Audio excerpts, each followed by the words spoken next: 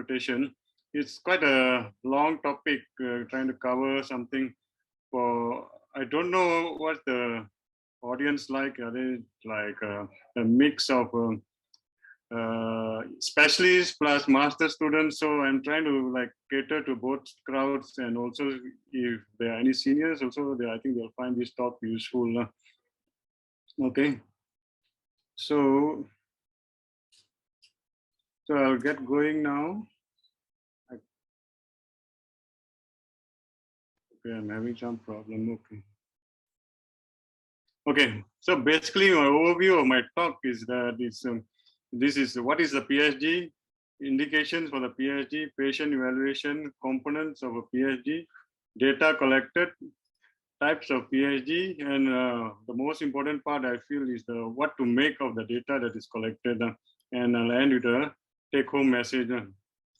So polysomnography is basically the simultaneous recording of multiple physiological parameters related to sleep and wakefulness. And it's the most common test used in the diagnosis of obstructive sleep apnea, hypopnea syndrome. Somehow, this screen, my screen is being blocked by the sidebar. I don't know why. It's okay, Datuk. Can you all see me? Yeah, we can see. Okay, so I'm getting the help of my son actually to. Okay. So what are the indications for? I got to go back, see whether I missed any slide. Okay. Okay. What are the indications? Basically, these are actually the ENT indication that I'm talking about. Diagnosis of sleep-related breathing disorders is used as pre-op for surgery and for snoring, and also post-op when we have done the surgery to see whether the patient is cured or not, or if there's still some residual OSA left. For PAP titration as well as the PAP setting, and sometimes, rarely in my experience in diagnosis of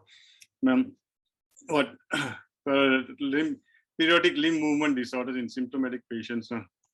And this is the other criteria from American Academy of Sleep Medicine. I don't have to go through this.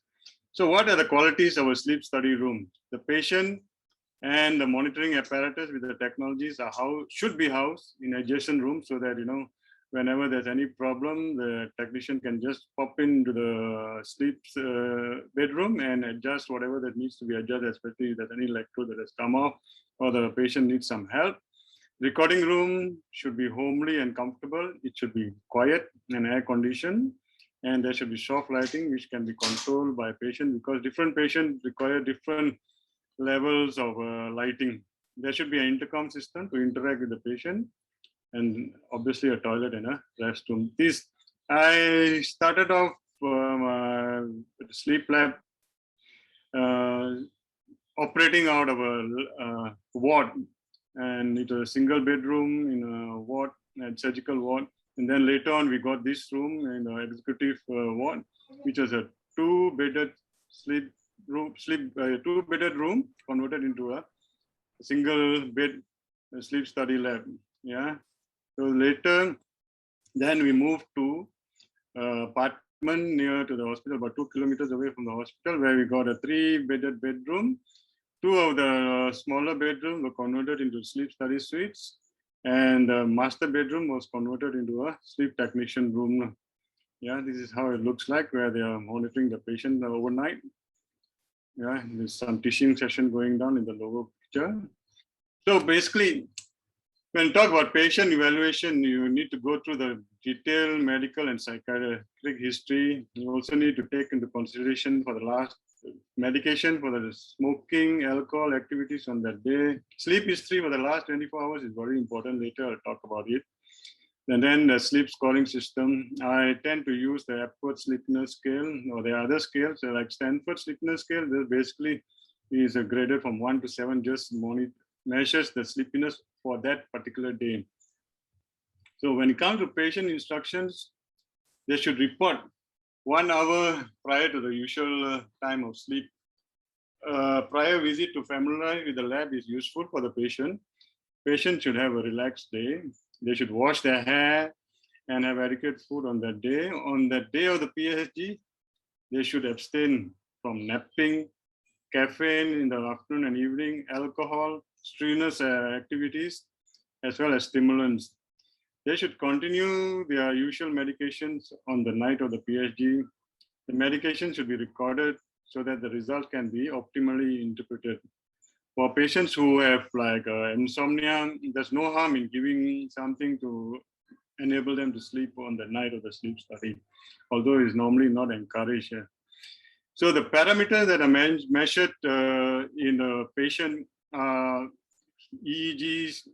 EEG basically you measure according to, you want to know whether the patient is asleep or awake, and EMG, which is usually measured at the chin and the leg, is this to able to differentiate the different stages of sleep, that is REM and also non-REM, and as well as the periodic leg movement when it comes to the leg EMG.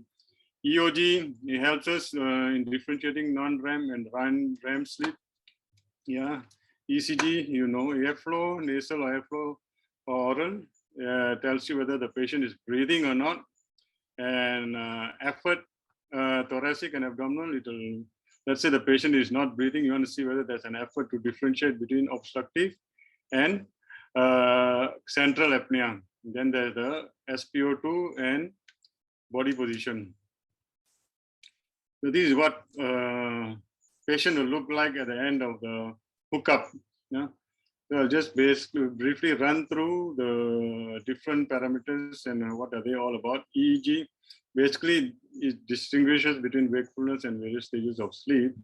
And a minimum of 3 channels are required. Yeah. So these are the EEG, the LEDs, and they have basically minimum of 3 channels, the occipital, central, and they are reference to the mastoid. And then we have the electrooculography. The electrooculography is basically to monitor the movement of the eyes. Yeah, you have one above, 1 centimeter above, and the 1 centimeter, yeah, is 1 centimeter above and the outer canthus, and the other one is on the opposite side, 1 centimeter below the left outer canthus. This allows simultaneous recording of both vertical eye movement as well as the horizontal. And it enables us to document the onset of rapid eye movement as well as slow rolling eye movement. So this is basically showing you on the right eye, 1 centimeter above the lateral canthus, and the left 1 centimeter below the lateral canthus. EMG, electromyography, which I mentioned, place basic minimum you have to do with the chin and the tibialis anterior muscle. It helps to determine the sleep stages. It helps to also diagnose and classify a variety of parasomnia. Minimum component, like I mentioned, chin EMG and bilateral leg channels. Tonic EMG level in axial muscle usually decreases as we go through from stage 1 to stage 3 of the REM sleep, and normally absent in REM sleep, where during REM sleep you will have the EOG getting very active because of the rapid eye movement. This is basically a pictograph of how the leads are placed. Due to brevity of time, I'll just run through. And then the EMG monitoring, the uses of EMG monitoring basically is for periodic limb movement, restless leg syndrome, other movement disorders. And more important is the respiratory monitoring. There are many different modalities, yeah, but the main one that we use are the upper airway airflow as well as the thoraco-abdominal movement. So these are important.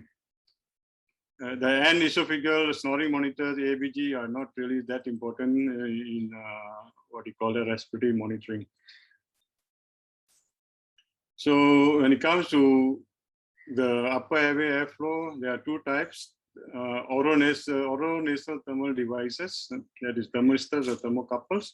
They detect airflow by detecting changes in temperature. So thermistor and thermocouple, they act in a different, using different mechanism, but basically is just monitoring the changes in temperature. So this is what is thermistor looks like. There are two parts, one going to nose, one over the mouth. So, and then there's the nasal prong, which is connected to the pressure transducer. It detects inspiratory flow and may be the most accurate method to identify subtle airflow limitation, that is hypopnea. But the important limitation of nasal pressure transducer is that they cannot detect mouth breathing. To overcome this limitation, normally we use a thermistor. So basically what I'm trying to say is you need to have both in order to properly detect hypopneas and apneas. Then there is the thoraco-abdominal movement. This basically we measure by using the rib bells, which are basically short form of respiratory inductive plethysmography.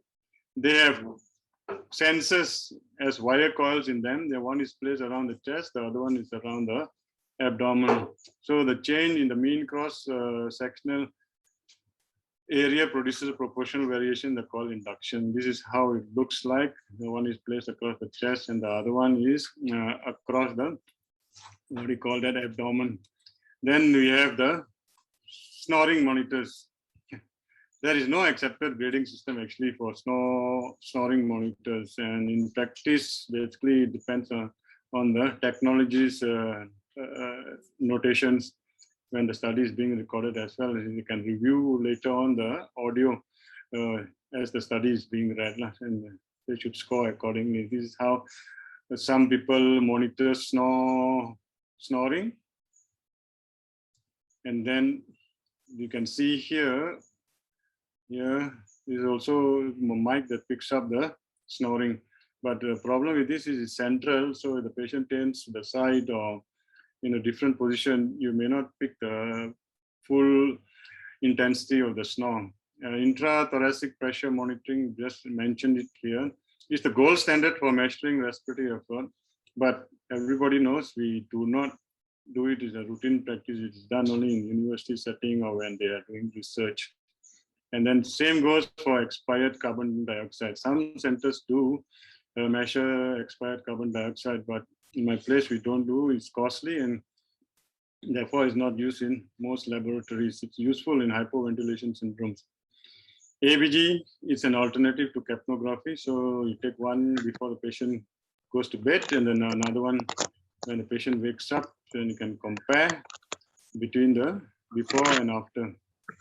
So oxygen saturation, I don't have to talk about much about it. You need to monitor it, and also at the end, the sleep study, there'll be a table showing you how much of the time is spent below 90, how much below 80, below 70. So that's important to look at. ECG is useful because you want to see whether there are any rhythm disorders during the sleep apnea. And body position is also quite important. Yeah, because some people tend to have sleep apnea worse in the supine, most people actually, and quite a few of them, it almost like disappears when they are sleeping on the side. So it monitors throughout the test. So this is how the patient looked like at the end of being hooked up. Optional parameters: esophageal pH, penile tumescence, and core body temperature hardly measured. So coming to PHGs, there are 4 types of PHGs. Yeah, today we are talking about the level 1 PHG, basically the attended in-house lab PHG. Level 2 and 3 and 4, they are home studies. And they are different at level 2, minimum of 7 channels. 3 is minimum of 4 channels, including ventilation or airflow, heart rate, and oxygen saturation. Level 4 is just 1 or 2 parameters only are measured. Split night studies, yeah, these are done especially overseas because the cost factor is the reason for doing split night studies. So first off, the study is used to diagnose OSA, especially if it's severe. It's very easy. You can easily within the first few hours diagnose it's having sleep apnea. Then you can wake the patient up. Excuse me, connect to CPAP and titrate the patient and get a good setting of what type of mask the patient requires and what type of pressures are ideal and optimal for the patient to get a good experience using a CPAP. limitations of PSG. There's the first night effect, where there's reduced sleep efficiency because it's a new environment altogether, and increased awakening and arousals are there. Prolonged sleep and REM latency, decreased percentage of REM and slow wave, increased percentage of light sleep, and it's also dependent. The PSG is also dependent on technology, the technician, and the technique. If the LEDs are not properly placed, or some come off and the technician doesn't realize it, he might miss some data. And the scoring, the technician should know how to score properly, then you get a proper, accurate reading. Then there's the episodic disorders, which may be missed, seizures. Just one sec, I skipped it, sorry. Yeah, and night-to-night variability, especially in case of apnea. So when it comes to variability, it's possible for a single study to underestimate the severity of the OSA. So, and then there are so many factors that can produce variability: your nasal patency, body position, environmental factors. So if you have strong suspicion that the patient is having OSA, you should not hesitate to order another sleep study. Nobody is going to fault you for ordering another sleep study. Okay. So now comes to what I really want to talk about, PSG report, the interpretation. Yeah. Normally includes what it should include is sleep architecture, respiratory summary, periodic limb movement, sleep fragmentation, ECG. So there are many ways of sleep study can be broken, and different people report the sleep study in a different way. But if you know what to look for, you are really able to get a good picture of what was happening during the night when the patient was asleep at your sleep study center. So there are very many things that are derived. So I won't really go through this. This is just basically telling you what are the things: apneas and a high number of hypopnea, number of obstructive central mixed apnea, hypopnea, AHI. Later I'll be going through what is AHI, what is ODI, and RERA. So we'll skip this for the time being. So some basic terms that I need to tell you all about, so that you better understand what I'm talking later on. Total sleep time is the time that the patient sleeps.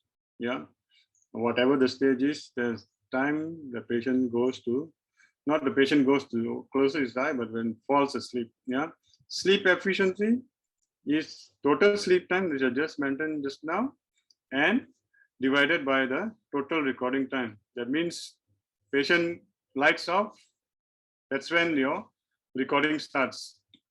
Yeah, and when the patient falls asleep, which you will know from the EEG pattern, that's when the sleep starts. So when the lights off is when the what do you call that, total sleep, total recording time starts, and when the patient falls asleep is when the total sleep time starts.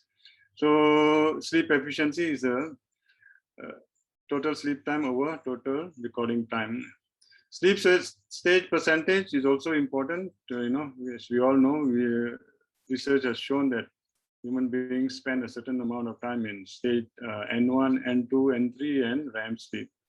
Sleep stage latency is important to make out many disorders, and it's the time from the duration from the sleep onset to the initiation of the sleep stage. Arousals.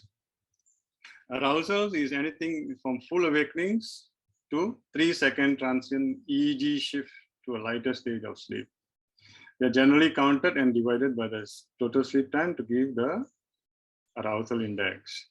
Apnea, you all know, cessation of breathing for at least 10 seconds. Hypopnea, more than 30% reduction in the airflow, lasting more than 10 seconds.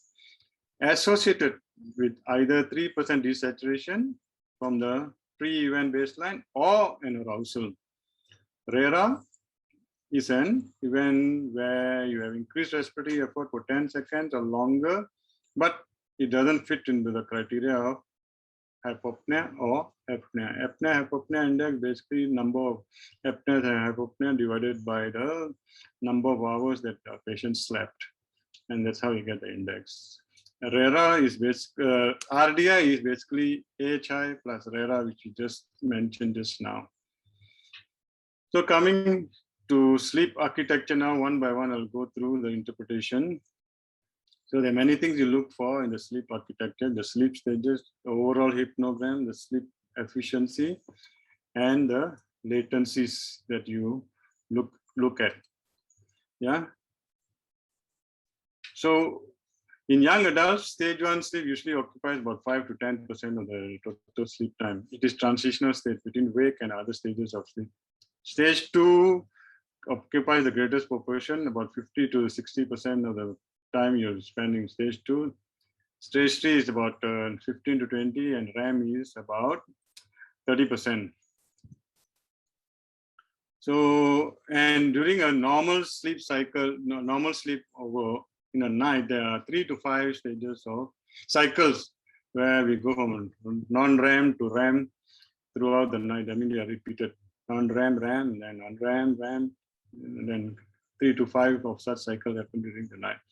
And stage 3, most of the time is happened in the first half of the night, because delta power decreases at each REM, non-REM sleep, whereas opposite happens for REM sleep. It gets longer in the second part of the night, and so does the REM density. That is the eye movement density. In a higher, faster speed, it happens in the later episode of the REM sleep. Sleep efficiency, normally anything more than 85% is considered okay. Yeah. No, more than 95% is considered sleep deprivation. Yeah. So the total sleep time must be at least 6 hours for you to be able to, what you call that, say, okay, there's enough data for us to interpret the sleep study. No point, you look at the AHI, wow, 25, okay, you got moderate sleep apnea. CC, patient only slept for 2 hours that night. So that will not cut it. So you need to make sure that, that there's enough time that the patient slept that night. Okay, so this is basically what I was talking to you about. So patient arrives, and then a hookup and all that happens here, and then goes to bed, and then the lights are turned off, recording starts. So you see, from here to here, total recording time. And then the first indication that the patient has gone to sleep based on the EEG is when, your total sleep time starts. Now that's the sleep onset. Yeah. So that's how you get the, what you call that, calculation for the sleep efficiency. So you must also here, I just need to mention that you can sometimes get a wrong sleep onset latency, especially if you don't. This is where your, it's not mentioning about the sleep diary comes into important. If you didn't look at the sleep diary and you don't know when the patient goes to, let's say the patient sleeps at 12 and you put lights off at 10 or maybe 11, naturally, you're going to have a longer sleep onset latency. Whereas, let's say the patient tends to sleep at 9 or what, and we only start hooking up around 9, then you may get a shorter sleep latency period. You need to bear this in mind. So the normal sleep latency is about 15 to 20 minutes. Yeah, that's the normal sleep latency. And when it comes to, so these are the various situations where you can get increased sleep latency and decreased sleep latency due to the shortage of time. I think I'll just skip on to the next slide. Yeah. So the other things that I measured are also the stage of the stages of the sleep latency period. So most important one is the REM latency period. Yeah, normally it's about 60 to 90 minutes. Yeah, but then it is basically the time taken for the patient from time of first epoch of sleep to the first epoch of REM sleep. So normally it's about 90 to 20 minutes. Narcolepsy, they have very short REM latency. Yeah, the intermingling of REM sleep and sleep wakefulness they tend to have. They can plus minus have cataplexy, hypnagogic hallucination, sleep paralysis. Yeah, they can have all these. So normally it also decrease is very less in narcolepsy, moderately decrease in patients with depression. So you need to be aware of this REM latency period is important. So this is what I was talking to you about. It can happen. There can be an increase in the REM latency due to the first night effect, REM suppressant drugs and alcohol. That's why you're not supposed to take alcohol or stimulant drugs. And then there can be decrease. Look here, is also sleep deprivation also can cause REM latency. So just want to mention about the variation of the sleep architecture as we age. So as you can see here from this graph, as we grow older, our wakefulness tends to go up higher. Stage 1 and N2 lebih kurang same only throughout although it's highest during the 30s to 50 years age, but as far as N3 and REM is concerned, it tends to decrease as we age, especially after the age of 50.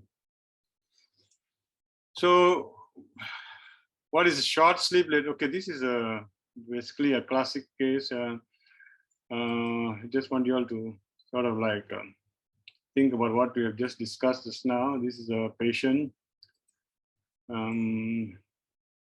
who has a short sleep latency, increased slow wave. That means more slow wave sleep, more than 20% in slow wave, and high sleep efficiency.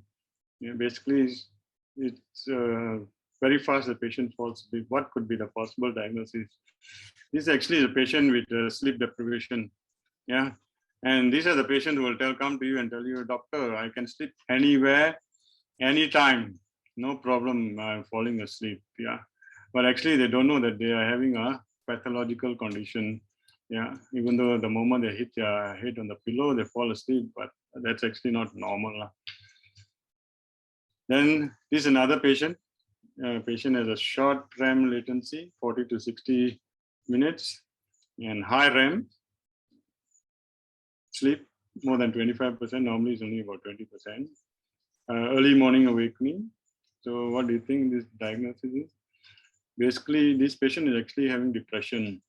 So you can see that, you can pick up, not always. I mean, I'm not saying, okay, you want to diagnose a patient with depression, you should do a sleep study, but you can, sometimes you fill in the gaps. Sometimes where a patient is not being treated by anybody, come to you for sleep disorders, you can sort of like try, this gives you an sort of like alarm. Could this be depression? Then you can work the patient out and ask more, go more deeper into the history. Yeah. And now we're coming to respiratory, the second part of the PhD interpretation, which is the respiratory summary. Yeah. So there are three major components of respiratory monitoring during sleep. One is the airflow, the other one is the respiratory effort, and last but not least, the oxygen saturation. So coming back, just to recap, what is apnea? Decrease in airflow by 90%, need not be 100%. Episode is at least 10 seconds. If it is considered obstructive, if there is a persistent respiratory effort, it is considered mixed. If initially it was there was no inspiratory effort in the first portion, but then later there is an inspiratory effort in the second portion, and it's considered as central when there is a lack of respiratory effort.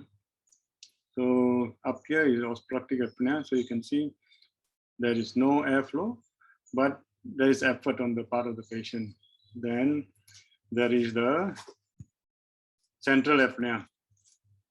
No flow, hardly any effort. Then there's the mixed apnea. No flow. Sorry, I keep on very fine touch. And there is no effort in the first half, and then second half there is effort. So that is considered as mixed apnea. Hypopnea, I already mentioned this now. What is it all about? Yeah. So you can see at least 30% from the baseline. So this is considered a duration. So there is some degree of airflow and there is some degree of effort. Oopsie. Okay.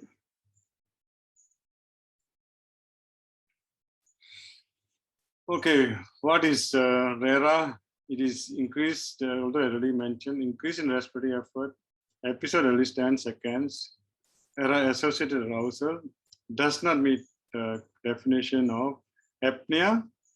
The best way to find out is using a esophageal probe, but it can also be scored with nasal pressure and induction with the smosography belts. Hypoventilation rule is either increase in the PCO2 to a value of more than 55 millimeter mercury for more than 10 minutes, or there is an increase of 10 millimeter mercury in the arterial PCO2 during sleep to a value exceeding more than 50 for more than 10 minutes. This already discussed. So what is normal and mild, moderate, all of you know. Okay, who gets treated? In case we only tend to treat if the patient is having AHI more than 15, even without symptoms. If it's 5 to 15, there should be symptoms, like excessive daytime sleep, impaired cognition, and other comorbidities. These should be there. Like mine is 9, so far not been treated. Actually, I'm due for another PhD that was done about 10 years ago. It might be worse now. Okay, pediatric PhD has different scoring. You must remember that. Very important. Yeah, don't mix the AHI of pediatric with the adult AHI. And the way they are scored also different. Even of obstructive, different way of scoring. Hypopnea also almost the same, but it's more missed breaths than the duration. Okay, remember the rest parameters are the same. Instead of 10 seconds, it's 2 missed breaths. So there are 2 sets of criteria for the AHI. I tend to use the lower one, where less than 1 is normal. Then mild OSA is 1 to 5, moderate OSA is 5 to 10, severe OSA is more than 10. So adults 11 AHI is considered mild, whereas in child it will be severe. So bear that in mind always. The chronic snoring is abnormal in children and is associated with neurocognitive deficit. So you must keep that in mind when you are treating patients. So snoring, inform the patient that can have a deleterious effect on their neurocognitive development. So when do we do TNA and treatment of nasal obstruction? When AHI is more than 1 with associated symptoms. If without symptoms, it should be AHI of more than 5. So AHI, when talking about RAM versus non-RAM, OSA tends to be worse in RAM, obviously, because body is in complete paralysis, atonia, so naturally there'll be more collapse. And you must remember that if you don't see REM, there's something abnormal going on. Positional, you must look at the position of the patient also when you're looking at the parameters. Don't forget that. Oxygen desaturation, you look at the index, you look at the minimal oxygen, and you look at the percentage breakdown. All 3 are actually important. So sometimes you just tend to look at the ODI only. You also look at the breakdown, especially. ODI is the hourly average, defined as at least 4% decrease in saturation from the average saturation in the preceding 120 seconds, lasting 10 seconds. So this is what the table will look like when you get it in your sleep report. So This is a oxygen saturation of a patient. Two different patients, one above, one below. A lot of us will look and say, I think the upper one is worse. Yeah, because, lower oxygen went to 68% during non-RAM, and went to 63% during RAM. Yeah, that's what if we just look at, the, let's say the ODI, it's the same. But you need to look at how much time these patients spend. About less than an hour, about an hour. Whereas these patients spend almost 2 hours. Although lower oxygenation is not so bad, compared to this, better. I would say this is bad. Both are bad, but it looks much better than this. But the amount of time spent, 80 to 89%, I would say this patient is worse off than the patient above. This is what a hypnogram looks like. The aura gives you a bird's eye view of what's going on throughout the night. You just 2 stages of RAM, a lot of time spent in N2 sleep, very poor quality sleep. Obviously, you can see all full of apnea through almost like non-stop apnea throughout the night. So which is why you can see this graph here. The patient is never went above 90, 91%. Most of the time hovering around 70% oxygenation, between 70 to 80%. Yeah, and most of the time is supine. Yeah, you can see most of the time is supine. But even left, right position also is still getting the apneic episodes. So now we're coming to periodic limb movement. Periodic limb movement is anything more than 15 per hour is considered abnormal in adults, more than 5 in kids. It contributes to excessive daytime somnolence and is associated with restless leg syndrome, which is the nighttime discomfort in legs, which improves with movement. 85% of patients with restless leg have PLS. 30% of periodic leg movement have restless leg syndrome. Sleep fragmentation. So it may be due to respiratory arousal, it may be due to periodic limb movement, it may be due to spontaneous arousal. So you need to break it down to know which one is really causing the arousals and fragmentation of the sleep. ECG is important. You need to look out for any arrhythmias that happen, and you should have a cardiology consult every now and then for the patient who has this problem. So this is basically how they score ECG. I don't think I want to go through this because it becomes too technical. So this is like coming to the end of my talk. So have a look at this patient, and this is actually a real life patient that came to my clinic and was seen by one of my doctors, and after they did a thorough nose and throat examination, found everything okay, should be able to use a nasal mask or nasal pillow, and patient was sent to the sleep lab for CPAP titration. After the CPAP titration was done, he was sent home for trial for a week. He was not happy, and then tried another week, still came back not happy. So, and I had to look at, they came to consult, and I had a look, and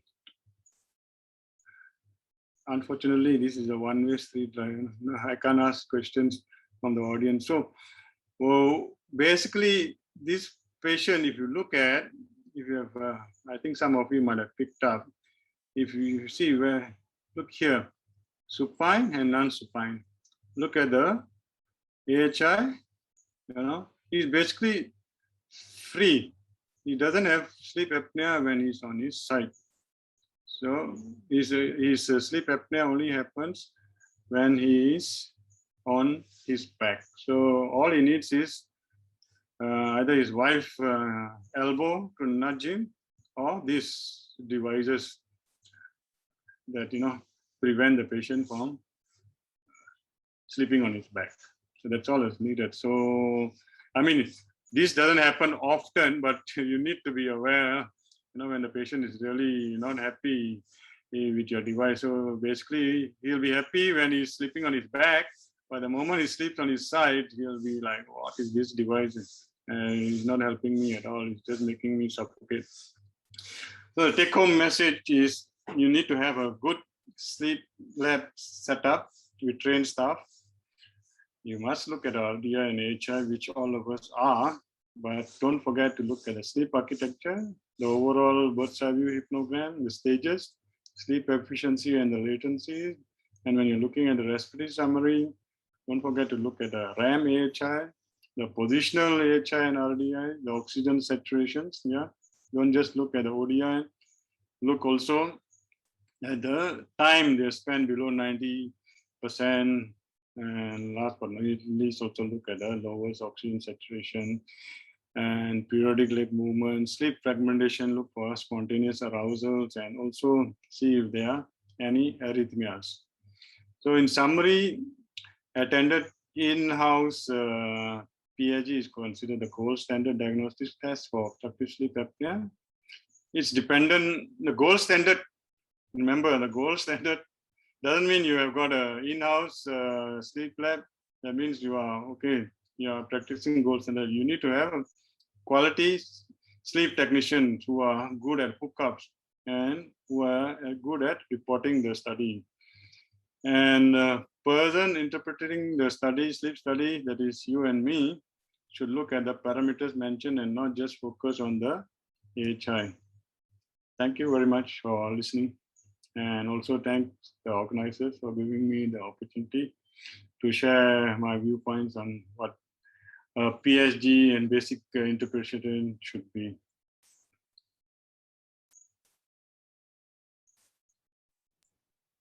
Thank you very much, Dato'. I'm having some video problems, so I'll try and sort it out in the meantime. So far, we have two questions from two participants. The first one, she says, pleasant morning, Dato'. For obese child with adult weight and size, do you suggest to use child AHI or adult AHI? I tend to use adult AHI based on the size.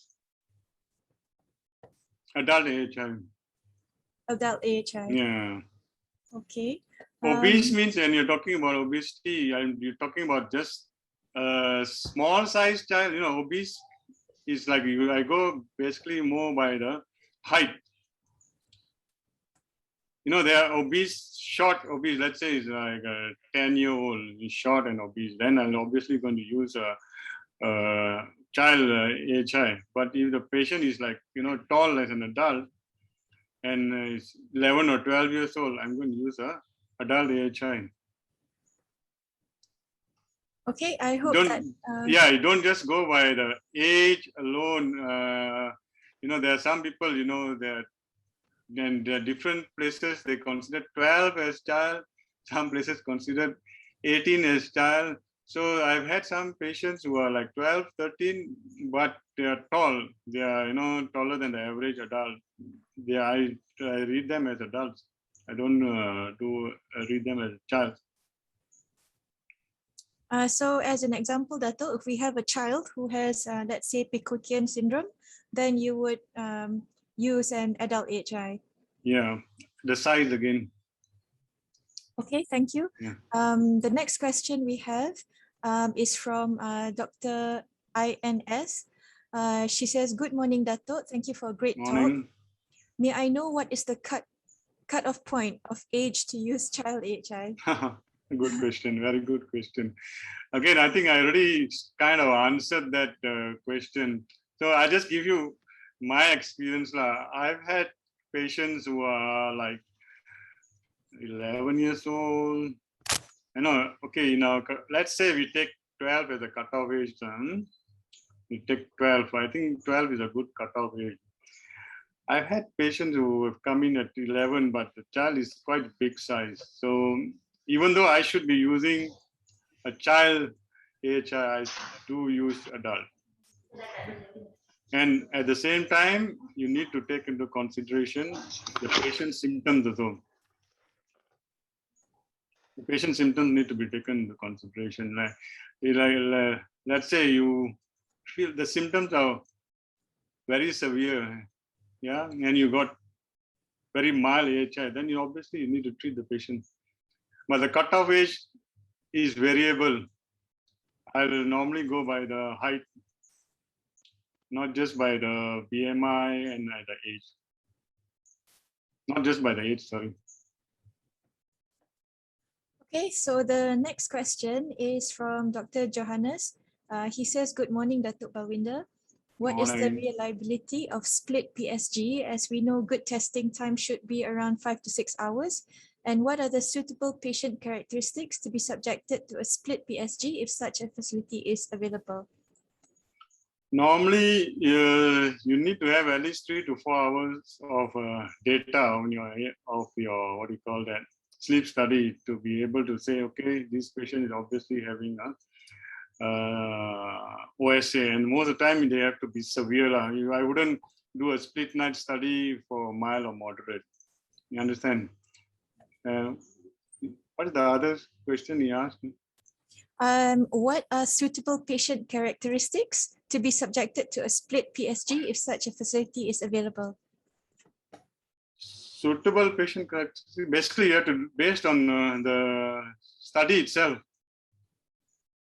There's no like, it's what you see during the study. You see, okay, in the first 4 hours, you can see obviously he's like obstructing every minute or every 2 minutes, you know, this guy is having severe, he's a slam dunk case, obviously he's having obstructive sleep apnea. So you have 3-4 hours of data, that's good enough. Then you just convert into a split night.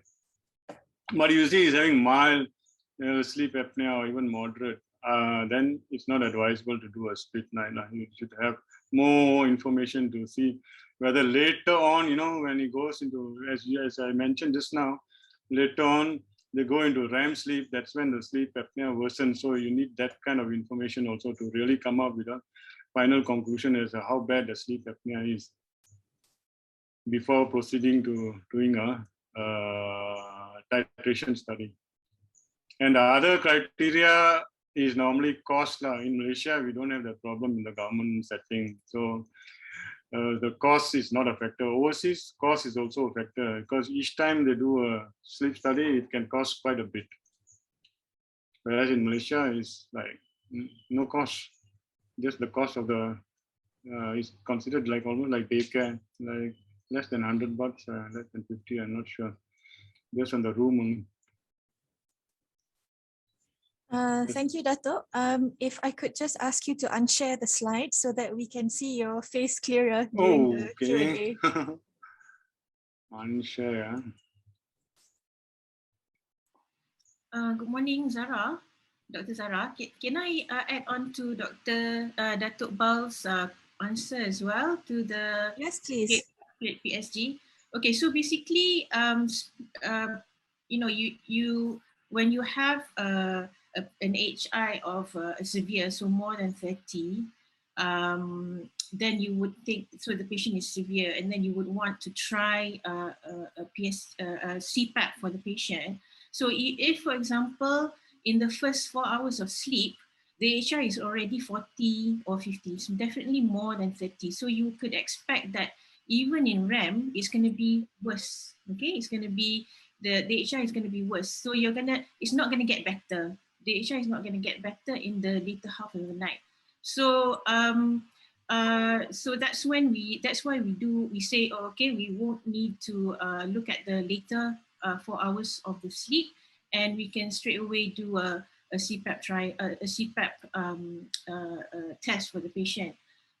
In terms of the suitable patient, what I usually do, if you know, looking at the patient is obese, the patient has you know, all the characteristic, the physical traits of having severe OSA, then I would probably think about, you know, probably the patient is going to have severe HI and is going to benefit from a split PSG. So a split PSG actually is to apa nak cepatkan, to facilitate cepatkan the management for the patient. So instead of one night PSG and another night CPAP, so we just do everything in one night. So yeah, so that's my view on the split PSG.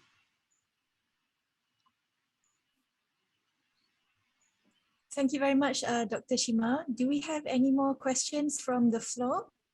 While you're waiting for question, I'd just like to add on. If you have a good team who can do PEP titration and all that, you probably will not need to do a split night study because like let's say you're having, like in my hospital, my ex-hospital, sorry,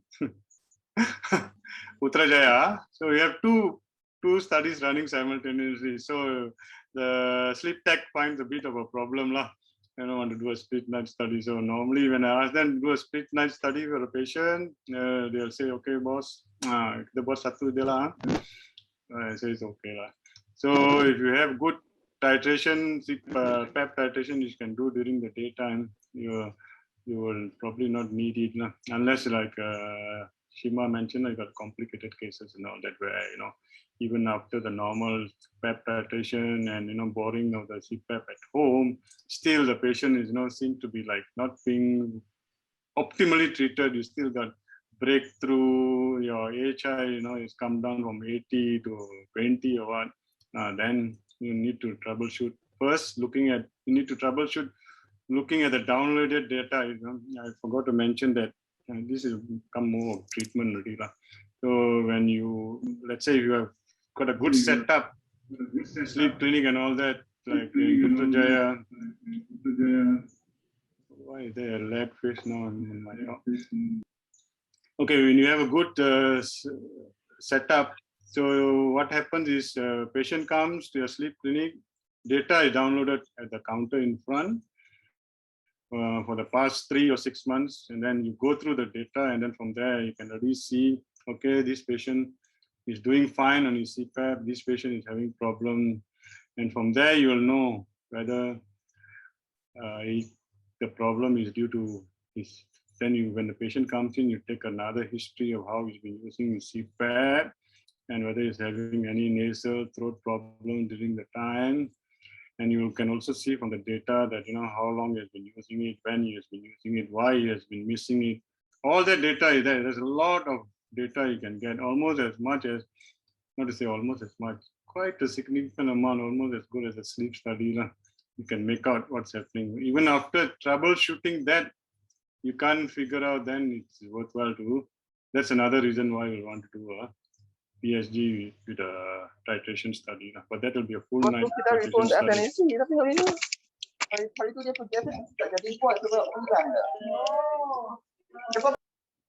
Oh, Sunny. Good morning. Prof. Sunny is saying something. I think there's one more question at the chat box there, Dato'. It's regarding titration for patients prescribed with automated PEP therapy. Do you still do that even for APAP therapy? Come again? Automatic? If you were to prescribe patients on APAP, automated positive airway pressure therapy, you will still titrate these patients? Yes. See, a lot of time when we leave it to the vendors, they just put base into the one 4 centimeters and the top pressure 20. The big wide margin. Yeah. But studies have shown that if you try, so if you look at the data when the patient is asleep using the CPAP, you'll know where how much of resistance the airway is having, and based on that, sometimes it's just about the resistance is just about 8 to 12 centimeter of water. Then no point, having such a high, what do you call the upper mark and the lower mark. So you just narrow it down, and studies have shown that the patients have a better experience using the CPAP.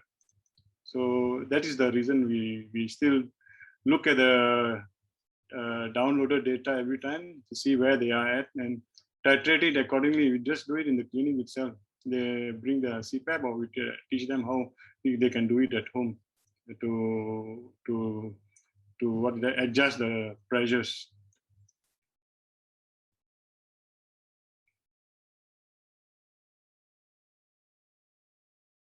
Because don't forget, compliance is a big problem. So you want to make the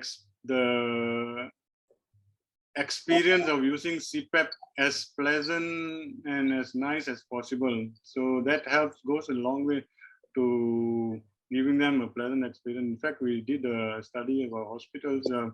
Our compliance rate is about 80%, so which is pretty high by normal standards. Yeah, that's good. Follow-up is very important. I feel, you need to follow up this patient for the rest of their life. Those who are stable once a year, those who are still not like optimized yet, based on how bad they are, you can 3 monthly, 4 monthly, 6 monthly, but you need to follow them up. And it also keeps them motivated. Okay, I'm going to go and see my doctor, and he's going to look at my data. It's just like diabetics coming to a endocrinologist, and the diabetic patient knows, okay, endocrine is going to look at my HbA1c, if I'm not been controlling my diet. Yeah, true. So same way they are indirectly motivated. Some patients need that kind of like a stick kind of motivation. Yes. Ms. Zara, do you have any other questions, Ms. Zara? There's only one last question from Professor Marina, but I think Prof. Mauda, you mentioned that we will discuss it in the panel discussion later. Yeah. So if there are no more questions from the floor, then I would like to introduce our next speaker, who is Dr. Nur Hashimah Abdul Rashid. She's a consultant ENT surgeon at Prince Court Medical Center. She's been involved in managing sleep-related breathing disorders since beginning her training in HUKM, which is now HCTM, in 2007. She's passionate about all things to do with sleep and has never stopped learning about its multidisciplinary management. So without further ado, please welcome our next speaker, Dr. Nur Hashimah. Thank you very much, Zara. Thank you very much to the Department of ORL Department of HCTM for inviting me. Okay, let me share my screen.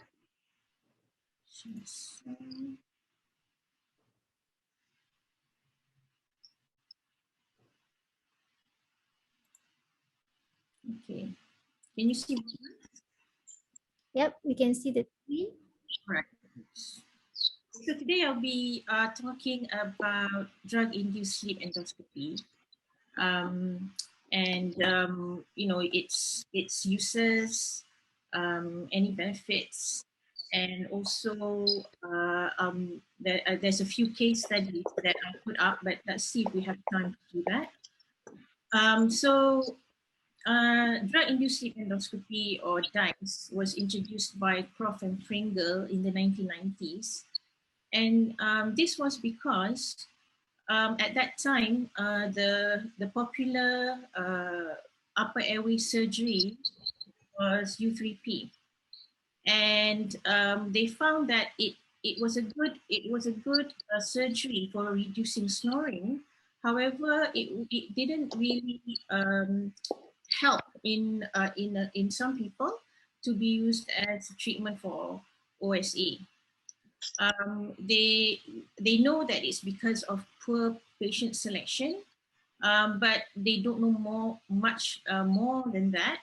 So that's why they decided to simulate sleep using drugs and scope the upper airway during this simulated sleep. So before I go on to its uses, I just want to quickly share the protocol. Everything is sort of like squashed in one slide. Basically, the patient is in the OR, in the operating room, and you have the cardiac monitors, the pulse oximeters, and also you can also have the bispectral monitor. The BIS is usually for the ease of to see how deep the patient has been, how deep the patient is in sleep. The drug infusion, the usual drug infusion used is propofol. However, Presidex or dexmedetomidine is also used.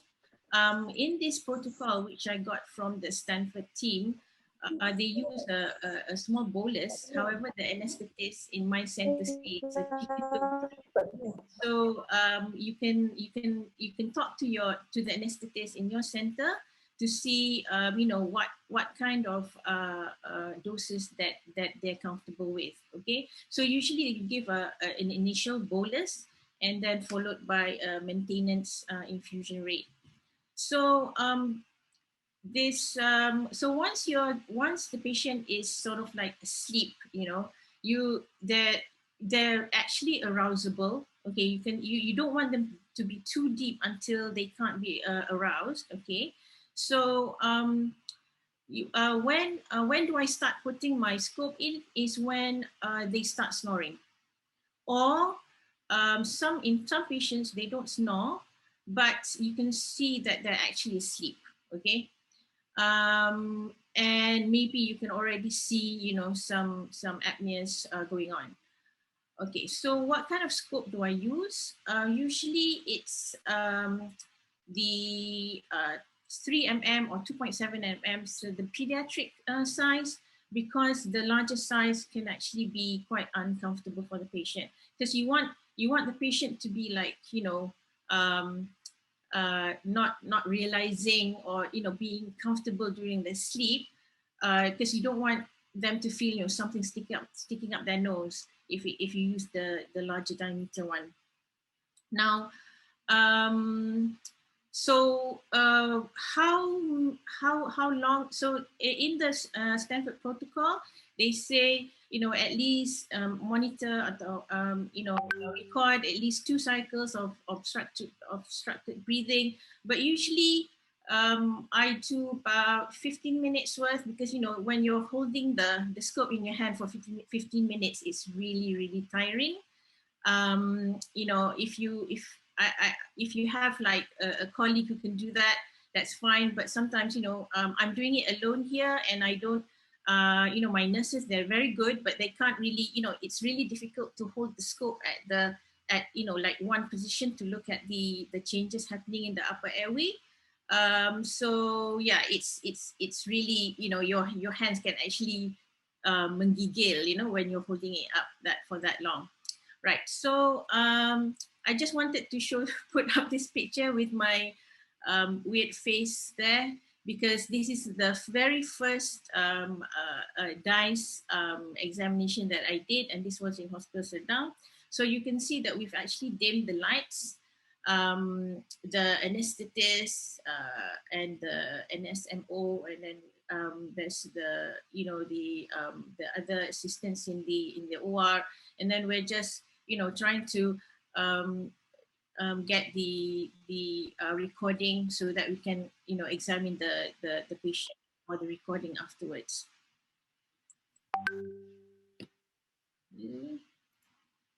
Right. So once you've looked at your recording, you've looked at the patient, how they are breathing, what is the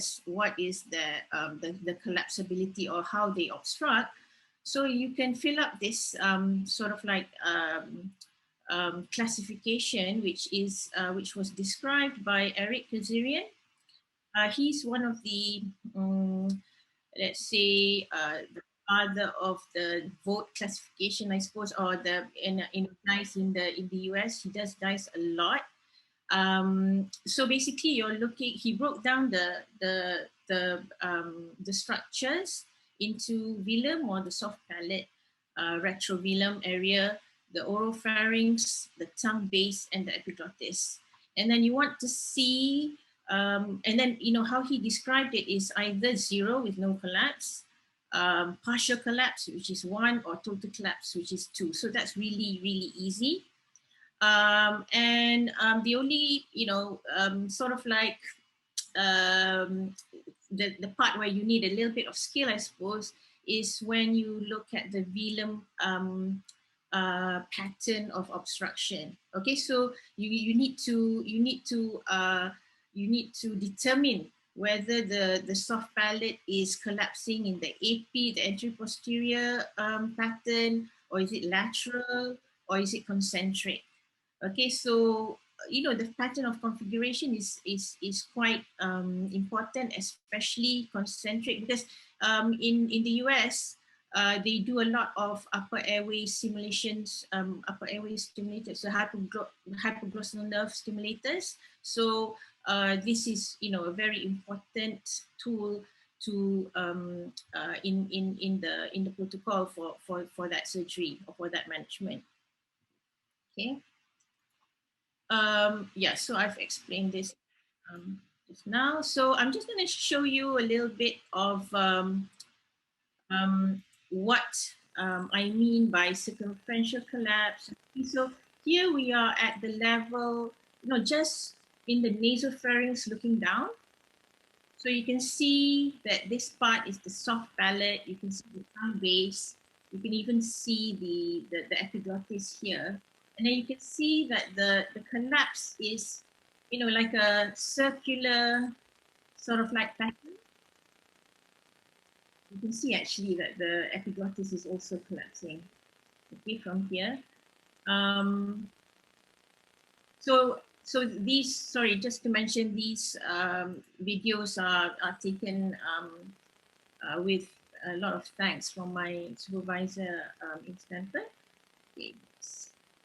So you're looking at this for like maybe 10 minutes, okay, just to see if it remains the same pattern. Sometimes you start off in the first 5 minutes, for example, it's sort of like AP collapse, but then as the patient sleeps on, it becomes circumferential.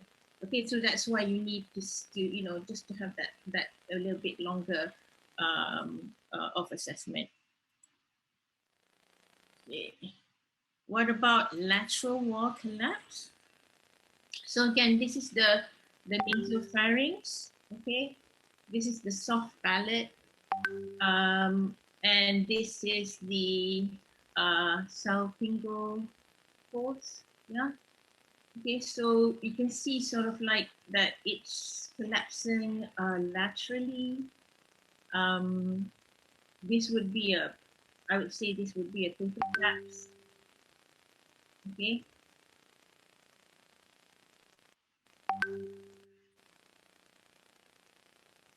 Yeah. So this is sort of like a gentle kind of collapse without any vibrations. Okay. All right. So what about the oropharynx? So this is further down. You move your scope further down. In this case, this patient actually, these are not the tonsils, I think, or maybe grade 1, very small, the smaller size tonsils. So if you have like huge tonsils, you can't even see this. Okay, so if you have like grade 3, grade 4 tonsils, they're just going to be blocking your view. All right. So definitely, in large tonsils, that would be a complete block. And see, that's completely blocking. Okay, that's completely obstructing.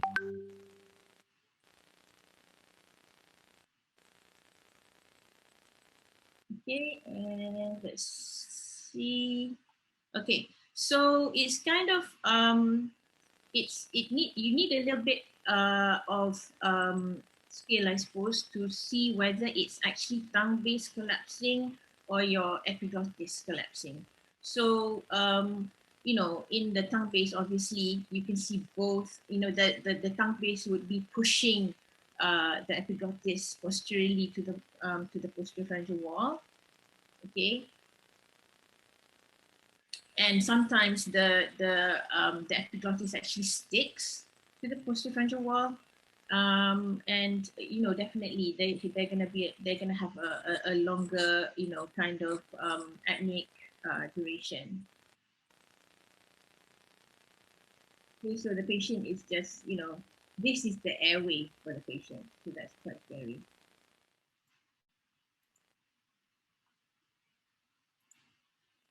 Okay, and yeah, so you can see that this is the tongue base. The tongue base, actually, this is the I think it was from my first video. So this, you can see that the tongue base is the one collapsing here as well. So this patient has two sites of collapse. So one at the velum and also one at the epiglottis. Okay, the tongue base is just sitting where it is. Right. So now we come to sort of like the main bulk of my talk. So how can it help the management of OSA patients? So we're going to go through it one by one, right? So the first one would be for to determine the treatment options for OSA, which is mandibular advancement device. So during the sleep endoscopy, yeah, once you've sort of like gotten your vote classification table filled out, then you can actually ask your anesthetist or maybe an assistant to thrust the what you call it, to do a jaw thrust. Okay, just sort of like move your jaws forward and see. And they actually, in some of the centers, they actually have calibers or measurements, like measurement to see how forward or how much movement the jaw can have. Okay, so sorry, let me just, okay. So so if the caliber is advanced, can be advanced 5 to 10 mm during the sleep endoscopy, then you can sort of like predict that the mandibular advancement device can help. This is because the good devices are actually quite expensive. Like even like for example, Somnodent is about 3,000 ringgit. Obviously, it's to the patient's actual jaw. They do the cast and everything, right? But you can also get these devices online, which is the few sizes, SML. The regular is not really done to your jaw size, but that is actually, they have a poorer uh, um, they have the patients won't use that much because it won't help, and it won't be comfortable for the patient. It won't be comfortable enough, right? I found this study in the literature, which describes that the DICE is quite a good tool for predicting success in the MAD treatment in OSA. So it describes like 19 patients who underwent the device therapy after diagnostic drug-induced sleep endoscopy, and they did and the gentle mandibular advancement was performed, is the jaw thrust. Okay, and they looked at how the upper airway changed, and in the follow-up, which was after 8 to 25 months after that, they found that 3 patients had clear airway without snoring, 8 had subjective improvements in both airway and snoring, 5 improved but had residual palatal snoring, and 1 did not demonstrate any change. Okay, and apparently that this patient who didn't have any change was not titrated adequately, right? So a sleep study was done again to look at at whether the MAD was successful in decreasing the HI, which it did, and so yeah, so the DICE can be a good tool to sort of like assess the patients who would be suitable for MAD device. Now, Datuk Bal talked about positional therapy in his talk. So I've never done this before, but I found it in the literature. So the basically when the patient is sleeping, you sort of like turn the patient to the lateral position, head and upper chest. Okay, and you know, and you have a look whether the airway actually improves. So what they showed here that, so this is the tongue base, and once the patient was like on his side, the tongue sort of like moves anteriorly again, and there was more airway. Okay, so so apparently the improvement in collapse is quite high in positional OSA patients. And you know, there's a lot of studies, but I've put put up the studies by these two in 2014, but actually there's a lot more studies showing this. Okay, so now how we use DICE to plan surgical intervention. So basically, this is to show the differences, or actually to to determine whether there are any differences from when you do your Mullis maneuver and when you do your sleep endoscopy. Okay, so Mullis, I've done a lot. To be honest, a lot of the decisions or the patients that I do put for DICE, I do because I wasn't sure, and because it should, I didn't see that much obstruction. Okay, so Friedman 3. So you want to know where the site of obstruction is. So that is sort of like why I do how when I can't really see where this obstruction is, then I would do that. That's a good sort of like a large factor for me.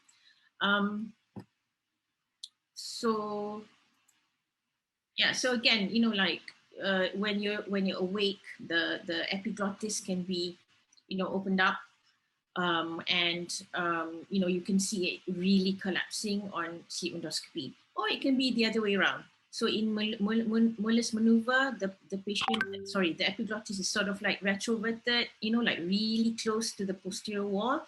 But once you do sleep endoscopy, you're sort of like pleasantly surprised that it's not the epiglottis. So yeah, so to plan the surgical intervention, it's because you need to select an appropriate surgical technique for the site of obstruction. When you're doing when you're looking at the retropalatal or the velum, AP, is it suitable for soft palate surgery? Lateral, is it suitable for lateral pharyngoplasties? Or is it more than that? Do you need to improve your box? Do you need like bone surgery? And that's and also if you have multiple sites. Okay, so you're gonna know that if you just do one site, then definitely the downstream obstructions can cause the OSA not to improve that much. DICE findings may alter the initial surgical plans. As I said, you might think that the epiglottis is the culprit in the obstruction, and then when you do the DICE, it's opened up like normal. So you may not want to do the epiglotectomy or the stitch for your epiglottis. Okay. And you can actually see that any retrolingual, so tongue is a large factor where your upper airway surgery might be less successful. Just for example, doing the nose, doing the throat, you may need base of tongue surgery as well. And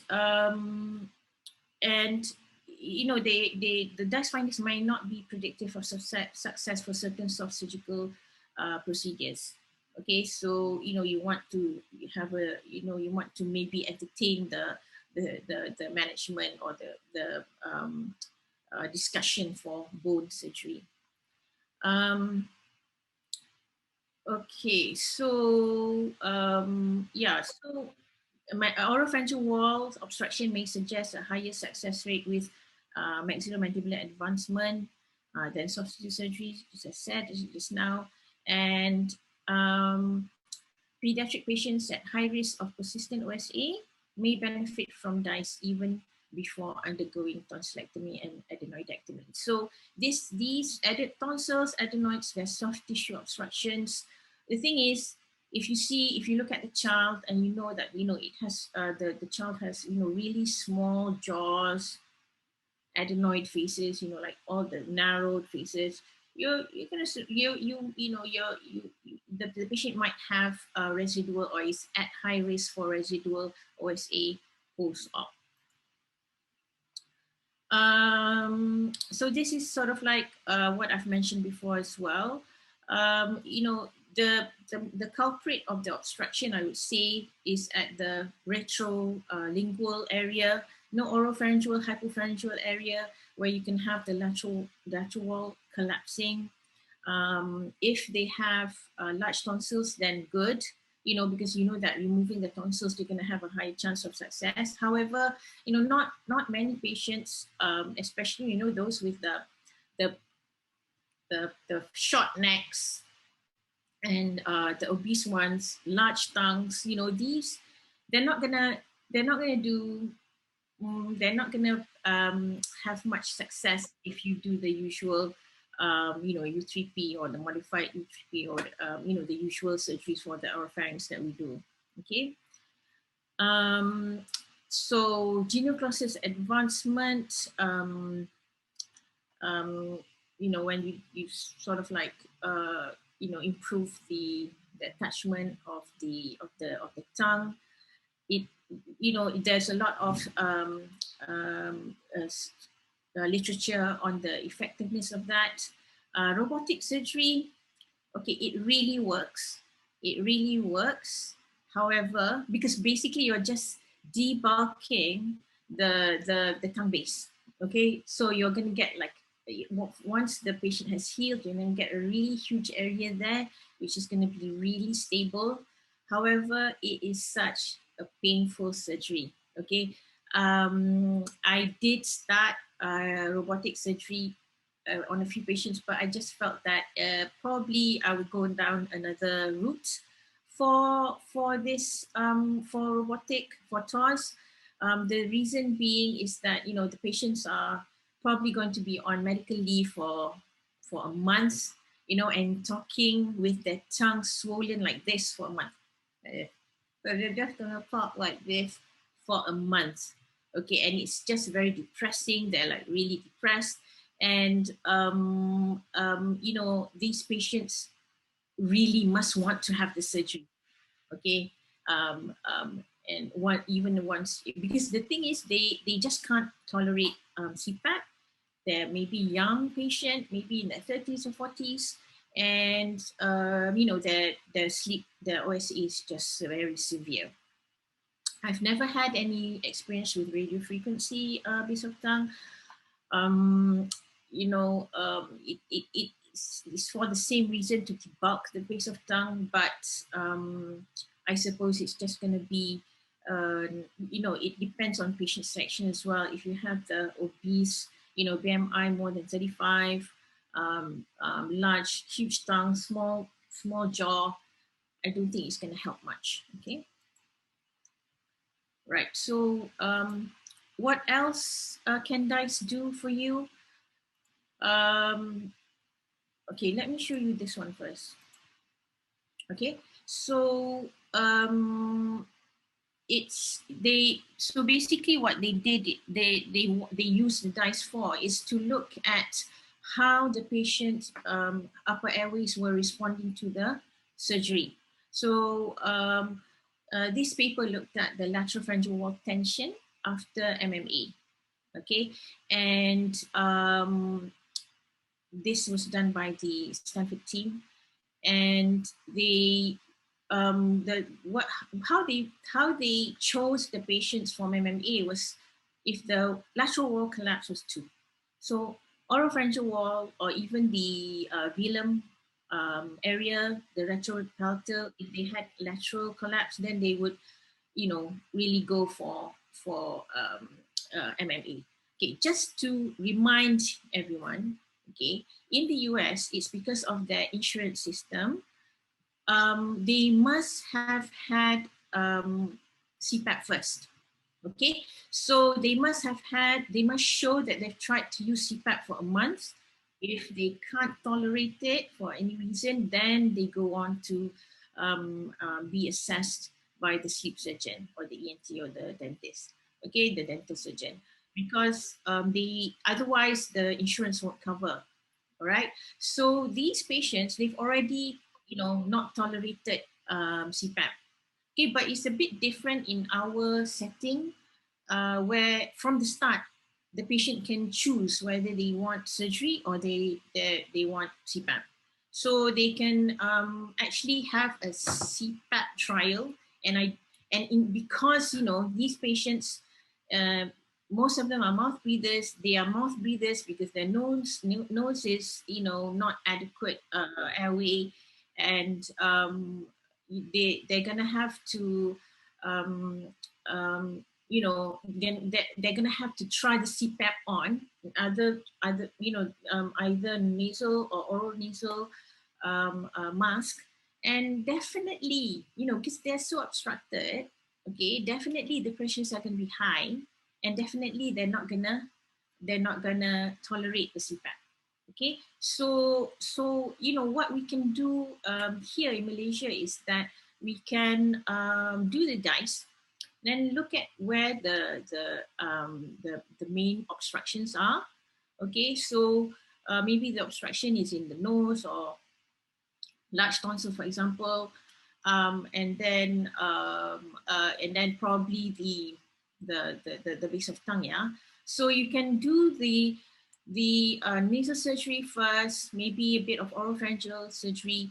But these severe patients, they're gonna go down only like by half. So if their AHI is 60, 70, and you've done the surgery and it goes down to 35, 30, which is still severe, so you can put them on the CPAP then, okay, because they're gonna have more airway, they're gonna have more they're gonna have better improvement of the OSA using the CPAP. Okay, however, if this is, I'm talking about patients in the age group of 40s, 50s and above, okay, but if they are younger patients, okay, if they're younger, so in their 20s, 30s, and they're already they already have severe OSA, they might even already have high blood pressure, hypertension, and things like that. So you can actually refer them straight away for bone surgery after you've done the DICE. Okay, so let me go backwards. Okay, so I found this interestingly, okay, where it's actually a case study where they found a patient with OSA symptoms, and then they saw that the patient had a large or a swollen epiglottis, okay, and the patient actually, so the patient was given, so he had a non-acid GERD, and after treatment, they repeated, the patient improved in symptoms and also the HI, and so the patient's HI decreased from 25 to 8, okay, after treatment. And then the sleep endoscopy, the DICE also showed the improvement visually. All right, so that's interesting. Right, so to assess non-responders post-treatment. So I think probably this would be also one big reason why you want to do DICE, okay? So Kazarian, Eric Kazarian, he did find that um, um, there were a lot of responders to previous pharyngeal surgery. And so what he found on DICE, okay, was that, so the majority of subjects demonstrated residual palatal obstruction, and almost all demonstrated hypopharyngeal obstruction. So palatal, so velum, okay, and also base of tongue. And so a diversity of individual structures contributed to upper airway obstruction, most often in combination. Moderate to severe mouth opening occurred in 1/3 of patients, which is not surprising, and was associated with narrowing of upper airway dimensions. So this would be the bony part of the disease, all right? And he found out that the residual upper airway obstruction in surgery non-responders was likely occurring due to multiple mechanisms. Okay, and then obviously everyone is different, and DICE can help in pinpointing what each problem is. Okay, so there's one more. Yeah, so this is the sort of like final, I suppose, management of the final use of DICE. Okay, but upper airway stimulation surgery and titration, I'll quickly explain because we don't have it in Malaysia. Okay, so basically it's the hypoglossal nerve stimulator, and what they do, what that thing is it's they have sort of like a pacemaker thing, which is put beneath the left side, no, the right side, because the left side will be for your heart pacemaker. So you put it on the right side. The stimulator is wrapped around your hypoglossal nerve, okay, and then you have your another electrode which is tunneled down and put in between the intercostal space, I think between 3 or 4 or 5, and really attached to near the pleura. Okay, so what this system is meant to do is to detect any apneas or hypopneas. Okay, and once they detect that, the pacemaker stimulates the hypoglossal nerve. All right. So when you're breathing, so actually there's a few types now, but the one is when you switch it on, every time you take a deep breath, your tongue's gonna stick out. So it goes. I'm exaggerating, okay, but that's something what it looks like. Okay, the patient actually moves the tongue forwards. Okay, and the other system is when you only do that. The system only the pacemaker only stimulates when they detect an apnea. Okay, so what is its statute? Oh, before that, so to plan this surgery, they found that anyone with a circumferential collapse wouldn't be a good candidate. Okay, it won't work on patients with circumferential collapse of the velum. It only works with in patients with AP or lateral wall collapse of the velum. All right, and so that's a very important protocol, because otherwise, the hypoglossal nerve stimulator wouldn't be a choice for circumferential collapse. All right. So once you've done the surgery, once the patient is healed, maybe a month later, the device is not switched on yet. So afterwards, after a month, the patient goes back to the sleep lab and hooked up, and the patient goes to sleep. And then the technician will start its titration, the titration of the device. So they just want to know how much current, in layman terms, how much current is needed for the tongue to be adequately pushed forward or stimulated forward to open up the airway, how much current is needed. Okay, because it can be titrated. All right, maybe just a small titration, a small current is needed to push the tongue forward, or is it a larger one? All right. So another thing that they saw during sleep endoscopy is that not only did the tongue move forward, but actually the lateral pharyngeal walls and even the soft palate opened up. Okay, so it's not just the tongue stimulated, but in fact the whole system. So that was a good a good finding during its initial phases of the titration of upper airway stimulation. Okay. All right. So I just wanted to share, especially this. Okay. So this is a patient of mine. He was 15.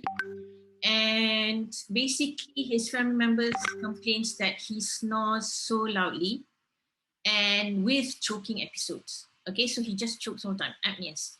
And even when he's in the car, so he's easily, he does sleep, just like that.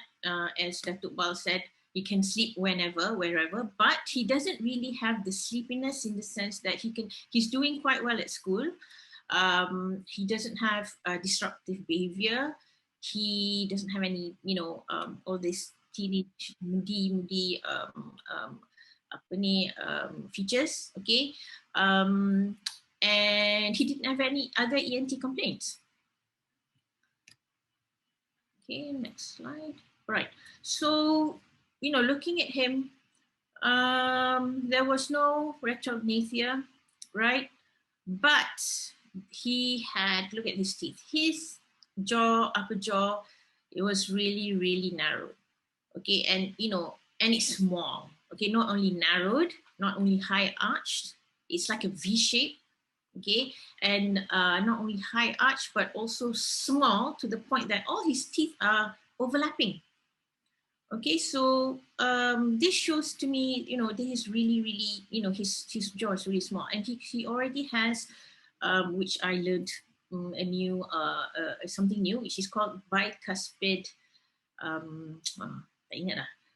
It's when your upper or your front incisors on the lower jaw is higher, okay, than your premolars and molars. Okay, the reason is because your tongue is actually in between these set of teeth and the set of teeth there. So this grows larger, it grows taller. Okay. Inside the nose, slight deviation of the nasal septum to the right, the hypertrophy there, but this can shrink, this can and this side can actually swell up as well. So I didn't think that the nose was that bad. Okay, he didn't have any adenoids, but when I did look at the epiglottis, it looked like this. So it was actually sticking to the back of the posterior wall. Okay, really, really retroverted. Okay, this was on molars. Sorry, I didn't really do molars, but it was just a endoscopic finding. Right, and I actually did a full PhD for this patient. The reason being, well, number one, his dad's insurance covered it. All right, and then. And also I wanted to see, how bad was it? Was his, I wanted to look at the other aspects of the sleep. Right. So, his HI was only 9 and most of it was hypopnea. So partial obstruction. Okay. His average saturations were quite okay. All right. Saturation below 90 was very, very small. Right. And I think it was this, right? He just, sekejap aja went down below 90. His sleep efficiency was 95. All right. So as Datuk Bal said, once you, if it's more than 95, then you have sleep deprivation, right? And the sleep latency was only 2 minutes. And The sleep stages, I would say, is not too bad. Okay, but he had an arousal index or cortical arousal, okay, of 49 per hour. So this usually the arousal index corresponds with the HI. So if this was 9, I would suspect this was single digit or even in the teens. I would accept that. But this is such a huge difference. Okay, right. So that means that you don't, as Dr. Iqbal said, don't only look at the HI, especially when you have things like this and this. Okay, sleep latency and sleep efficiency like that. Right. Okay, so what should I show you first? Okay, maybe I'll show you this, the patient sleeping. Okay, this one's in OR. I hope you can hear the sound. Yep, you can hear the sound.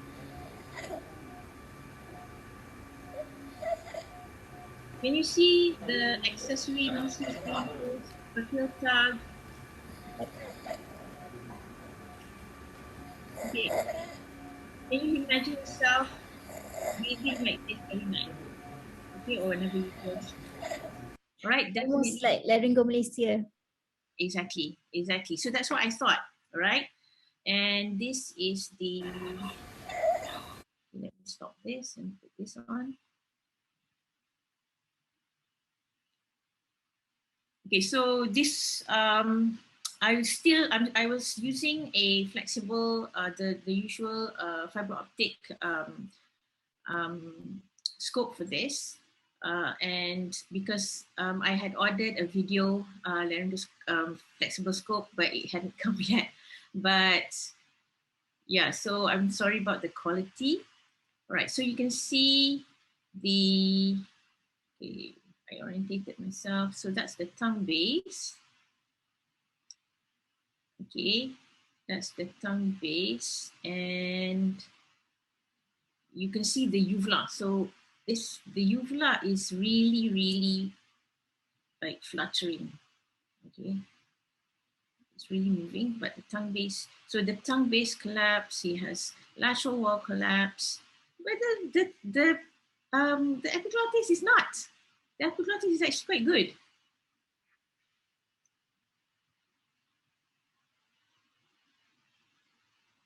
Okay, so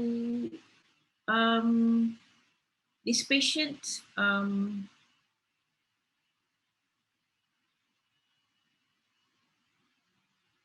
so you can see, let me see if I can, yeah. So going upwards again, okay, back to the, I think, area of the nasopharynx here. Okay, so it was a circumferential collapse, I think. Okay, or lateral wall or something. Let's see. But basically, there was minimal airway at the velum area. Total collapse.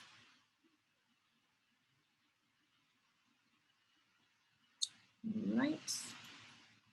And so I put there, 2 for velum, 2 for oropharynx, lateral wall, and also 2 for tongue base, right? And actually, the epiglottis was quite good, was behaving itself, right? Okay, so what was the management for this patient? I did, so I actually referred him on because he's still young. He's only 15.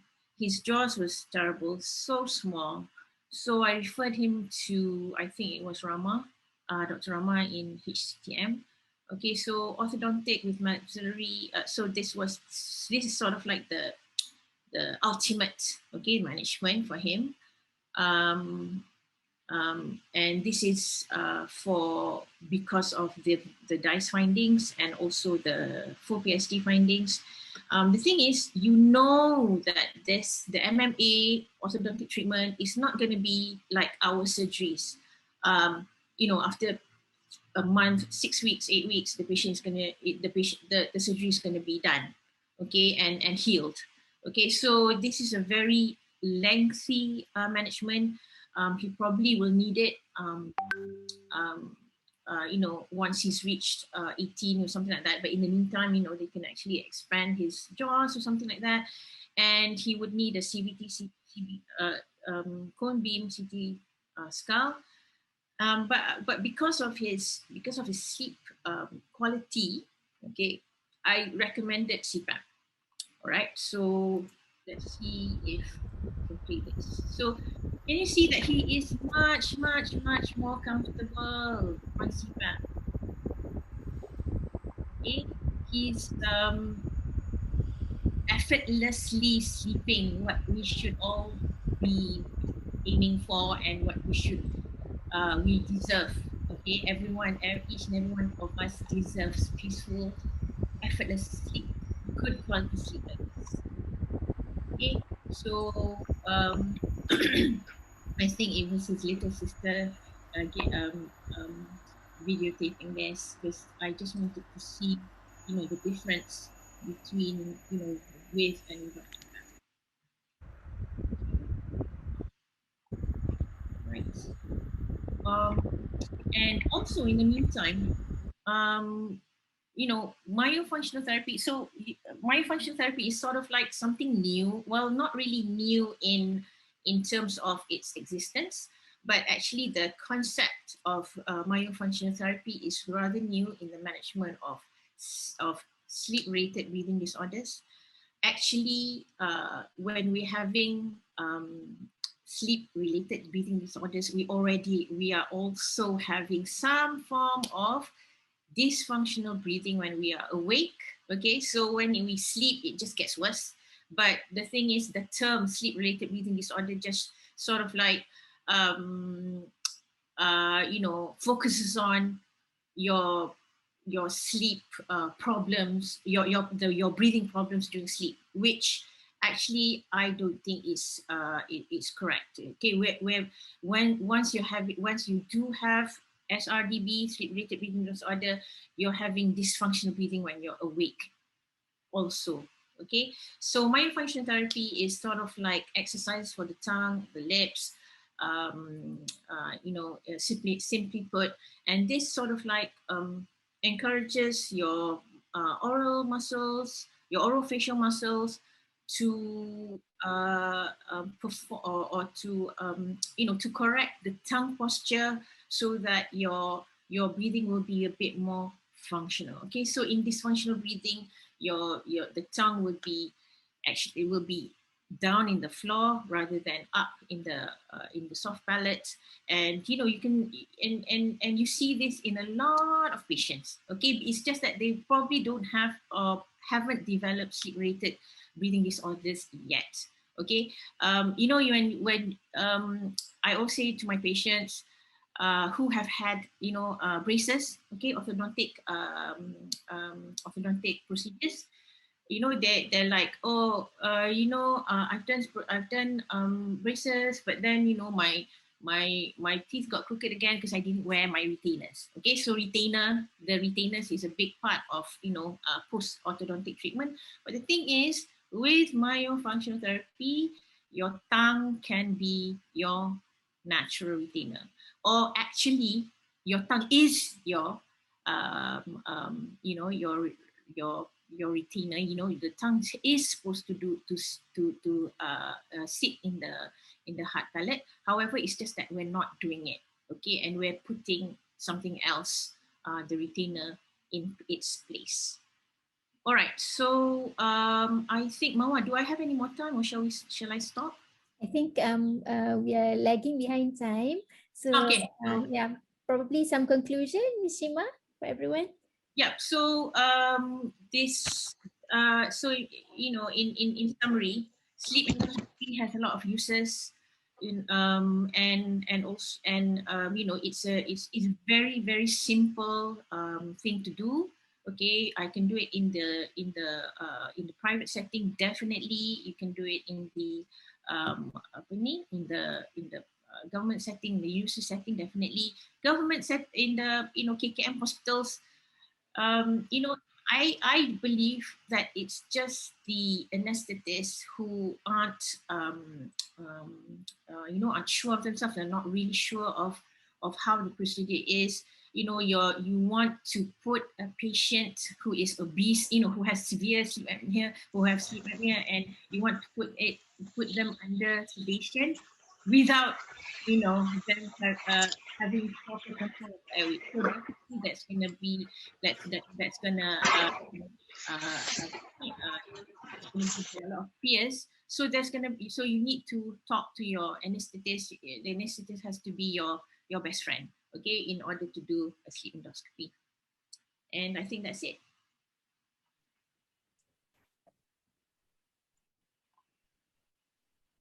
Thank you very much, Dr. Shima. I think everyone enjoyed your talk very much. We have so many questions. Unfortunately, there's not enough time. So I can only ask 3 questions to Dr. Shima, and the rest, if Dr. Shima can be so kind as to answer in the chat box. Otherwise, we'll be very delayed. So the first question to ask is, Dr. Shima, in patients planned for OSA surgery, do you do DICE just before the planned surgery, or do you do it in a different setting? Yeah. So usually, if I know exactly what I want to do, so a DICE would help in confirming it. Okay, but to be honest, I don't do DICE in all my patients. I only do DICE especially if I'm confused about something, if I am not sure about something, and that's when I do the DICE. And obviously, if I'm not sure about something, the DICE would be as a standalone procedure. But if I just wanted to confirm something, or to maybe add, maybe I'm planning a septoplasty, for example, and probably I don't know if the epiglottis is going to be in the way, then I'll do the DICE, and if the epiglottis is fine, then I'll just do the nasal surgery. Okay. The next question from one of our participants, is DICE covered by insurance? Okay, so DICE is under sleep endoscopy. The name is this drug-induced sleep endoscopy. So anything that has sleep in it is not covered.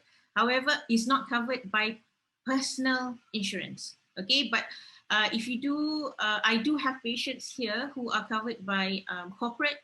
So corporate insurance, they're more agreeable, especially if we do write letters to them to say that it's needed, things like that. For some of my patients who are aged in their 40s and above, usually their corporate insurance is unlimited, so that's no problem there. But for personal insurance, your medical card, it won't cover at this time, which I think is a shame. But hopefully sometime in the near future, the insurance companies will change this, because we know that OSA definitely will give you will give you high blood pressure, all these comorbids later on in life. Okay, and last question is from Datuk Balwinder. He writes, great talk, Dr. Hashima. What about using BIS to monitor the depth in addition to dependence on snoring and no response to call? He continues, I normally use BIS, keeping it around 60 to 75, but also using the snoring and non-response of patients during DICE. I mention it because I fear of patient sedation going too deep and the possibility of having an erroneous, i.e. not completely, but definitely partly erroneous is possible end result. Definitely, Dato'. So yes, we use it in Prince Court. We do have the BIS monitoring. Definitely, you will do look at the depth, and it will be very comfortable for you. But for me, I also will, if the patient, for example, if I feel that the patient is it will be just like a quick one, or even, for example, if the BIS is not available, okay, then the patient doesn't need to be too deep. You just want to see where the collapse is, okay? You just want to see at what level. So I don't necessarily have to have a BIS. it's definitely much better if you do have it. But I have done DICE in the KKM hospitals where it's not, you probably, if you have that one time, then you're very fortunate. Okay, but it's usually not available in the KKM setting.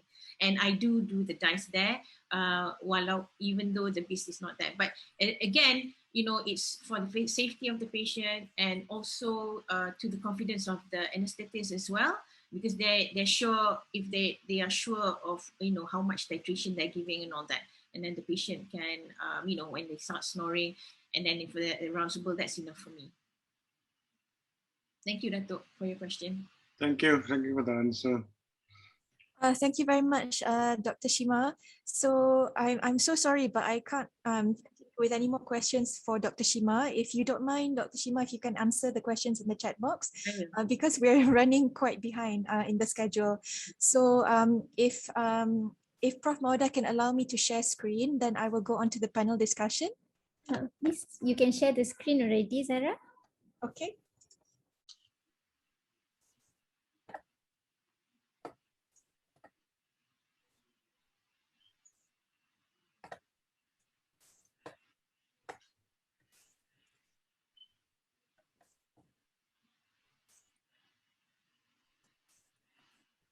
Okay.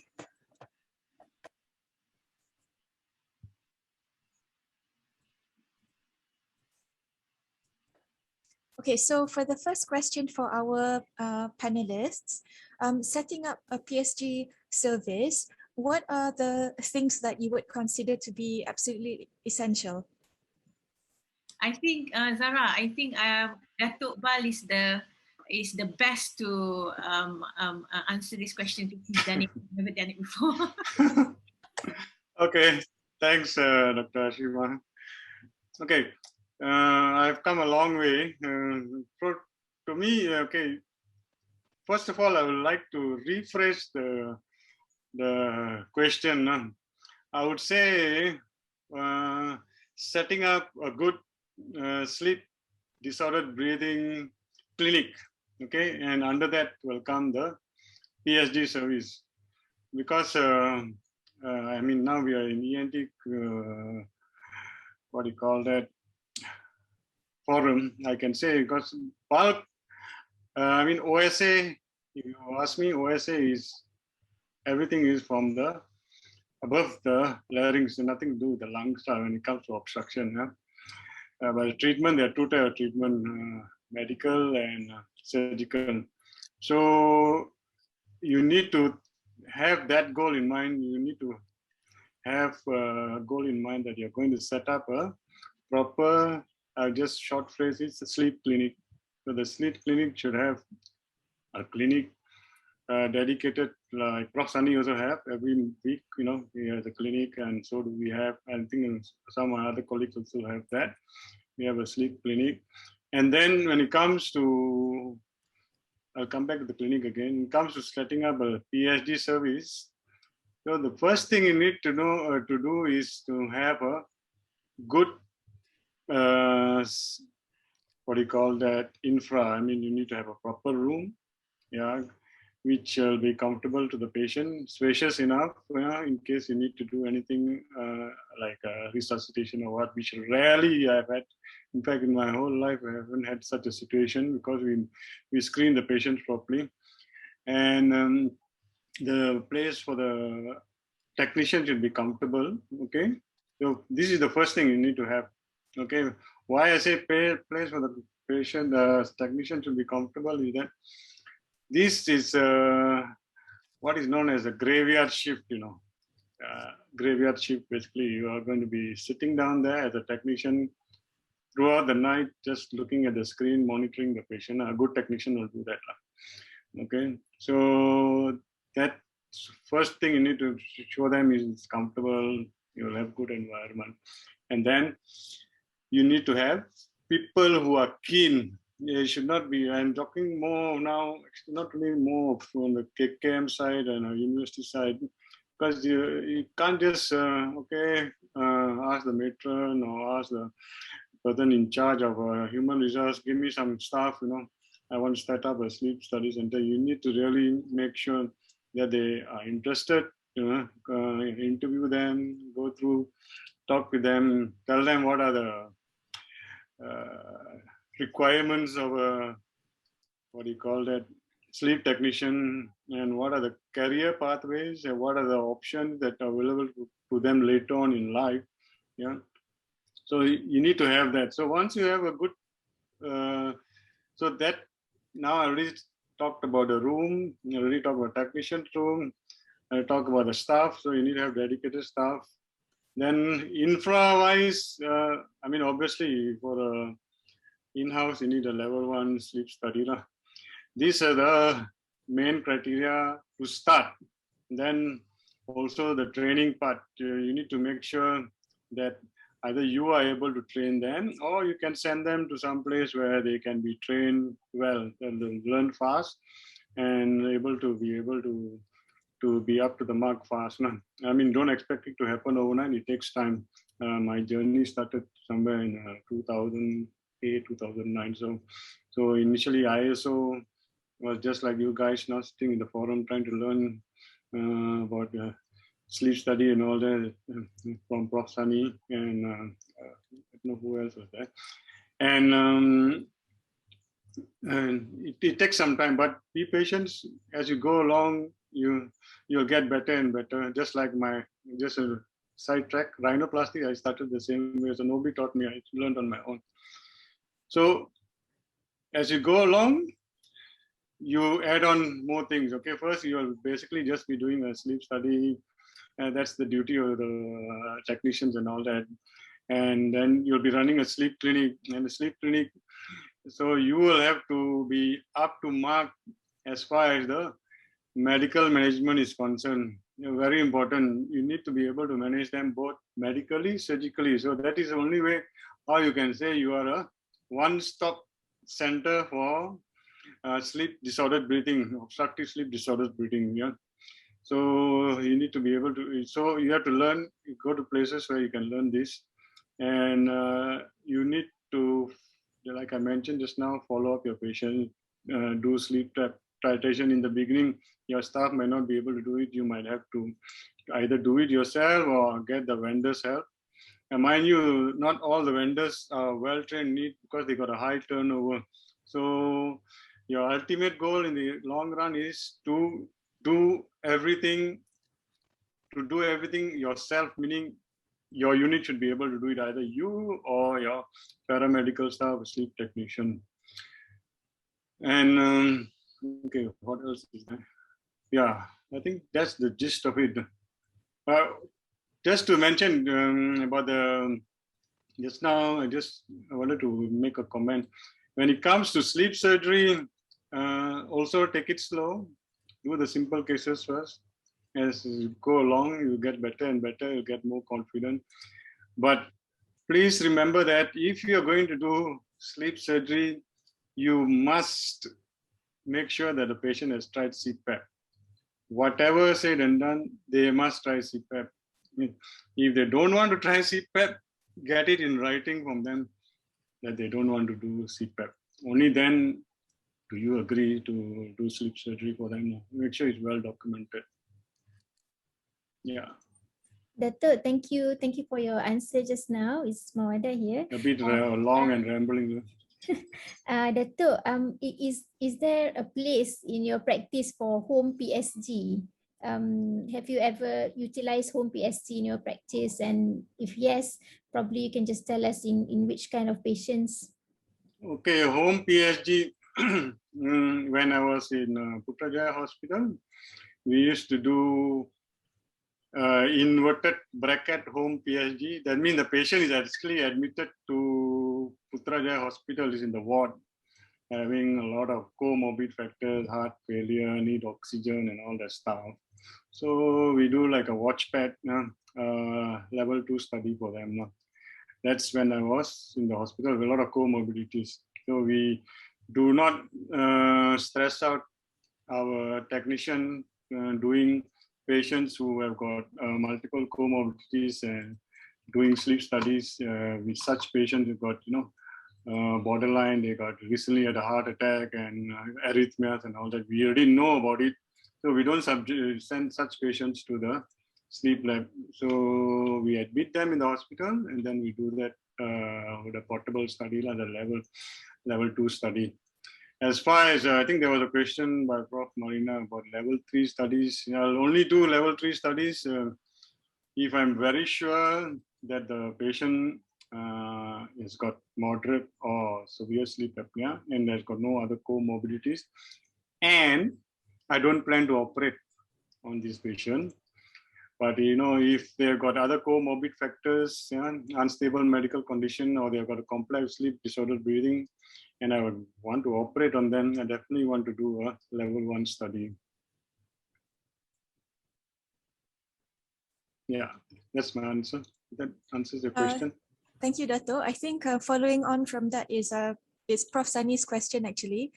He also asked, since you mentioned home sleep study, how much percentage would you say that you do home sleep studies compared to the full PSG? Okay, when I was with the government, it's like hardly many, Prof. But when I was in private, when the beginning I was in private, I used to still send my patients for doing the complete study there. Then somebody put a roadblock, not the police. And now I'm doing most of them home sleep study, level 2. Yeah. And there are quite a few parameters that are studied in that. They kind of give me the summary. They have the AHI, ODI, the SNOR, PLMS index. I'm reading off now from the study actually. And then the sleep parameters, how many percentage of sleep, N1, N2, N3, arousal index, yeah. And then the hypnogram, they have full hypnogram. And then the respiratory parameters, the apnea, hypopnea score, OA score. OA means obstructive apnea. Apneas, they look out for obstructive, mixed, and central. Hypopnea is also obstructive and central. Then they give you the index of obstructive index. Hypoventilation also they look out for, respiration rate. Quite a bit of the information I can get from this. They also have the PLMS count, position and analysis time, pulse, cardiac events. Yeah. So no choice to do the level 2 home study and analyze it properly. You cannot win it in both worlds, yeah, Dato'. Yeah. My staff okay with it. Staff dia Dato' hantar tapi sekarang tak boleh lah. Bos tak bagi. Okay. Just to add on, actually there is a paper written by the group in US lah, one of the groups, one of the task force, which says that the HSATs or the home sleep attended home sleep HSTs, sometimes HSTs, home sleep test. There's a protocol for that. There's a protocol for that which is published. Okay, so basically they say that HST can be used as a diagnostic tool if coupled with a full ENT examination. Okay, so maknanya if you if you don't have the the facility ataupun if you don't have the if the patient can't afford to pay, the HST can be used as a diagnostic tool in coupled with a full ENT examination. Maknanya you have to do the full scope.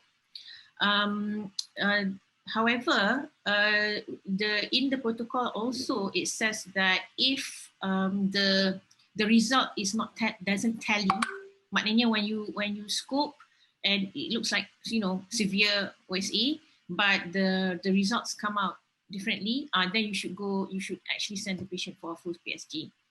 And also those who are young but have already complications of OSA such as high blood pressure, TIAs or strokes, then they need a full sleep study as well. Otherwise, the majority. So patients in their 30s, 40s, with no comorbids, and you're examining the patient with your full endoscopies semua tu, then you don't need the full PSG for diagnostic test as a diagnostic test. Yeah. Thank you very much, Datuk Pawan and Dr. Shima. So now we go to the next question.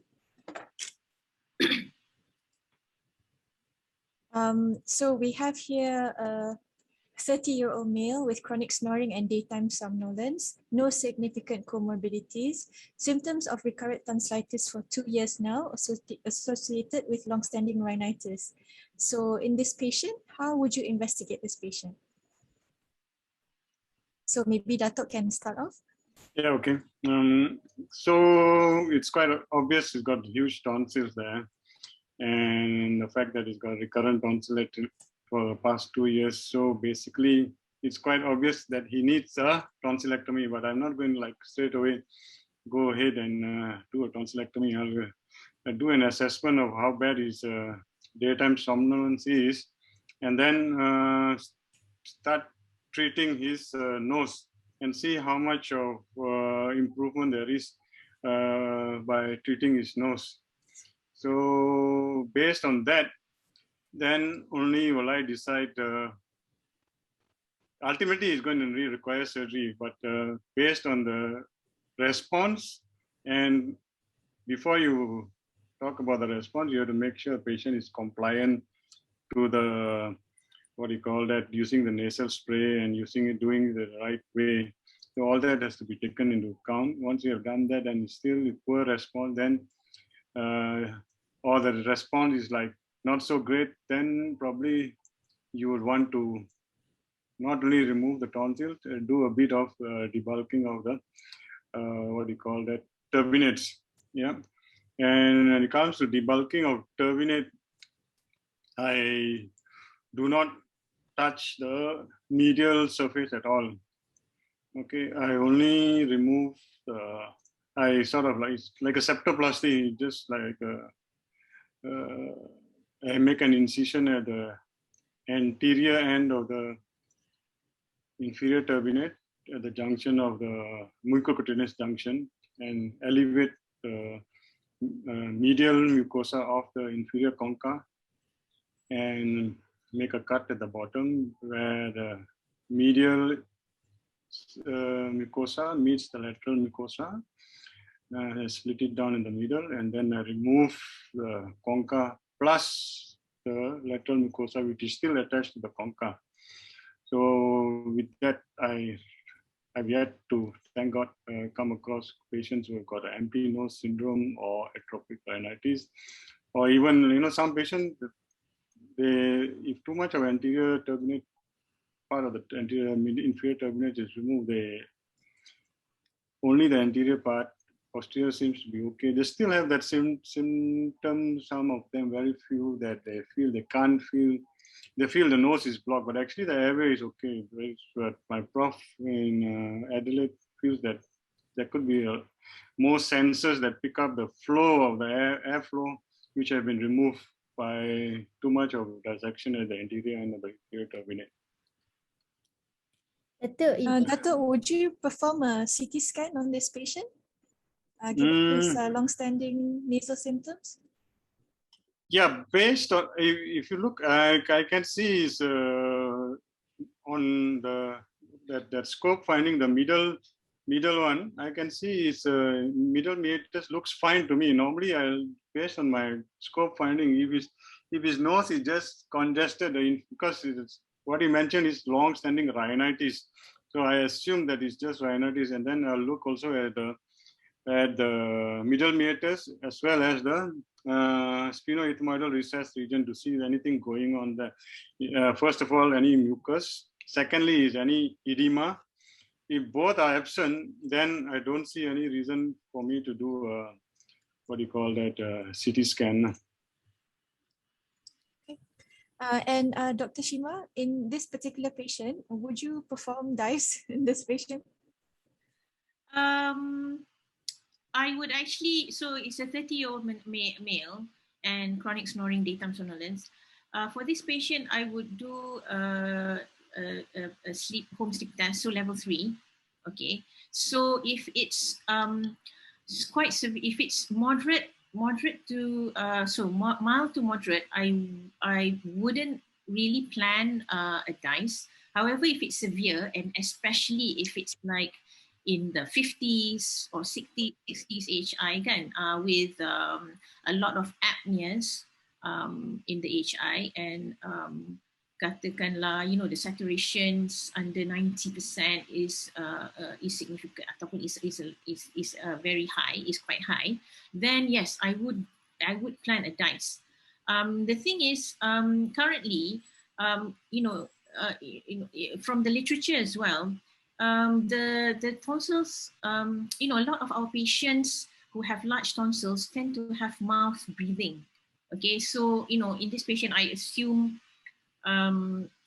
it's a true patient. I don't know lah, but from in the far right picture, there the septum is actually deviated and jutting into the inferior turbinate, and that is a cause of nose obstruction, nasal obstruction. The thing about our patients is that any nasal obstruction, they won't have zero nasal, they won't have like zero nasal breathing. Okay, they because when we ask our patients, do you have nasal block, they'll go like this. Tak ada, kan? I mean, yeah, you won't get 100% block unless you have polyps, obviously. But in a majority of patients, you won't get 100% block. But the thing is, the nose is so sempit, the nose is so narrowed, and they can't help but supplement their breathing with their mouth. So once you have mouth breathing, okay, your tonsils confirm besar. Okay, and the thing is, if you treat the nose first, so I actually would do a CT scan for this patient, and he probably have like probably have rhinosinusitis. Okay, but I can see the deviated septum there.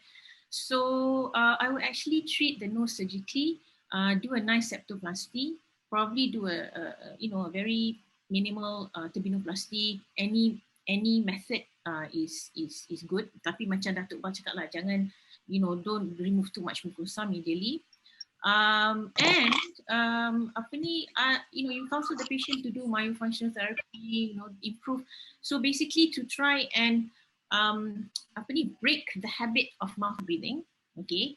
And then you see the patient again for, after 2 or 3 months, you can see the tonsils actually shrinking, okay? Kalau the patients, the tonsils don't shrink, then probably I will do a tonsillectomy as well. But that's usually, my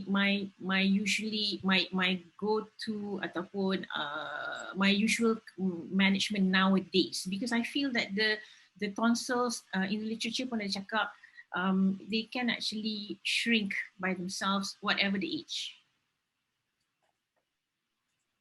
I wanted to highlight one thing regarding the DICE. So Ms. Shima, do you think that if you're considering surgery in such patients, very obvious obstruction, would you still consider DICE in such patients?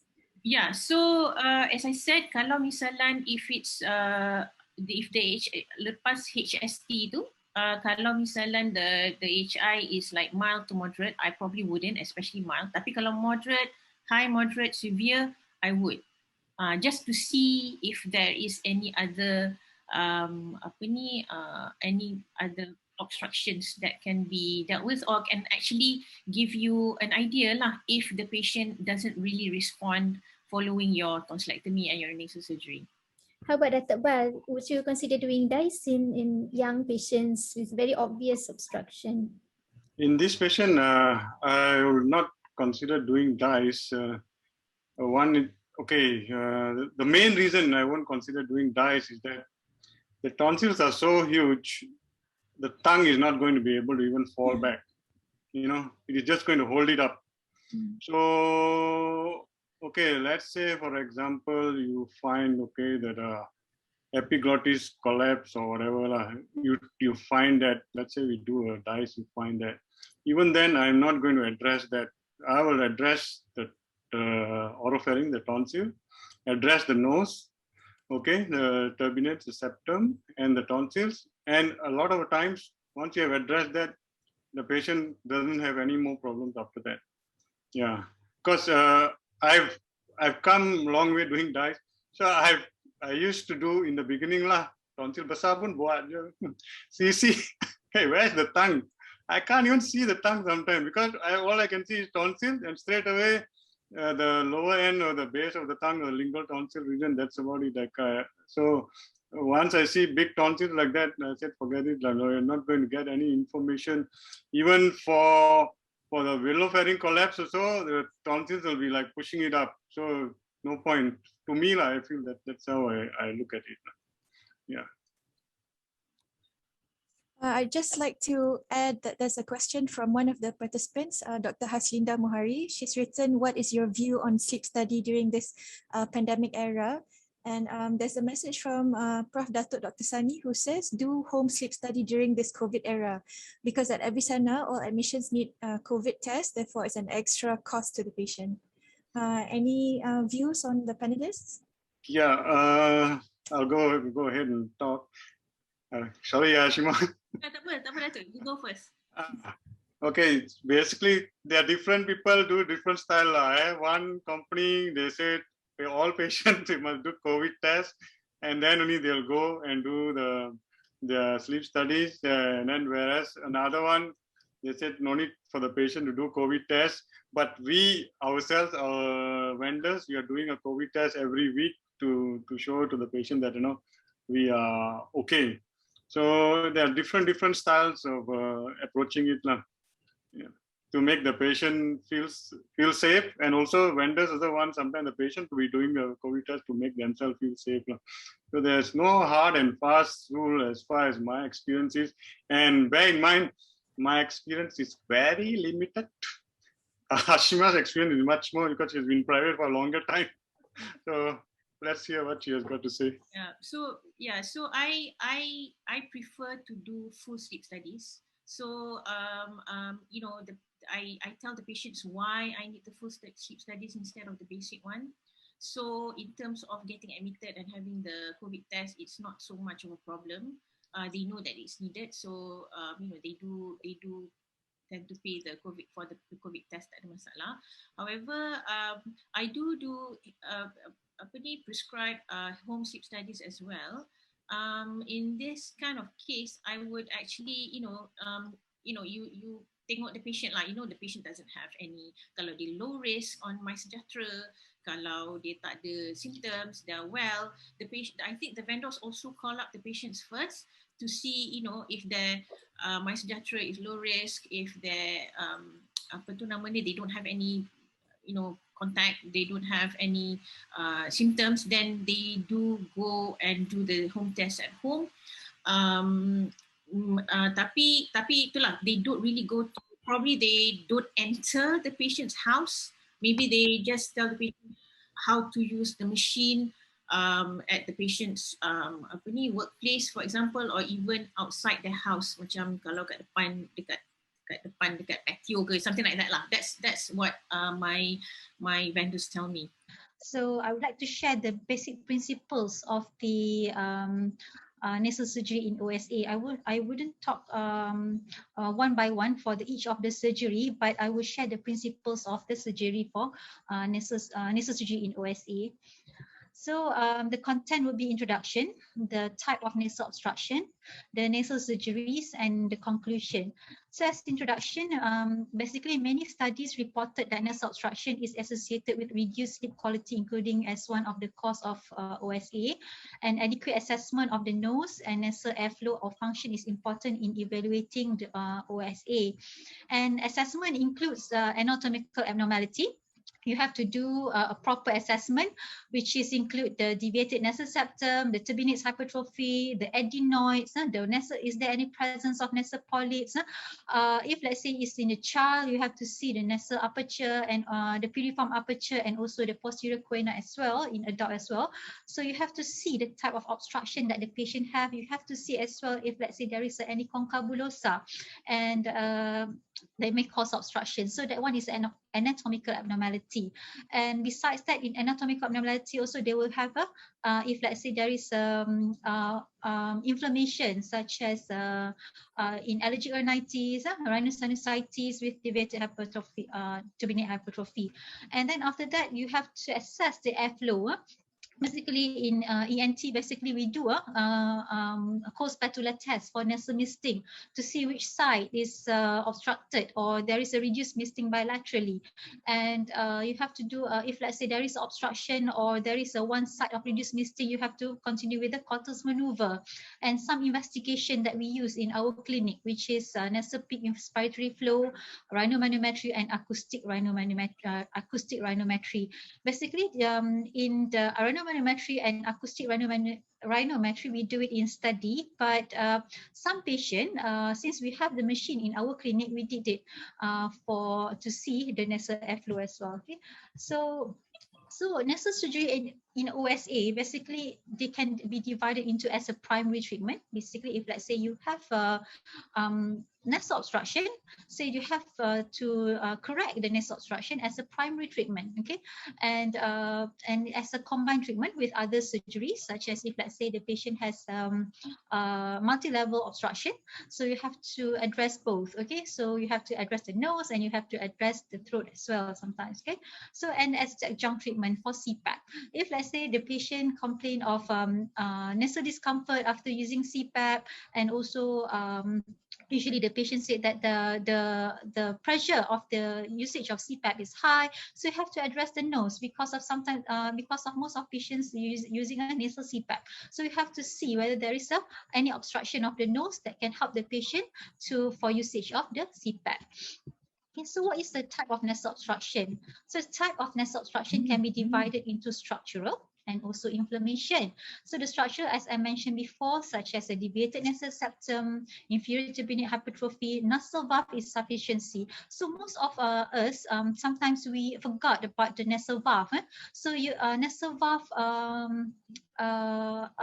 assessment and also evaluation is very important nowadays, because some patient, if let's say you correct the turbinate or the deviated nasal septum, suddenly the patient complain of, oh doctor, I still have an obstruction. Suddenly you forgot that you can about the nasal valve. Then you assess nasal valve, there is a nasal valve insufficiency. So the proper assessment, the initial assessment is very, very important and very crucial to determine what type of surgery you're going to embark to this patient. Okay, and a concabulosa tumors, piriform aperture stenosis, and corner atresia of stenosis. And the second group is the inflammation group, which is allergic rhinitis, non-allergic rhinitis, rhinosinusitis with or without nasal polyposis, because this inflammation can cause cyclical or dynamic obstruction of the nose. So you give sometimes you give medication to patient, and then the patient complain of improvement, but the improvement is not the improvement of the symptoms. Sometimes does not improve the OSA symptoms. So it's just sometimes you can see when you see a lot of patients, sometimes patients say, oh doctor, saya sometimes I can feel there is improvement in sneezing, in rhinorrhea, but the nasal obstruction is not improving. So that's why it is important for you to evaluate properly, symptom by symptom, to see whether there is any obstruction of the nose that cause OSA. So same goes to non-allergic rhinitis and rhinosinusitis with or without nasal polyposis. Okay, so we go to the nasal valve first. Okay, so nasal valve, you can see the anatomy of the nose. You can see that you can see there is a nasal bone. Below the nasal bone, there is a septal cartilage and also upper lateral and lower lateral cartilage. So the anatomy of this structure is important for you to see the internal nasal valve and also the external nasal valve. So on the right hand side, you can see there is a the photo of upper lateral cartilage and also lower lateral cartilage, from the anatomical of the nose. So you can see that. This is important for this one to define what is internal nasal valve and what is external nasal valve. Okay, so internal nasal valve is a junction between the septum and also the upper lateral cartilage. So you can see on the right photos there. Okay, I shall annotate. Okay. Okay, okay, you can see this is the area of the internal nasal valve, right? So it is between the septum and also upper lateral cartilage. Okay, so the external nasal valve is this side. Okay, it is at the lower lateral cartilage, at the alar rim. So usually this one you have to, the correction is by rhinoplasty, which is aloplasty. This one is by septorhinoplasty if let's say there is a deficient. I will talk about the surgery later. So the external nasal valve is the caudal to the internal nasal valve. So you have to do a proper assessment of this nasal valve. So you can see that the normal nasal valve angle is between 10 to 15 degree. Okay. Okay. So again, this is the, I would like to stress again about the internal nasal valve and also the external nasal valve. You can see there is a area between the upper lateral cartilage and also the septum is the area of the internal nasal valve. Usually the Cotter's maneuver is usually it will determine the insufficiency of the internal nasal valve, because of the it won't determine the insufficiency of the external nasal valve. So the Cotter's maneuver basically for internal nasal valve. So so internal nasal valve is an elongated opening.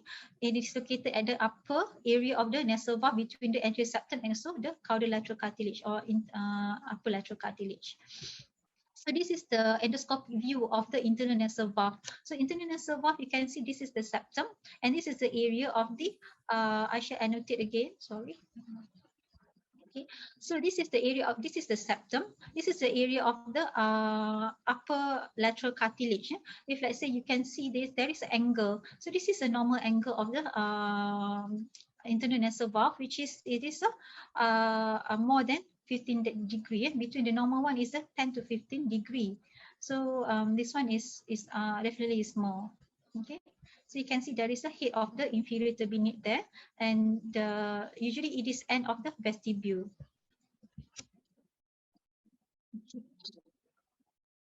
Okay, so what about inferior turbinate? Okay, the inferior turbinate currently there are two grading that is that is being used for inferior turbinate. This is treatment grading.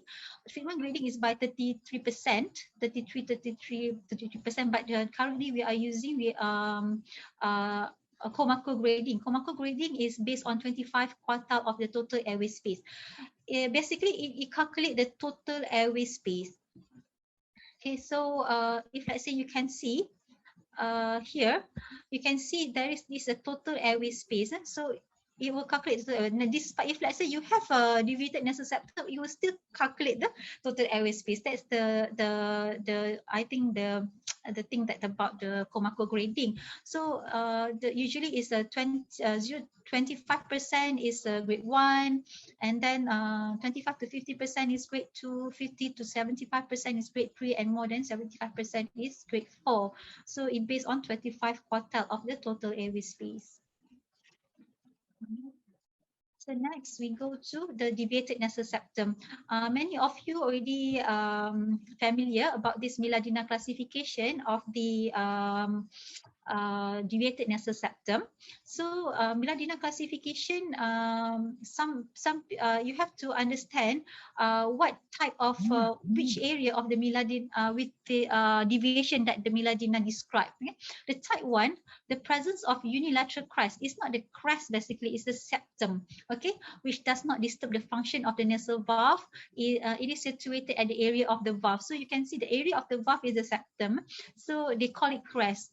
So you can see does not disrupt, meaning that does not disturb the function, meaning that there is a deviated nasal septum, but the degree the angle degree of the internal nasal valve is still within 10 to 15 degree. So, but in type 2, basically it disturb the valve function, meaning that it causes nasal valve insufficiency, meaning that you can see there is the degree of the nasal valve usually is less than 15 to 10, less than 10%. So it's very narrow. So that's why I say you have to assess with the Cotter's maneuver. So the positive Cotter symptom can be observed after raising the nostril, which gives subjective and objective improvement of the nose patency. So that's why I mentioned the positive Cotter's is usually the assessment of the internal nasal valve.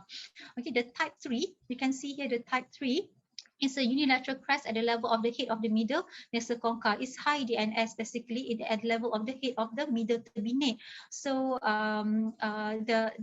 usually it does not the type 3 usually does not cause nasal obstruction so much because it's a little bit high. So the one who cause nasal obstruction is type 1 and type 2.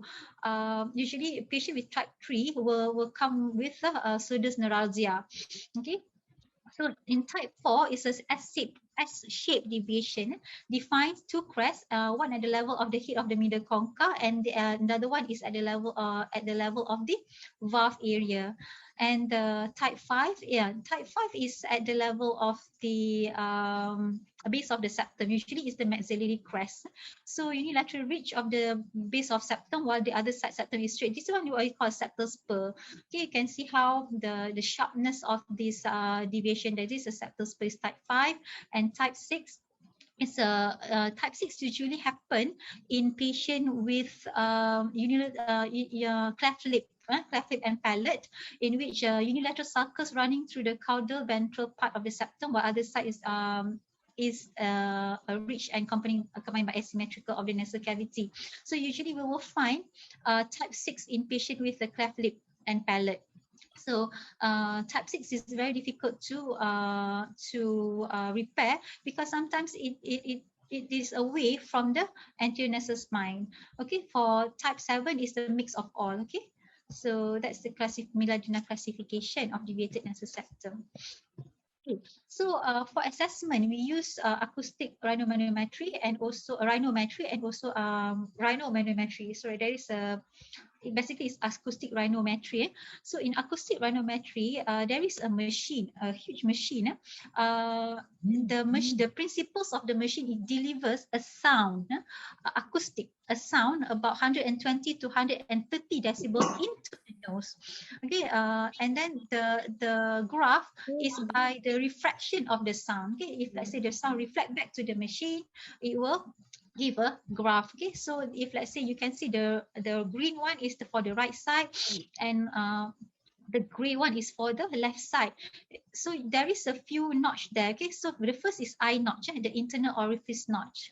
So this what we call is eye notch is the first notch is the eye notch is usually at the internal orifice, and also the second notch usually is the we call it W notch, is a side of the MCA, minimal cross-sectional area. So this is the area where the head of inferior turbinate is. So that is the minimal cross-sectional area. So there is the area which is have a minimum volume. So basically the acoustic rhinometry measure the volume of the nose. It doesn't measure the pressure, doesn't measure the flow. It measures the volume of the nose. You can see the once it goes posteriorly, the volume of the nose is getting bigger, but according to the literature saying that the more posterior, the accuracy is lesser, okay, because of the refraction of the sound itself. So usually we if let's say there is a obstruction, the graph, usually the improvement you will see starting at the inferior turbinate, the MCA level. So the graph will be a little higher here. at the MCA level. Okay, so it won't cause much different in the internal orifice level. So in acoustic rhinometry also, it cannot measure the internal valve or external valve insufficiency, because it doesn't in internal valve and external valve insufficiency, it is dynamic. Okay, when you inhale, right, there will be obstruction. And also when you exhale, sometimes there's no obstruction because of there is a high pressure when you exhale, so the valve will open. So so that's why it's inaccurate in the valve insufficiency. So in valve insufficiency, we use rhinomanometry, because rhinomanometry measure the flow and also the pressure in the nose. So it measures the resistance, the total airway, the nasal resistance of the nose. So it is recommended by Standardization Committee of Objective Assessment of Nasal Airway. And then in our clinic, we have a rhinomanometry machine, an R6, and Prof. Suzina has done a study on a normal range of the nasal airway, which is 0.9 to 0.84 Pascal at the 75 Pascal, and also 0.12 to 0.52 at 150 Pascal. So this is how the graph looks like. Usually there is a four, they divided into four, which is inspiration and expiration part. So you can see, if let's say there is a less obstruction, more obstructed, the graph will be lower like this. So you can see this is the examples of the graph that we do in the rhinomanometry that we did in clinic. So you can see how this one on the sorry, I noted again, sorry. Okay, so the upper part of the rhinomanometry here, see the so this is the obstruction, it's a severe obstruction. See, you cannot see the nice graph as the on the right side. So the left side is obstructed. Okay, this is improvement. Okay, after we give some medication to patient. So okay, after assessment of the nose, proper assessment of the nose, the nasal obstruction, we then we come to nasal surgery. What type of nasal surgery that we're going to offer to patient with obstructed nose? So basically we can offer, if it depends, it tailored with what type of obstruction that the patient has. If let's say the obstruction is because of turbinate hypertrophy, so basically we offer a turbinate surgery. And if let's say a patient has a deviated nasal septum, then the surgery will be septoplasty. So if let's say if let's say when you assess the patient has a nasal valve insufficiency, so you have to offer septorhinoplasty to this patient. Okay, so and other surgeries is lateral nasal lateral suspension surgery for the valve insufficiency as well, and also endoscopic sinus surgery if let's say the patient has any polyps or chronic rhinosinusitis. So I will talk one by one the principles of surgery. I won't go detail on how we're going to do the surgery. Please come to FAST course, or when you want or ARST course, allergic and sinus surgery course, to learn more about this, all the type of surgeries, because it will be lengthy. So we're going to talk to one by one. So for turbinate surgery, basically can be divided into resection technique and non-resection technique. But for us, we use mucosal preservation and also non-mucosal preservation. That is the classification that we use, right? So for mucosal preservation, such as outfracture of inferior turbinate, tubuloplasty, which is medial flap technique, RF-TVR, submucosal diatomy, submucosal resection, coblation-assisted tubuloplasty, which is we did as submucosal. So everything that we preserve the mucosa is the mucosal preservation surgery. But if let's say we disrupt the mucosa, which is TIT, turbinectomy, coblation-assisted TIT, laser-assisted TIT is a non-mucosal preservation surgery. So we should go one by one. First, outfracture of or lateral position of the inferior turbinate. Usually performed with other turbinate surgery. Usually, if let's say we do only the this lateral position of the inferior turbinate, sometimes the outcome is not that satisfactory because of if let's say the turbinate hypertrophy is because of inflammation, it can cause the hypertrophy is still there. So usually it is combined with other surgeries. So the procedure initially is in fracture of the inferior turbinate, which is removing the turbinate medially. You can see number 1, and also then push the turbinate laterally. And usually it is at the attachment of the inferior turbinate. Okay, if combined with other procedure for turbinate reduction, the subjective improvement by the previous literature is about 82.5%. Okay, so what is the advantage of this is less bleeding, because you didn't cut the you didn't disrupt the mucosa, and there's no cutting, and also less crusting, or no crusting at all if let's say you do it without any injury. So but the tendency is there is a tendency to reposition to the initial position, and also there is a tendency for the turbinate to become more hypertrophy because there is more space there. So that's why usually it is combined with other procedures for the turbinate reduction. So what is RF-TBR? RF-TBR of inferior turbinate. RF-TBR, we use a probe for a probe that there is a few probes by few companies, Smith & Nephews, Olympus. So in our center, we have Olympus RF-TBR, in which there is a probe with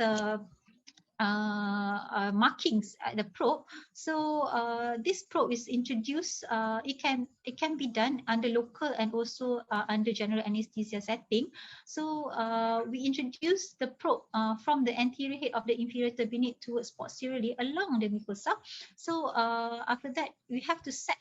Before that, we have to set the power. So this is a power that we use in in our OT in guideline. So for nasal turbinate is about 20 to 25. So for children is about 25 watt. So for there will be a different power for different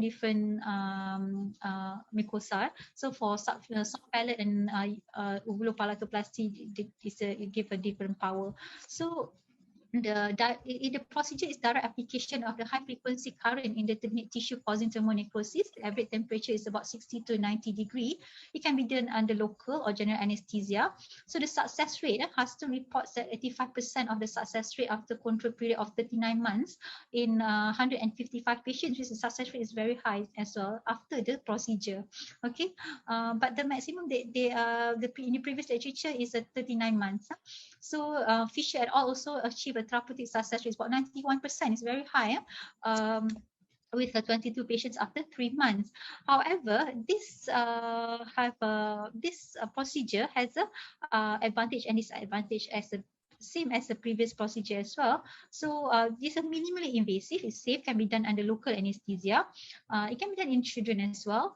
Less bleeding. Now less crusting.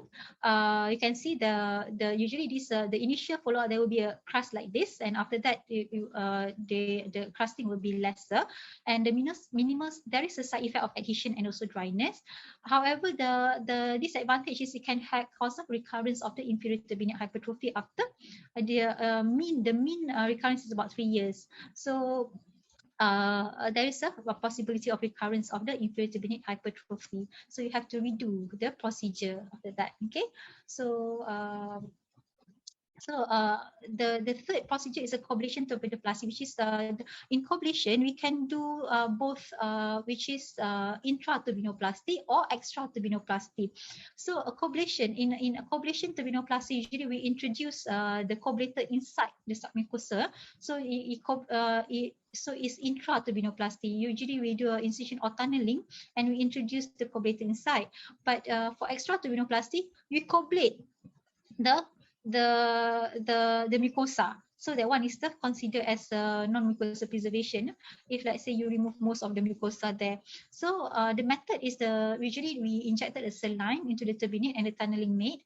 The coblation wand was advanced along the length of the turbinate submucosally. So it is using the principles of the plasma field, which is the plasma field will produce energized saline ions which vaporize and destroy the turbinate tissue.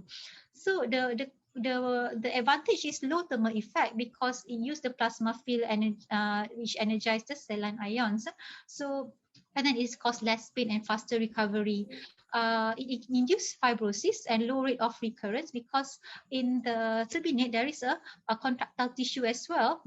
So it will cause fibrosis of that tissue and will cause low rate of recurrence compared to RFTVR and less bleeding. However, it's expensive, okay, compared to the other procedures, and it can besides that it can cause a recurrence as well in the long run. Okay, although the rate of recurrence is low. That is from the previous literature. Okay, the procedure that the other procedure is submucosal turbinectomy. So you remove it. Let's say you can see the yellow dot that I draw. They basically they remove the bone of the turbinate submucosally. That's it. The remove of the bone. Okay, so the mucosa and submucosa intact. This procedure combined with the lateralization of the inferior turbinate. So according to Prof. Pasali, it can have a best long-term results. So the advantage is low risk of secondary bleeding because we do submucosally and less crusting, and according to Prof. Pasali, it's the best long-term result. However, for the disadvantage is if let's say you are beginner to do a turbinate surgery, it's difficult to compare to the other technique because you have to raise properly, raise the sub periosteum. You have to raise the until the periosteum region. So you remove the bone only. So you will preserve the mucosa. So I would like to introduce that we use in UK in our center we use a medial flap technique. It's a turbinoplasty with medial flap technique in which we remove the dot line there. Right? So we remove the mucosa and also the bone lateral to the of the turbinate. So what we usually there is a lot of ways of doing this medial flap technique. Some surgeon use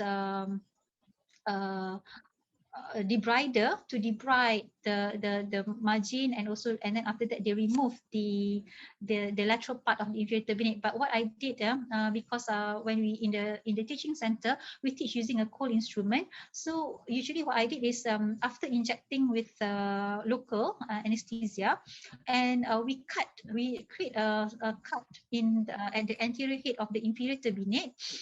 And then we create a tunnel. We create a tunnel along the subperiosteal plane. Okay, seem like a septoplasty. Usually there is a subpericordium. This is a subperiosteal. So you create a plane until posteriorly. All right, and after that, when you have a tunnel there, it's easier for you to cut the inferior part. Okay, so after that, you cut the inferior along with the scissors until posterior, and you raise the flap. You raise the the medial flap. Okay, after that you out fracture you fracture the bone, and also you cut the bone together with the lateral mucosa. So it can be microdebrided assisted or co-instrument. So as I mentioned that I did a tunneling and cut inferior. After I did the tunneling, I cut the inferior part of the mucosa. So I cut along this blue line, and I raised the flap. Okay, so and after that I cut the whole part of the lateral part of the inferior turbinate, and I put back the flap. So the advantage is the long-term outcome. There is a good long-term outcome. So far, there is a patient that have a follow-up under me for more than already 5 years. So I have a good results for that, and less recurrence and less crusting because we put back the flap nicely. And but there is a difficult compared to other technique. If let's say sometimes you want to learn how to raise the subperiosteal layer, it might be difficult. But if let's say later, if let's say you have done a lot of surgeries, then it's easier. So there is a risk of bleeding also because some surgeon they stop until the and they leave the posterior stump of the inferior turbinate. For me, I cut along until the posterior stump, and there is a real risk of bleeding from the artery that supplies the inferior turbinate. But you have before we reach the posteriorly, you have to find the artery, and we bust the artery.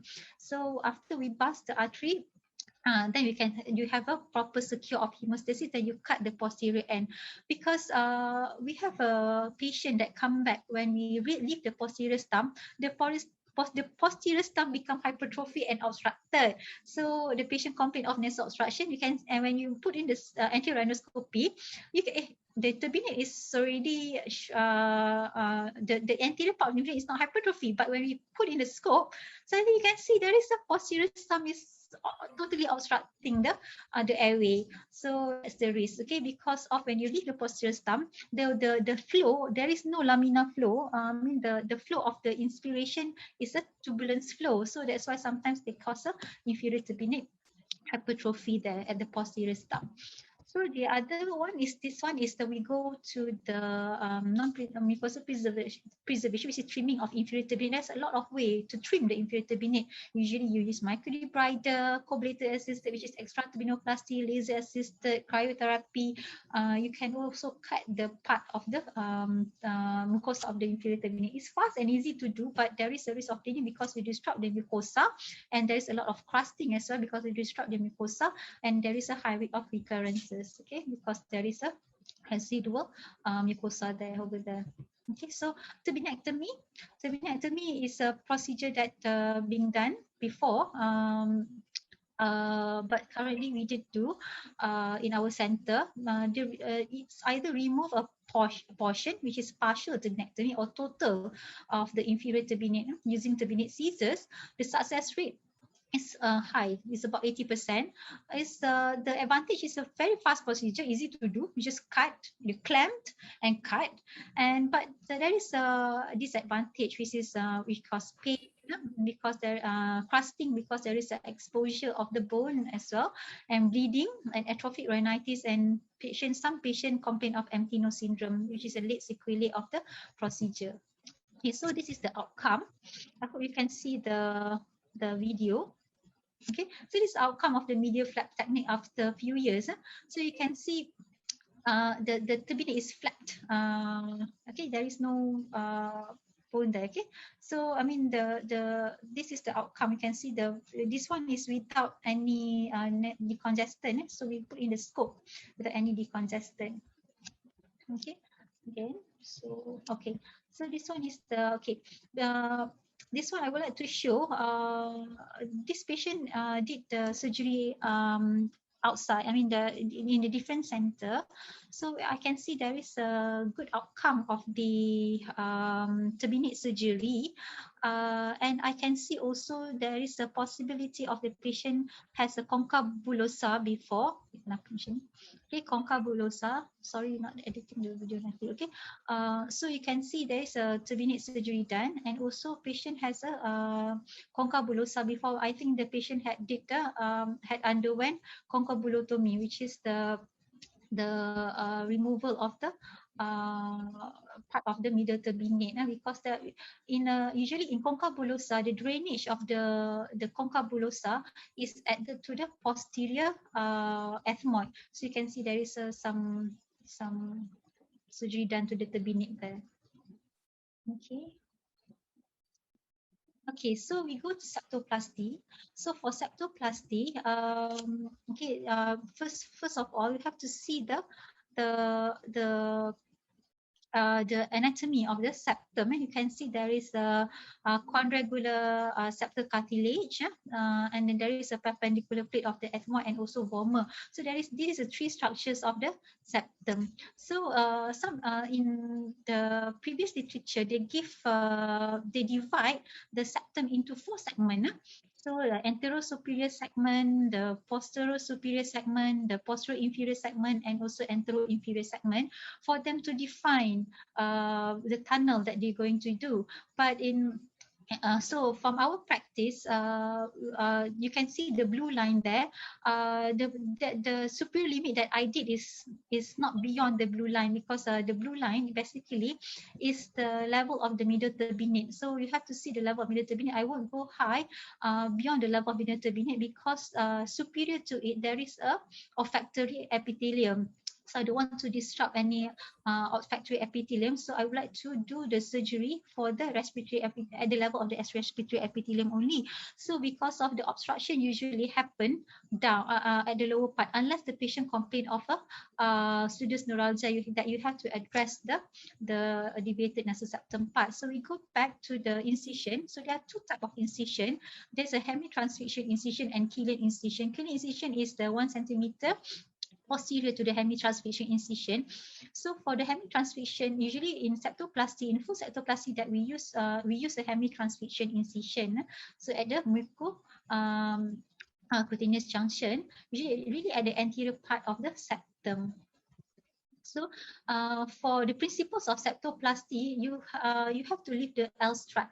So the black area is the L strut that you have to preserve, because of, if let's say you disrupt the L strut, it can cause a saddle deformity or suppurative depression. So usually defined as the 1 centimeter anterior and also superior. So this is the L strut that you have to preserve. So this is how we do it in cadaveric dissection course. So first, we did the hemitransfixion incision. Okay, we find the junction. Okay. So we find the the junction between the end of the septum. Then we do a incision. Okay, because if let's say you want to do full septoplasty and you want to correct the caudal, you want to do a columellar pocket later, it's easy if let's say you address the most anterior part of the septum. So you do the incision, and after that you raise the pericardial flap. Okay, so this usually what we did is for superior tunneling, the posterior end is until the sphenoid rostrum. And this is a posterior end until the sphenoid rostrum, and after you find the sphenoid rostrum, you go inferior to do the inferior tunneling until the floor. Okay, so you can see there is a bone part here. There is the floor of the nose. You do the inferior tunneling up to the floor. Okay, and then after you do the inferior tunneling, what we did is we have to dislocate the bony cartilaginous junction to go to the contralateral side. Then you raise the flap on the contralateral side through the separation of the bony cartilaginous junction. Okay. So, and after that, you have to remove the deviated part. So we use you can basically if let's say the deviated part is at the bony part, so you can use what we call that Jensen Middleton.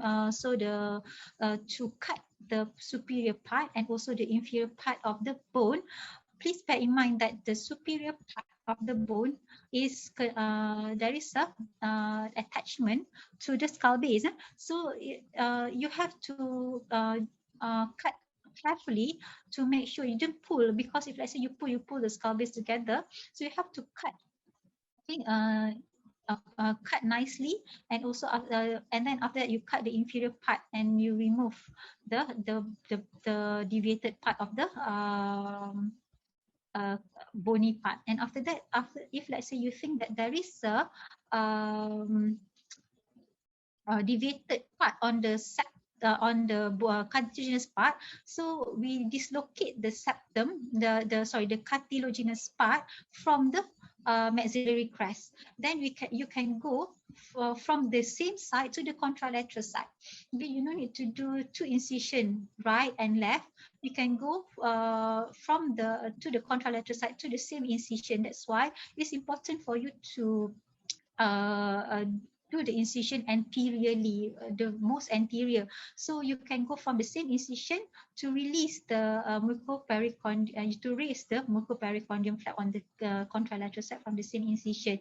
So you can address the deviated part of the septum, the cardinal part of the septum from there. But bear in mind, please leave the L strut, okay?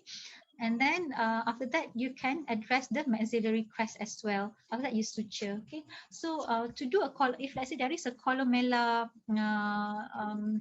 dislocation, you can create a columellar pocket and put the end of the septum into the columellar pocket and suture it. Okay, so the third surgery is a septorhinoplasty. I won't touch much on the septorhinoplasty because this will take a whole course of to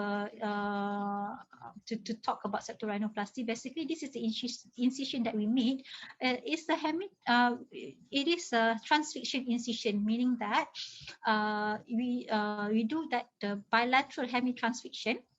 It's a transfixion, so it's not hemi, so because it's bilateral, it's transfixion incision. And then there is an incision at the columella as well. So we use an inverted V to reduce the contracture. And after that, we have to make incision at the upper lateral cartilage junction. Okay, so this is a type of graft that we use. So the spreader graft is important for you to address the valve insufficiency. If let's say you can see how the spreader graft is being put, and then it will improve the junction. Okay, it will increase the junction of the internal valve junction there. Okay, the columellar strut is to, if let's say you have deviated in the columella, you can address the columella using the columellar strut, and the sheet graft is for reinforcement of the tip and also the columnar region as well. Okay, so this is how the nasal valve area is being addressed. You can see the nasal valve area is obstructed, right? So the spreader graft is to increase the degree, okay, of the nasal valve area. So you can see this is how the spreader graft is being put into the when we do a septorhinoplasty. So the outcome of functional septorhinoplasty, one of the most common fixed anatomic component causing nasal airway obstruction is deviated nasal septum. However, nasal valve compromise as a primary cause of nasal airway obstruction has well been described. So that's why it is important for to assess the nasal valve as well before we embark into what type of surgery that we're going to do. So the internal valve insufficiency is because of the narrow between the upper lateral cartilage and the septum, and external valve insufficiency because of the weaken of the nasal vestibule. So for external nasal valve insufficiency, you have to reinforce using the surgery usually is alloplasty. You have to make sure the ala is strong enough to if let's say you inspire or you expire, it will collapse. It won't collapse. So this one, when it's combined with the deviation of the nasal septum, is so like this is corrected by a septorhinoplasty. So the study done, the previous study, septoplasty alone resulted in only modest improvement in if let's say the patient has internal valve insufficiency. External or internal valve reconstruction alone also resulted in more marked improvement. However, the largest improvement if let's say you combine both septoplasty and also rhinoplasty, so it's a septorhinoplasty. I haven't done the lateral nasal lateral suspension sutures, but this was described in previous literature. In the literature, I think it's in 2001. Okay, the literature shows that how you're going to anchor, okay, the internal valve and then the suspend at the infraorbital periosteum. This one is the surgery. Basically, this is the principles of Porter's maneuver. So you try to suspend it, the internal nasal valve region to one area. So why it is this area is chosen because this being chosen because this infraorbital line there is a less of scarring. So usually what when they did is they do a small incision and they did a tunnel from this line into the internal nasal valve, and they anchor the suture to the periosteum. So that is how they did, but I haven't did it, so I don't have any experience of doing it. But they, according to them, there is a marked improvement in the obstruction, nasal obstruction. So, as a conclusion, nasal surgery performed must be according to the type of nasal obstruction. A proper evaluation and assessment is crucial to ensure optimum outcome. So, so therefore, I end my session today. Thank you. Do you have any question? Okay, thank you very much, Prof. Farah, for the lecture. I think we do have extra about 10 minutes, and I have a few questions from the audience. We'll go to the chat room first from Prof. Mawada. Thank you, Prof. Farah, for the presentation. Do you have any tips to stabilize the position when placing the columella strap into the pocket? Okay, usually there is basically we also for the columella pocket is something we start doing it a few years back. Okay, because of if let's say you don't want to do, the best is of course a septorhinoplasty if let's say you have a columella dislocation. But if let's say you don't want to do septorhinoplasty, you can do a columella pocket. So the way is you have to create the pocket deeply, but not until you breach the skin. Right, so you have to make it the pocket as large as you can, and you put the septum, the anterior part of septum, into the pocket, and after that you suture. Okay, you can suture the septum when you close. You can suture with the you can put the through and through suture with a with the absorbable suture. So that is how we do a columella pocket. Okay, but for the outcome, okay, if let's say you compare with the septorhinoplasty, of course the septorhinoplasty have a great better outcome, but some of my patients that we do a columella pocket, they didn't complain of nasal obstruction after that. So it's not the cosmetic, they just want the functional.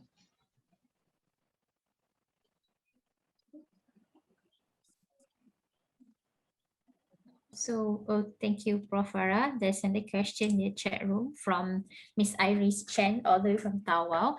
Thank you for the excellent presentation, Prof. Farah. I would like to ask, in cases where the patient has caudal dislocation, how much of the anterior portion of the L strap can be removed to prevent saddle nose deformity? Okay, usually I rarely remove the L strap because the L strap is basically the principles when you the principle is to preserve the L strap. Okay, but when you after you release the septum from the mucosa, sometimes you can feel there is an extra, because when you release the septum, right, suddenly there is an extra septum anteriorly.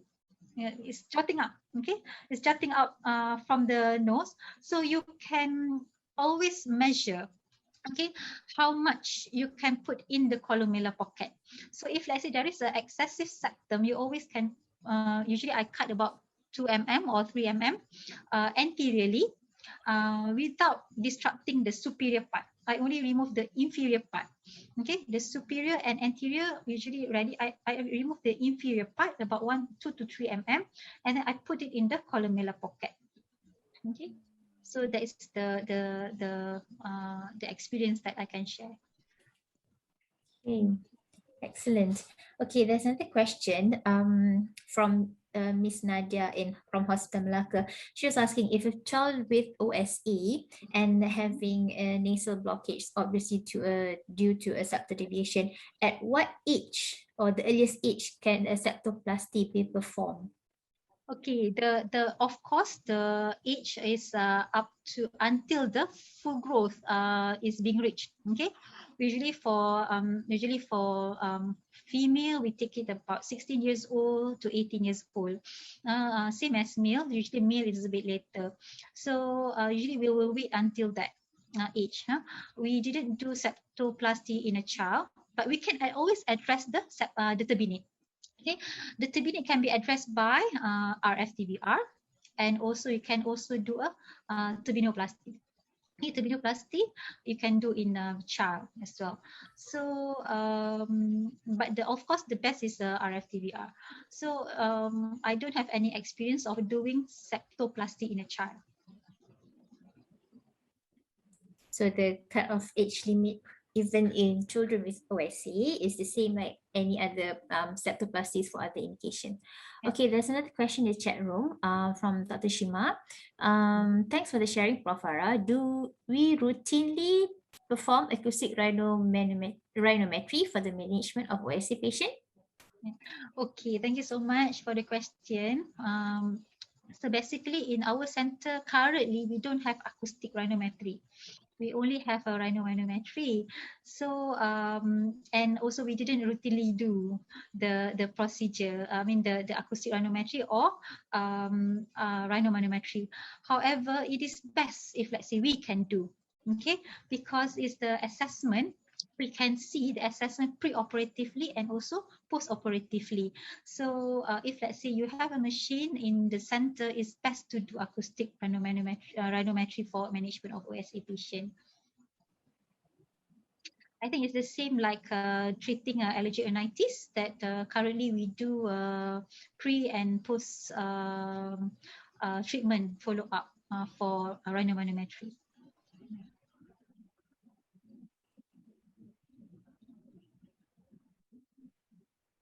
Yeah, I can see there is also a comment from Ms. Shima saying there is study shows septoplasty in kids to help residual OSA. Yes, I found that study before, but I don't have any experience doing a septoplasty in a child at the moment.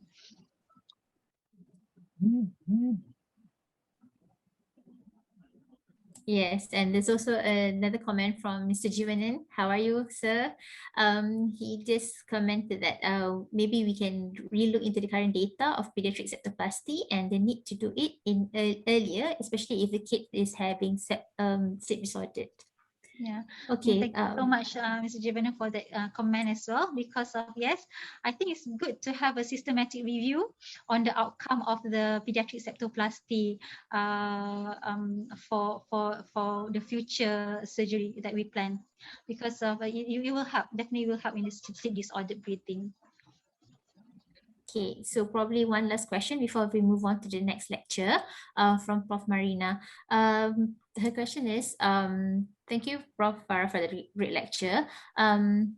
For an OSA patient who have deviated nasal septum and internal nose valve narrowing, can we avoid doing open septorhinoplasty? Is there such endoscopic septorhinoplasty? Okay. There is an endoscopic septorhinoplasty. However, the outcome is not as great as open, because in open septorhinoplasty, in my experience, we can address a lot of obstructions, especially the external valve the internal valve obstruction. We can put a spreadograph. I don't have any experience in doing endoscopic septorhinoplasty, but usually I do the limited septorhinoplasty endoscopically for patient who have a caudal dislocation and also anterior DNS. But to put in a spreadograph endoscopically, I don't have any experience, because to put in the graph, even though it is open septorhinoplasty, also is very difficult because you have to put it properly to address at the area of the valve area. If let's say it's this the graph is dislocated somewhere, then it will cause any other problem as well. So I plan, what is the further plan if let's say the patient don't want to go for septorhinoplasty? The lateral nasal suspension surgery is the option basically. When we have to anchor, I think some surgeon has the experience, because I have heard a talk from Mr. Kushairi doing lateral nasal suspension surgery for the patient that refuse for surgery that is a big surgery. So I think that is one option. So maybe I will try that later if let's say the patient don't want any septal rhinoplasty in future. Okay, I think that should be all for now. We will have another Q&A session after the second lecture. Moving on to the second lecture, I would like to invite Professor Datuk Dr. Abdullah Sani Muhammad. Just before that, I would like to introduce him. Although he does not need any more introduction, he is our Master Yoda in ORL. So Prof. Abdullah Sani is currently a resident consultant in Vicina Women and Children's Specialist Centre. He obtained his fellowship from the College of Surgeons of Edinburgh in 1990 and was among the pioneer of Masters in ORL from UKM when he graduated in 1991. His professorship lecture or Syarahan Perdana was on obstructive sleep apnea, the silent killer. Prof. Abdullah Sani has more than 30 years experience in ORL, and his area of interest includes sleep apnea, disorders of the voice, management of the airway, and other laryngeal diseases. So without further ado, I would like to invite Prof. Dr. Abdullah Sani to present his lecture entitled Palatal Surgery in OSA. The floor is yours, Prof. Okay. Assalamualaikum warahmatullahi wabarakatuh, and a very good afternoon. I apologize for the switch in time. I had to do an emergency operation at Vicina. Typically, it's not that busy, but today I had an emergency. Okay. It is my honor to be here. It is my honor to be here and to be able to speak in this webinar.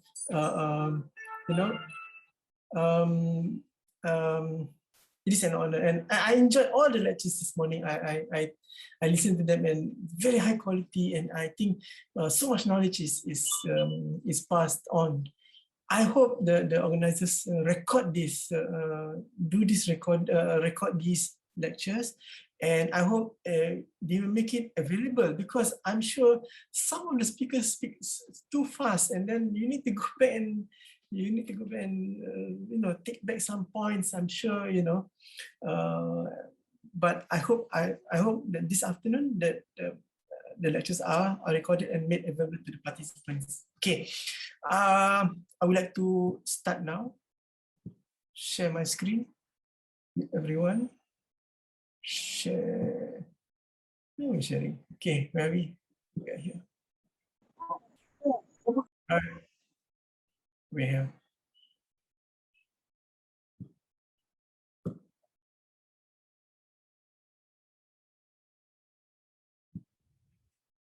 So, okay, are we okay now?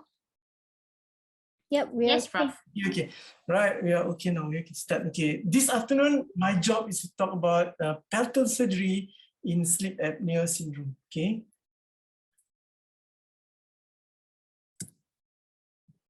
Right, obstructive sleep apnea. First of all, we need to do a definition. We need to look at the definition.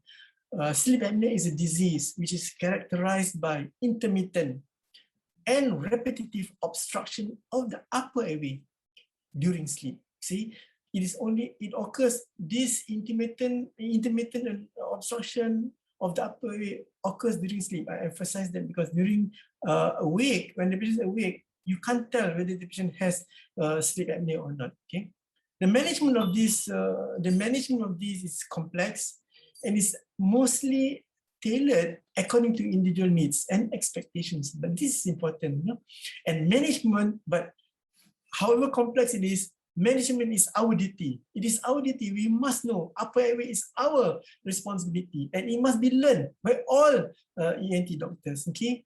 It must be learned by it's our responsibility, and we should take this, and don't leave it all to the respective physicians, please. Okay, in the overall management of patients with sleep apnea, I put CPAP, the machine, the use of CPAP as number one. It is the gold standard. Okay, it is on top, and then surgery I put right at the bottom. Surgery to the upper airway right at the bottom.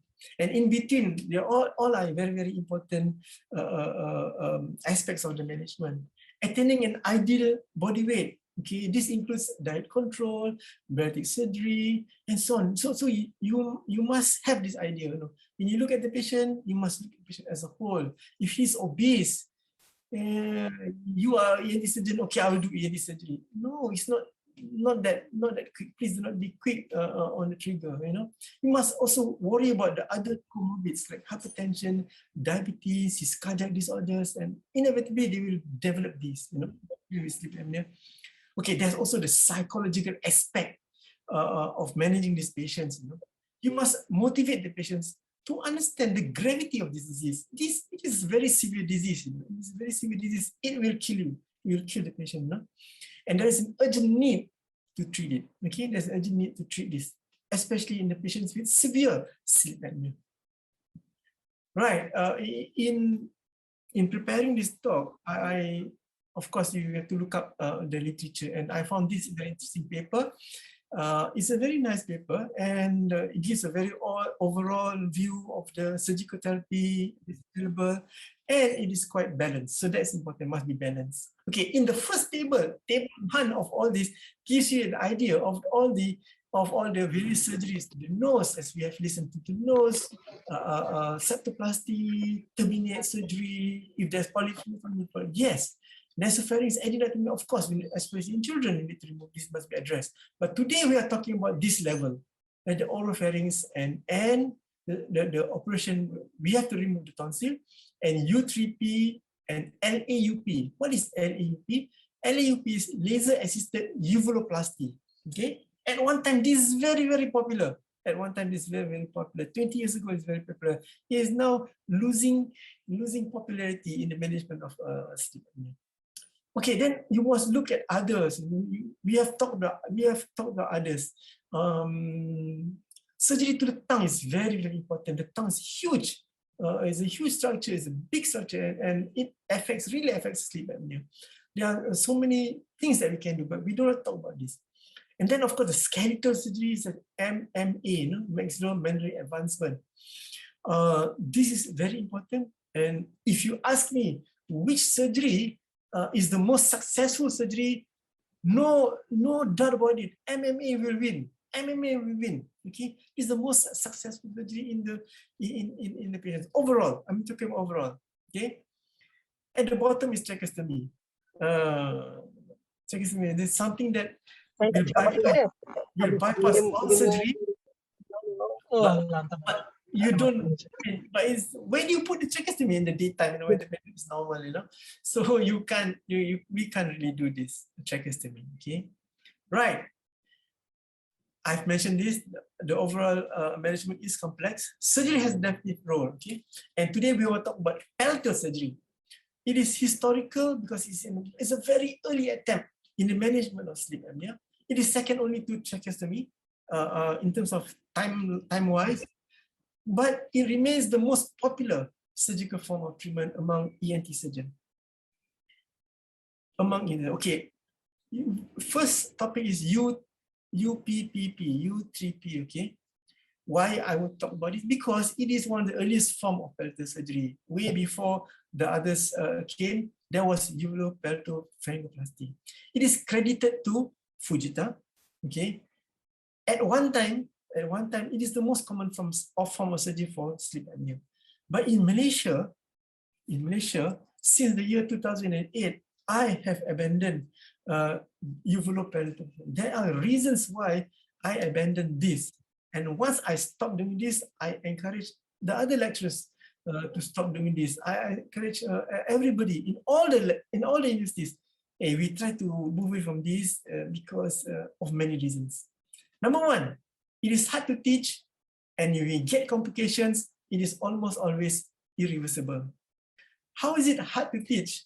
No, what really triggered this whole abandoning business was I had a phone call from a very senior surgeon in a private center. He called me, okay, Sunny, now I want to do a U3P, and how much to cut? Where to cut? What is the landmark?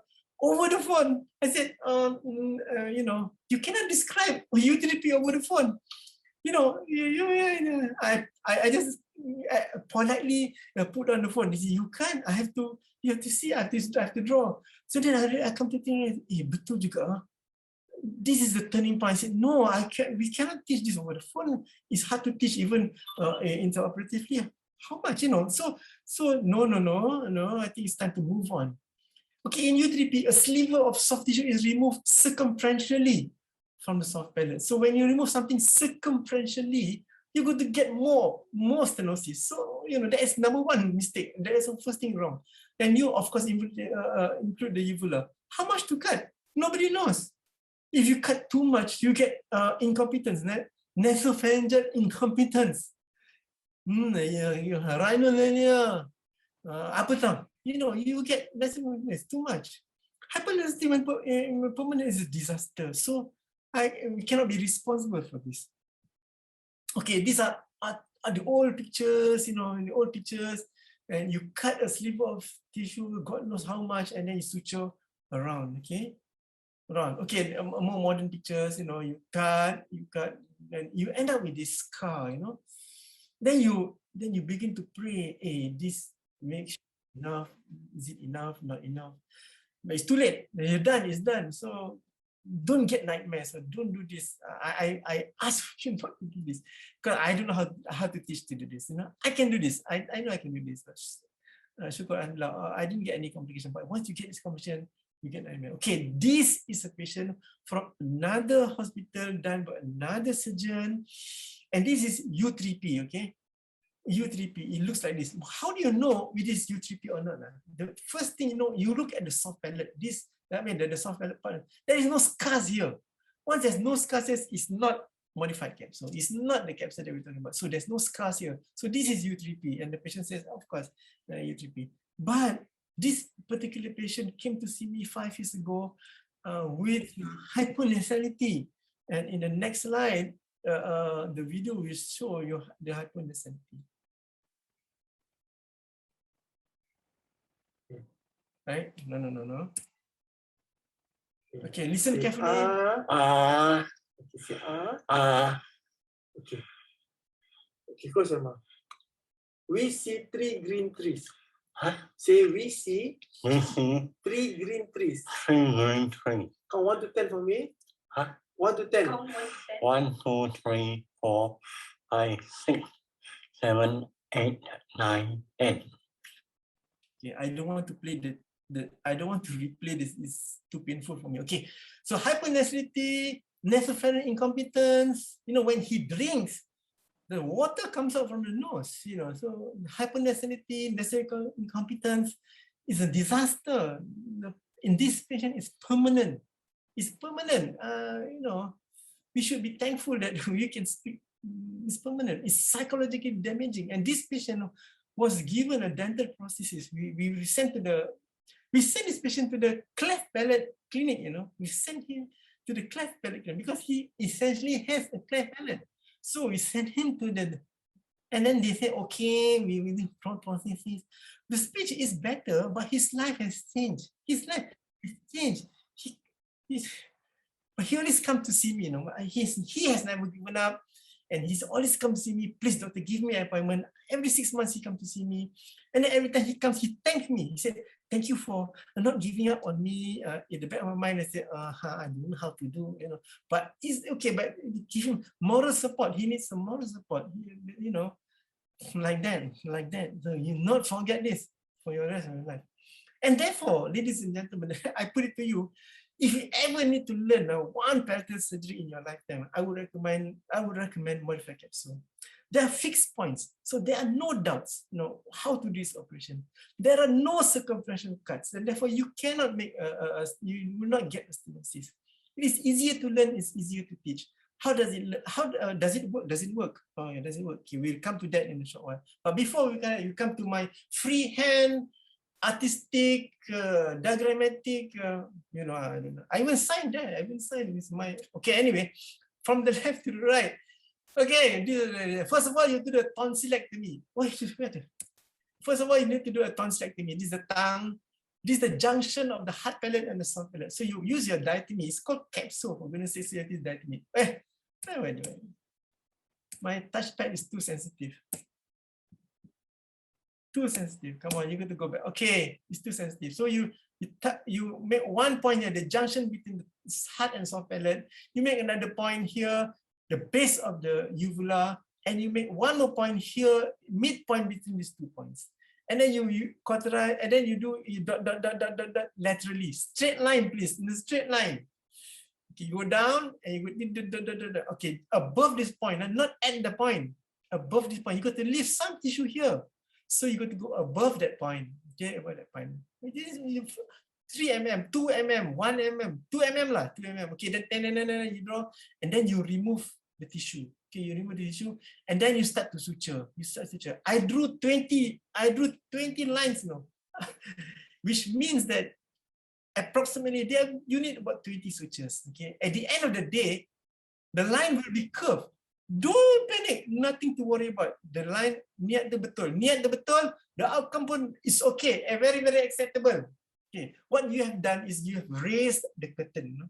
Okay, the next step is very important. Do not forget this. You put your artery forceps on the uvula, artery forceps, and you pull, you pull upwards. And then this will stretch the anterior and posterior pillar, You find the midpoint and you make an incision. You essentially are cutting this so that you want to cut, you want to make an incision in the midpoint. Okay, then you make another incision on the posterior pillar, but don't put it together, because you will get adhesion. You will get adhesion and you get stuck. And no, you don't get one. You get it away. Okay, so the next one, no. The next one, no. The next one is so important. No, this one shows you exactly what I meant. What I meant. So what? No, my touchpad is so sensitive. So 1 point there, 1 point there, midpoint, go laterally, and then you're in the right place. Okay, leave some tissue here, please. Leave some tissue here, please. Okay. Now this is a short video, very short video. To emphasize the points that I want to show you again so that you remember. You get to draw the point on by the diatomy and the base of the uvula and the midpoint between these 2 points, and then you go ahead and do. You go ahead and do this suck all the smoke, suck smoke, and you do this. Okay. Okay. We make the video faster because it's getting okay. So that's it. Okay, now you got this correct. The next picture shows that you have removed soft tissue. Okay, and the question is, what do you remove? You remove the mucosa, yes. Remove the fat under the mucosa, yes. The muscles are not important to remove the muscles. It's not. In fact, do not remove the muscles. Do not remove the muscles. But if you cut into the muscles, you are forgiven. You are forgiven, so it's okay. You can cut into the muscles, and then you suture. Okay, and then you suture. Okay, there are only 6 sutures here, 5 sutures here. It's just about demonstrate. You got to put 20 sutures there. By now, the uvula is using it like this, So the next step, of course, you catch this and stretch this. Find the midpoint and cut across. Okay, find the midpoint and stretch this. Find the midpoint and cut across anterior pillar, cut across the posterior pillar, cut across the posterior pillar, cut across the anterior pillar, and lastly, I would take this half of this away. Whatever the length, cut half of the uvula away. Nasib lah, cut half the uvula away. You don't want an overhanging uvula because it's going to vibrate and you get snoring. You will not be successful. The least you need a scar here. By cutting this, you have produced a scar. The scar will vibrate less. Okay, that is what the objective. So 1 week after the operation or 2 weeks after the operation, you see your sutures are here. You see a scar. You see the uvula is. This is the real benefit of this operation is 6 months down the line. So 1 week, 2 weeks is no issue. Even if this thing terjatuh, it falls out, that is fine. It's okay. It's not a disaster. You don't need to go in and stitch back again. Leave it there. The scars will form. Okay. Months later, you get these beautiful scars. You get a nice horizontal scar. You get some scars here. You get a nice view. A shadow of the uvula. That's fine. You have achieved your objective. Okay, now the $1 million question, does it work? Simply teach everybody, does it work or not? Okay, now for how long? If it works, for how long? Okay, we have done studies. Of course, we are responsible people, we do studies. Okay, UCAM has 2 studies, one short term, one long term. 2015, Farhani did the study at 12 months. We were excited, we were happy. Wow, we had a success rate of almost 70%. Okay, AHF was reduced by 50% or less than 20. Wow, like, okay. VAS score all goes down, the snoring is less, the sleepiness is less, we were happy. Then we started to get, doc, now I'm having sleepiness again. Okay, so then second study, we were excited. Okay, but unfortunately, this did not last very long. The second study 2 years later, Lou followed the same patients, the same group of patients we followed up. Okay, not the same patients. We followed from the previous study. Yes. Now, at least 2 years, if not more than 2 years after our modified capsule, success rate fell to less than 50%. Oh my God, to 46%. Okay. Then we say, oh, okay, we have to accept this. Okay. So we found, then we studied what factors affect the success rate. And sure enough, obesity is the only factor that is clearly and significantly affecting our success rate. In other words, the more obese you are, the more the higher the BMI, the higher the chance that this operation will fail for you. In other words, more obese patient, the poorer the results. Okay, right. But all is not lost. The bad news is success will fall with time, but all is not lost because there is good news. Okay, there's no long-term complications, no patients with hypernasality. Okay, very important. Okay, then the HI, the snoring, the LSAT, all improve. Okay, but we are talking about significant HI success. So it's improved, but not enough to bring down to less than 5, for example, less than 10, for example, less than 15, for example. We cannot get that. We cannot achieve that in the majority of patients. It caused no problem with such a CPAP. Okay, that is a myth before this. This myth. If you do this pelvic surgery, you create incompetence, so incompetent that you cannot use CPAP. It's not right. You can use CPAP, no problem at all. Okay. Warn the patient there will be pain. There will be pain for this. This operation is a painful operation. Okay, painful operation, and the pain starts from day 5. We know we've done so many. Day 5. Therefore, discharge the patient on day 3. The day 3 you discharge the patient. Day 5 you don't give the phone number. But in private, it's different in private. Okay, in private I give them my phone. Day 4 they will call me. Yes, sakit. Sakit lagi. Day 5 you ask them, hey, you nak masuk balik dah? We readmit you for pain. And some of us come in back to control the pain. Okay, but you must tell them the pain will resolve. It doesn't last forever. On day 10, and then you must do the Jedi mind trick. On day 10, it will disappear. You understand or not? You must do the Jedi mind trick, and magically, on day 10, on day 11, the pain goes away. Okay, you do this trick, it will work. It's mind over matter, mind over pain. Do this, you believe me. Okay. Right. Okay. Now, modified case. When is best to do it? Okay. When is best? The non-obese, the young snorers. Okay. Large tonsils. No doubts about this. Sure success. Age less than 30, you got good chance. Okay. You do not promise the world. You do not promise. Yes, you improve your snoring. At least tolerable snoring, and carefully select your patients. If you read all this, if you listen to all the speakers, you read all the papers. They always say in carefully selected patients, your success is like that. Yeah, you carefully select, you get good results. What if you don't select? You just okay. Why everybody we do this operation for? Don't care your BMI how much. You don't care your tonsil size. Okay, your tongue sampai ke langit pun it's okay. We do this. Tongue sampai ke langit. tang sampai ke langit-langit pun okay, we will do this version. You cannot do this. There's no such thing. In carefully selected patients, especially in private. Especially in private, you know, especially you become Master Yoda, you must select your patients. Okay, right. Okay, this operation is not without problems. I want to share you one of the complications that not another surgeon from another center, you know, did this operation and came with this problem. What has happened is this part, the right side of the patient, got adhesions. This is the uvula, by the way, this is the uvula. The left side is okay, but the right side, there are problems with this. So this side is closed. This side is closed. And the patient came back, no, doctor, I can, there's no incompetence, obviously no, I can breathe.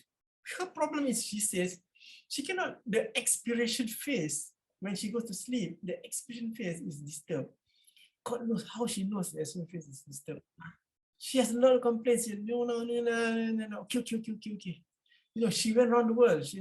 She went to many centers, but end up every center point they go to see Prof. Shani. Every center point to Prof. Shani. So she had no choice. She had to come. She had to come. I say, okay. You know, we try our crazy best. So the idea is, ladies and gentlemen, the idea is to release the stenosis here. You know, and don't do anything to this side. And intraoperatively, this is what happens. So when you release this side, you gain a lot of tissue, a lot of space. You release this side, a lot of space. But now the problem is, of course, you created two raw surfaces, one raw surface and another raw surface here. Now, what you need to do, ideally, you need to put a patch of tissue here. No, but you know, short of that, you need to do a lot of sutures. You need to suture this. You need to suture, put a lot of sutures here so that it will heal.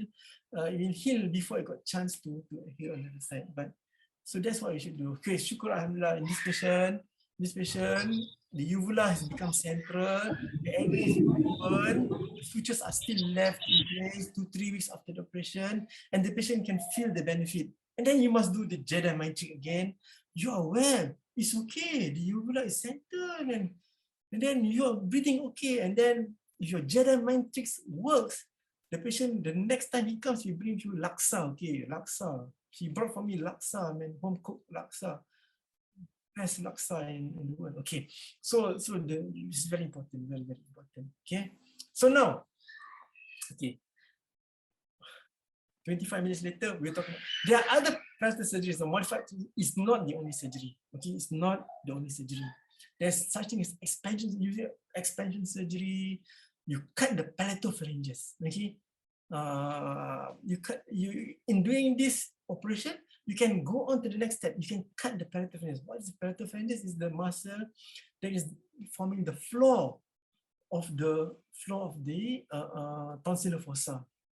And I had a chance to speak to the surgeon who did that operation, and the surgeon says he thinks that the reason why the patient has this is because he has cut the palatopharynges, and somehow the cutting of the palatopharynges got stuck to the part of this, and he has never had this before. It's very rare, and I warn you again, please do not cut the posterior pharyngeal wall. Right?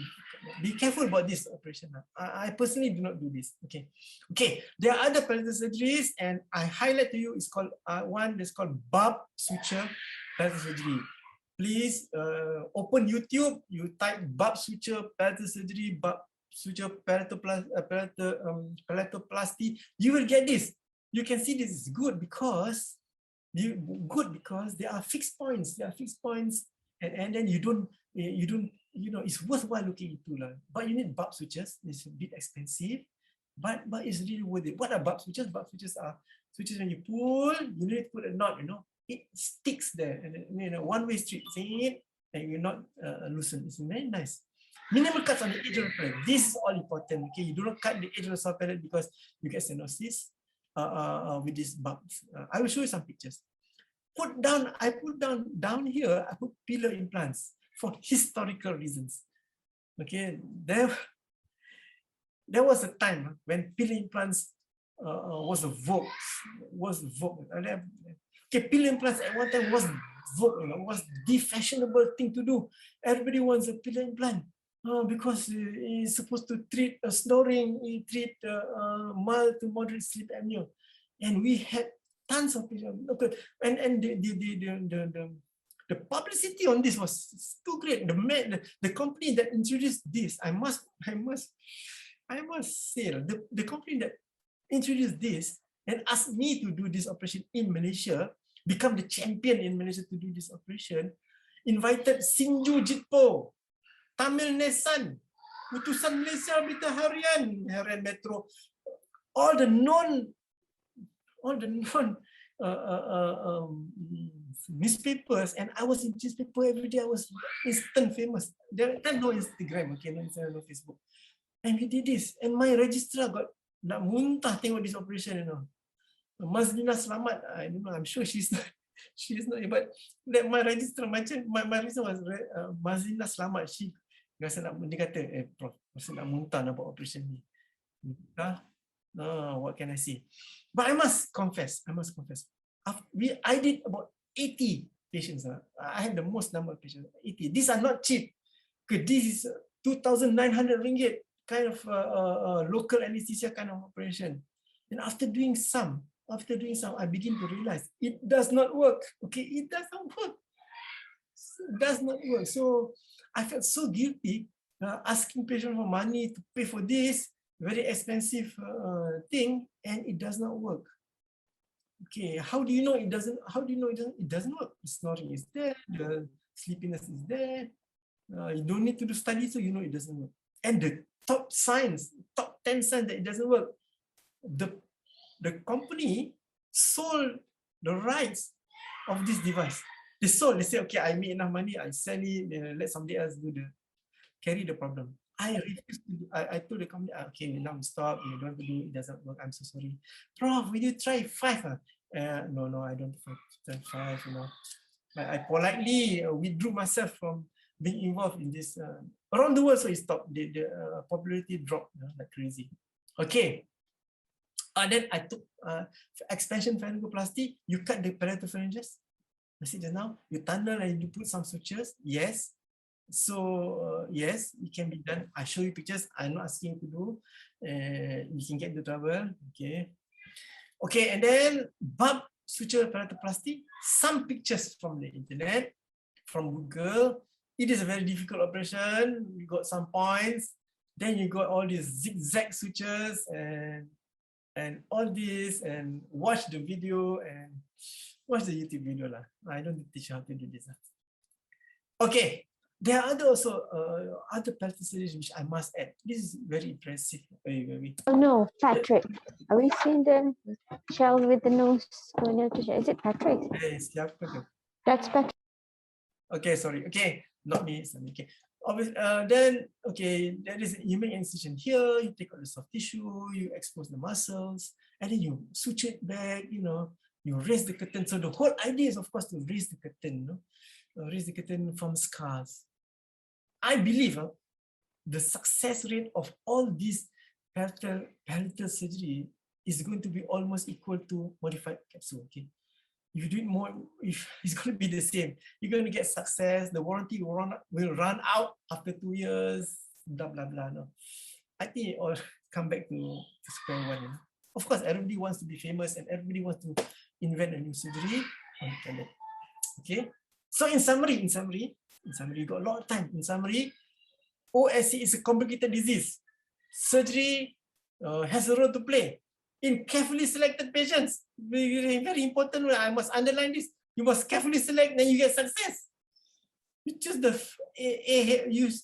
choose the patient with the BMI of 40 or something, then you want to expect success. You mimpi di siang hari, okay. And the patient so mimpi di siang hari, okay. Not possible. So please, I say that again. So because okay, it's a good option, okay. Okay. I tell you, I must confess, okay, the confession. During those times when we did the study, right, we did a lot of capsule. You just ask the the people in HUCAM today, how many cases are captured in 1 year? And then they were telling, I think, Mawa, I think 3 or 4, Mawa. 1 or 2, I don't know. Very few, okay, very few. In private practice, 1 or 2 a year, once a year. To be honest, carefully selected patient punya pasal, once a year. Tell them it's okay, you know, once a year. Okay, like that lah. But still, if you have to learn something, do this. Okay? Okay. Right, what's next? Okay, go back. Okay, I will spend the next 10 minutes, 15 minutes. Tak cukup. I will spend the next 10 minutes. I told the organizers, I'm not happy because why nobody talk about CPAP? Okay, I want to talk about CPAP. Somebody must talk about CPAP. You talk about the nose, you talk about the tongue, you talk about palate. But why nobody talk about CPAP? CPAP is the gold standard. I put this number 1. You must talk something. We must talk something about CPAP. Okay, but if you go to talks, and the guy who's talking about CPAP is the respiratory physician. You don't understand the language. Okay, what are you talking about? What are you talking about? You know, this is a respiratory physician. You must have the ENT system talk about CPAP. Then you understand. We talk the same language. Then you understand. Okay. So I want to talk about CPAP. It is the gold standard. It overcomes all level of obstruction. Okay, you don't do dice, you do dice. Sorry. Shima. You do dice, you don't do dice. Just fine. It overcomes all level of obstruction. Don't care where the level. We don't care. You do. You give CPAP. And you overcome all levels of obstruction. Don't care. Bring down AHI from 80, 90, don't care, to less than 5.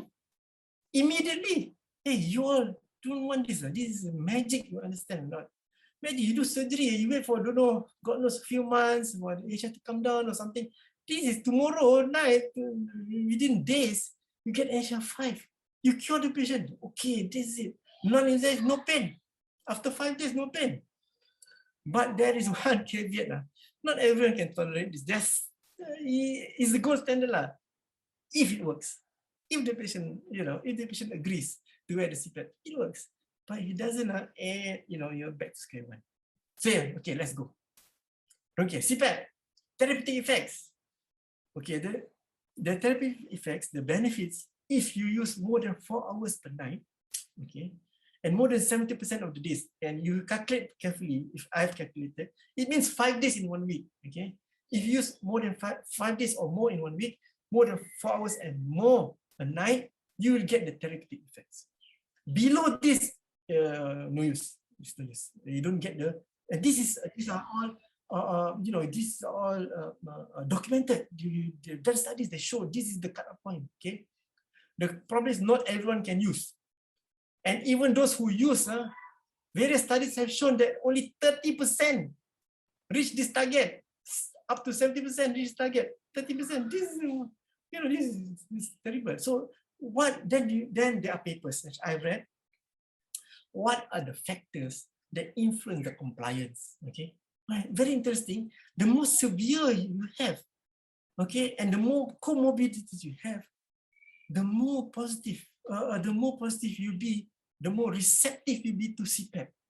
Wow, this is interesting. So it's important. The more severe you are, the more the more that you accept CPAP. Those people mild, moderate, and the rest doesn't matter which age you come from, what sex you are, what level of education, even you pandai PhD or whatever.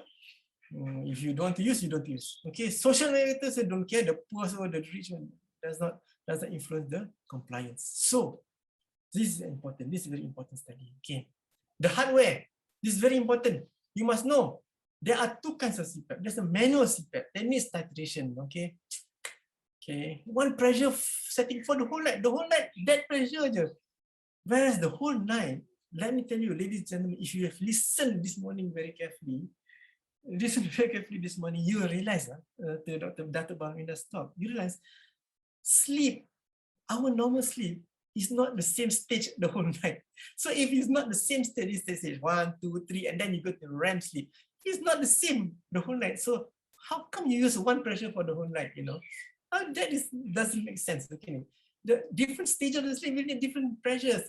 More and more block. get completely blocked, you get different pressure. You get lightly blocked, you don't want the pressure. That's why you need auto CPAP. Okay. The problem is very cheap. The manual CPAP is very cheap. If you really don't have money, then you need to buy the manual CPAP. But otherwise, please invest in auto CPAP. Invest in auto CPAP. Because in auto CPAP, you set a range, okay, a range of pressure, okay, a range of pressure, and the pressure, it changes with demand. Okay, when you expire, when you blow out air on the expiration phase of respiration, you do want 15 mm of pressure. You want minimum as possible. You know, so you want minimum to fight against, but when you breathe in, you want a maximum amount of pressure. So then there's humidifier. It's a must. You must have humidifier. Okay, you don't have humidifier, don't buy this auto CPAP machine. Okay, you don't buy this CPAP machine. You must have humidifier, because you even with humidifier, you find the thing is dry. You know, your upper airway is dry. Next morning you start to complain. Okay, the auto CPAP, the machines are so advanced now. Okay, hey, where are we? The machines are so advanced now. We need to go back. Excuse me, need to go back. Nah, yeah. Messed up. No. The auto CPAP, I talked to you this. Okay, the auto CPAP is so advanced now. It's so advanced now that you set the first 10 minutes. You can set 10 minutes, 15 minutes before you go to sleep to minimum pressure. It's called the comfort zone. So you don't fight the machine don't fight with you, and you breathe normally, and then patient sleep and they go to sleep. Okay, within 5 minutes, 10 minutes, 15. By 15 minutes, you should go. So after 15 minutes, the CPAP really starts to work. Okay, adjust the pressure according to the resistance. So that is the thing, see. So auto CPAP is so advanced now that the auto CPAP sends a WhatsApp, or SMS to the doctors the next day. This patient not using the CPAP, not enough 4 hours. They can send. They use your home Wi-Fi or whatever, but they will send this, and then you can monitor. You can really monitor siapa pakai, siapa ponting the CPAP. Okay, so really it is available, no problem about it. But CPAP ni kan, no matter how advanced the CPAP, okay, the real deal clincher is the mask. The mask is the one that makes or breaks the deal. Okay, there is the standard nasal mask, and then there's the full face mask. This is used for the chronic mouth breathers. Okay, and then there's the nasal pillow. Okay, and then every time there's a new something new, some innovation, the nasal pillow gets better and better. Okay, the heart rate is intense. So is the competition to sell the CPAP, because your surgery doesn't know. Okay, use CPAP.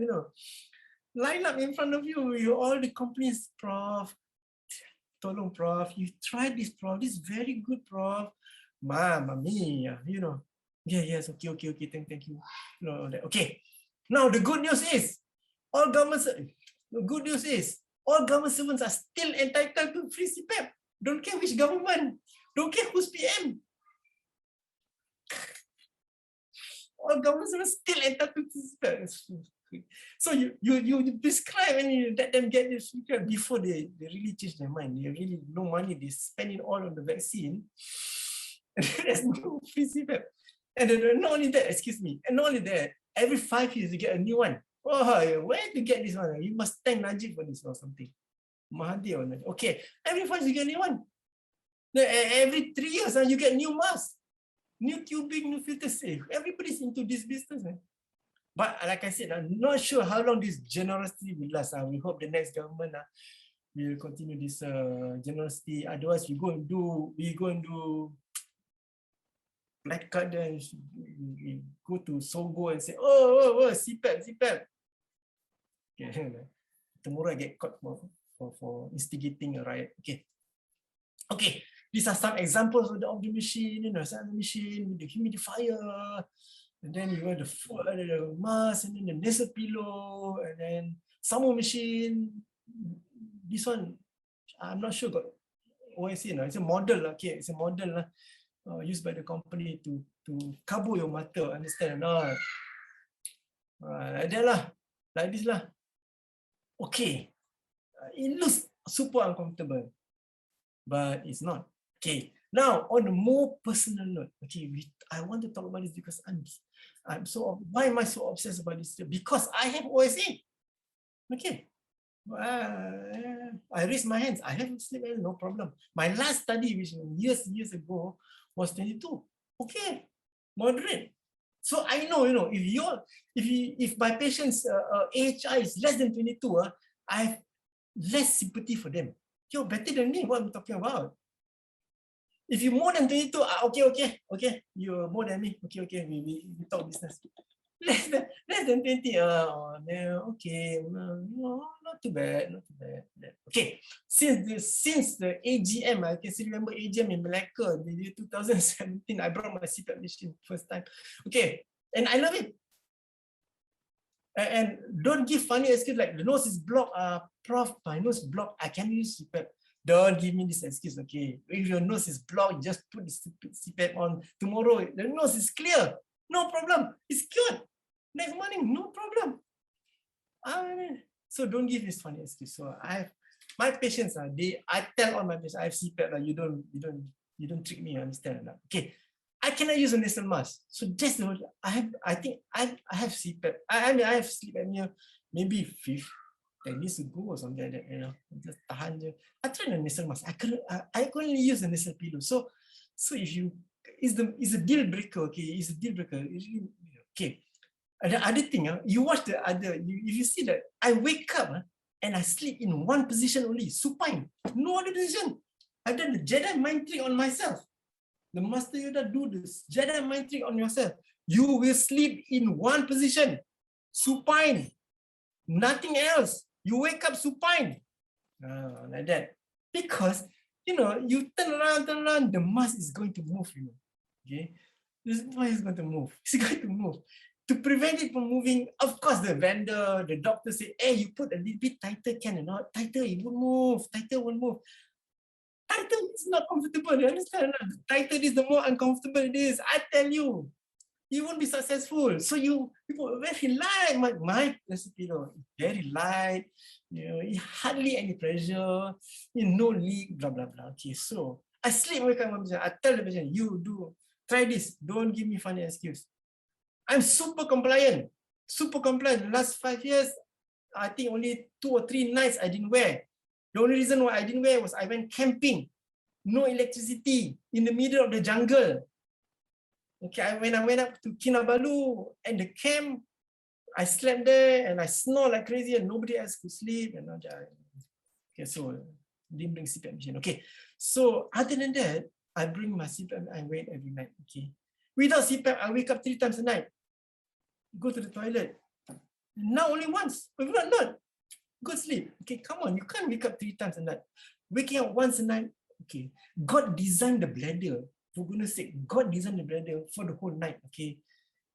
You wake up and you say, No. You wake up because your sleep is very light. And you sense the bladder is full and then you go. Okay. So you do not get the REM sleep, the tidur mati, the REM sleep. You don't get the deep sleep. Your sleep is disturbed. So please, you use the CPAP. This is the benefit of this. Uninterrupted sleep, good night sleep. Next one. Okay. Now I finish. Okay. Sleep apnea syndrome is very serious. Okay, and it's very prevalent because 30% of the adult population have sleep apnea. So today there are 163 participants.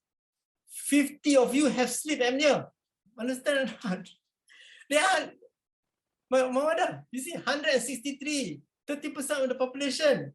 And it gets worse with age. So at least 50 of you have sleep apnea. Undoubtedly, Prof. I don't care. Less than me, more than me, more than 5. I'm sure more than 5. Just that we didn't do it. Okay, numbers will increase with age. So business will be good, okay? I think OSA is the ultimate killing machine. It's the ultimate killing machine. We are doomed. No matter how many conferences you go, no matter how many attempts how many people you listen to, we are doomed. because this is the artificial condition. Okay, you wear the CPAP, one day you give up, the CPAP. You do surgery, it doesn't work. Last they kill you. Okay. Right. Next one. You may have surgery, but warranty ends after 2 years. You can offer CPAP, but 1,001 reason not to use it. Compliance 30 to 70% only. You don't do Jedi mind trick. You're sunk. Okay, you're sunk. Okay.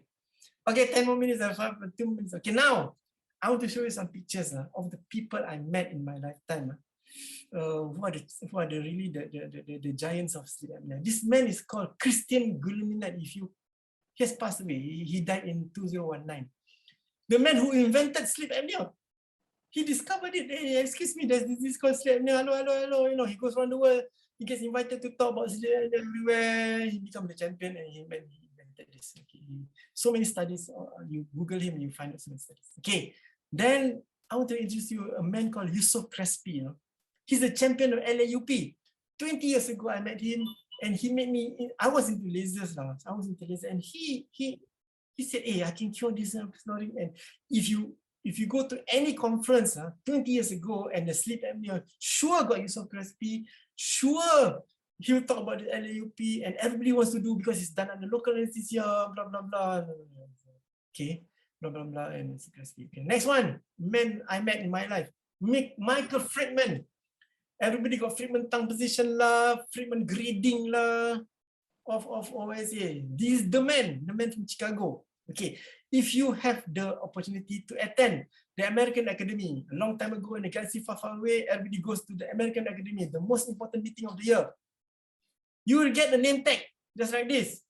You get name tag, your name, where you come from. And then below this are your medals, you know.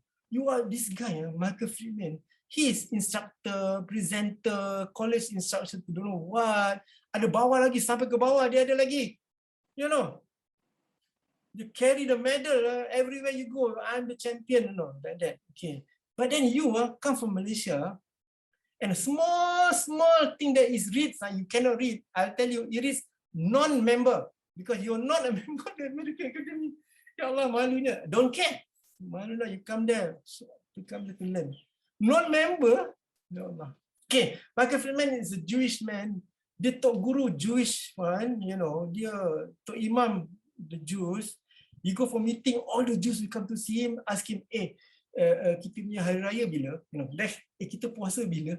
He is the reference, you know, of all the Jews knowledge in the world. Okay, anyway, he's a reference to Imam. A long time ago lah, guys, when it was free to travel, all the companies were giving you a lot of money. Hey, no problem, Prof, I sponsor Prof, you know what you want. Now, nobody wants to sponsor you for anything.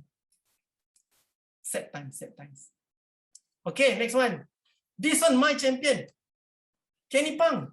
He knows everything about sleep apnea. Just ask him. Ketuk je dia mesti cakap. He will tell you everything on sleep apnea.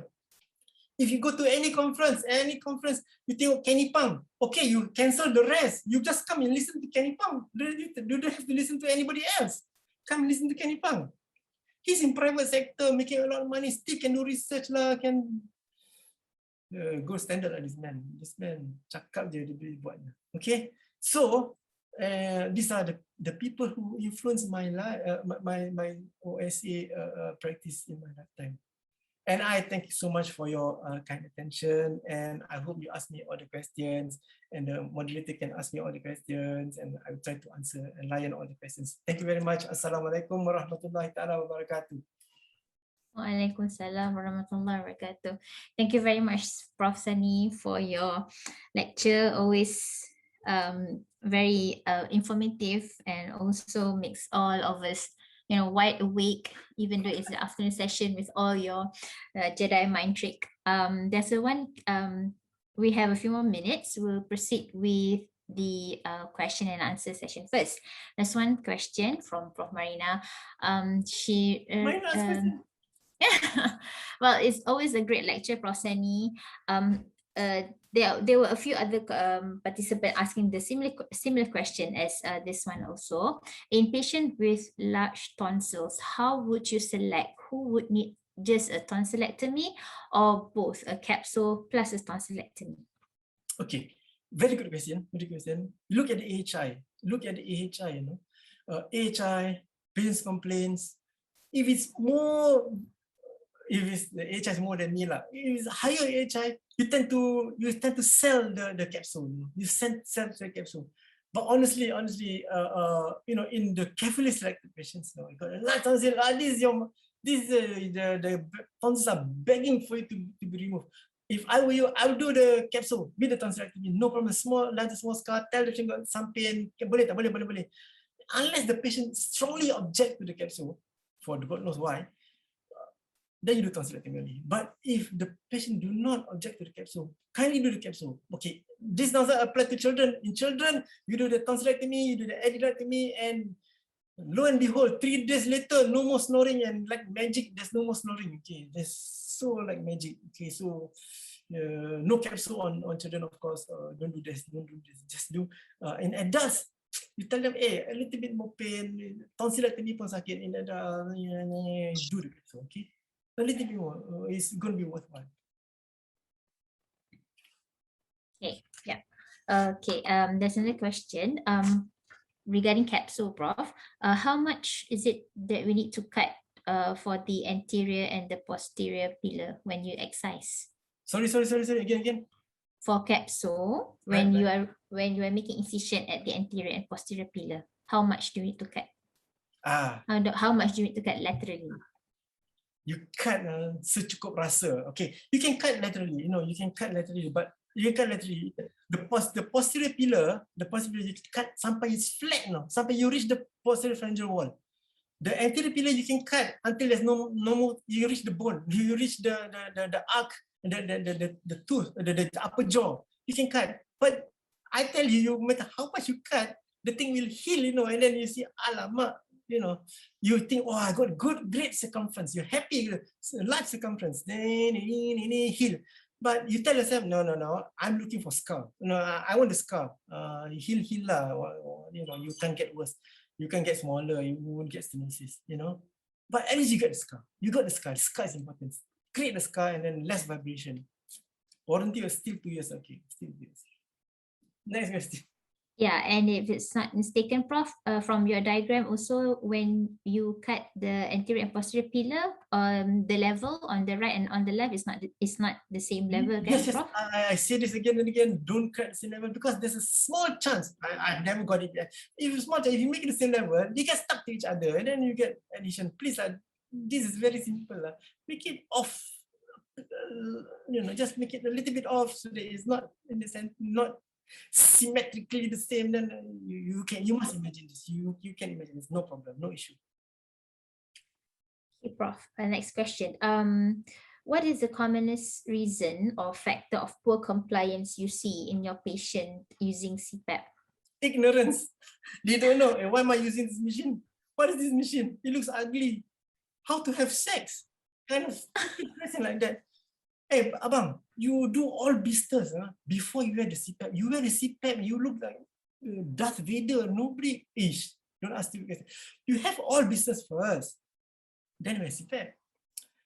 And then in the morning also, you take off the CPAP and do whatever business you want.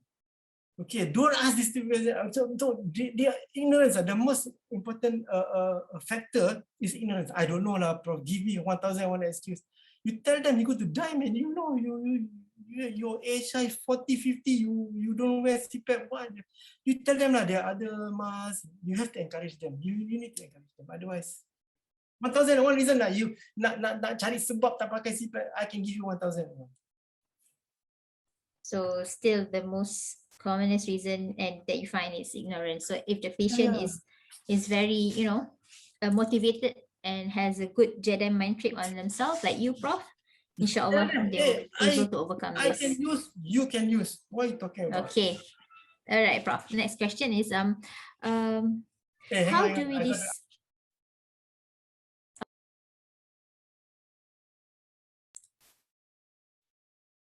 Oh, Prof. Marina made a comment there. She had a question, the same question by a patient yesterday. Okay. All right. Farah, may I bagi I punya experience? Oh yes, Dr. Yes, Miss Shima. I have lots of patients on CPAP who cannot tolerate as well, and you know, if you look inside the nose, okay, they might actually have a very bad receptor division. Okay, so once there is a lot of obstruction, resistance, high resistance inside the nose, obviously the pressure kan dia auto pap kan, the pressure will rise because they have to overcome that obstruction inside the nose. So it's very uncomfortable.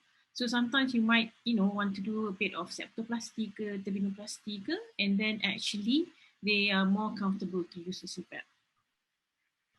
Yep. Yes, agreed, Ms. Shima. That brings us to the second question, the next question. I think this is also relatable because sometimes patients, you know, they do not want to wear the CPAP because of the type of mask was being given to them. So the question is, how do we decide on which mask to use? Either a full mask or a just a nasal mask? Okay, the standard issue is a nasal mask, you know. And before one buys, the good news is before one buys a machine, before one buys the CPAP machine, the company gives you a trial. You must give you a trial. You absolutely cannot wear. Okay, give you the next mask. This mask, you try this mask, cannot. What's the issue? What's the problem? Then you have to have. It's not you prescribe you. That's it. No, it's going to be interactive. Every month you can see for first month you must see again what's happening to your CPAP, blah blah blah. And then most important, the auto CPAP has a microchip at the back, SD card. Take out the SD card and then you give to the vendor. The vendor will give you a report. You know, this guy betul-betul pakai, tak pakai. Dia tak boleh tipu lah. Dia tak boleh tipu. Everything is captured by the card. Okay. Okay, Prof. There's anything to add? Can I ask a question to Prof. Yes, Sandi? Prof. Marina. Yeah, about mask, Prof. During the CPAP trial, sometimes patient can't tolerate the nasal. Then we have to change to full mask. And then we want to try pillow mask. Each trial, different kind of mask, patient have to pay themselves, right? No. It depends on the vendor. I don't think so. I don't think so. Because you have not bought the machine, no. The guy is trying to sell the machine. I don't know. You have the experience? But I was under the impression that the trial is free. The trial is free, definitely. Once you buy the machine, then you say, now tak boleh pakai, it's a bit too late. Because I have the impression that they want to maintain the hygiene. Because you have a face mask, things like that. Probably if the patient don't mind to share other people's mask, after they have cleaned it, probably that is okay. Those patients who are concerned about hygiene, maybe they have to buy their own mask. I hope they get discount, But I know one thing, the vendor really wants you to sell the nasal mask. This pillow is much better. You can just change to the vendor. Just to share a little experience, Prof, a very small experience managing patients with OSA. I totally second Prof. Sani's statement about you have to make patient aware about the condition, how does the OSA affect the life. So once we get the sleep study report, I go through with the patient one by one. The AHI, the lowest oxygen saturation, the average, and go through the graph, what happened when the patient snored and how much desaturation the patient had. And with the current pandemic, COVID pandemic, I tell the patient that if COVID patient, less than 95%, they already have to be on oxygen. So you are, in your sleep, your oxygen go down till 70-75%, which in this condition, if you arrive at the emergency, you will be intubated and ventilated. Just to make them aware the depth of the problem with OSA. I found that giving examples, the very famous comedian Aboche who died, the abang, the very obese. Abang. he died. I asked, hey, you know who died, Then you tell them some famous people died, they are more motivated. I'm convinced they died still, of course.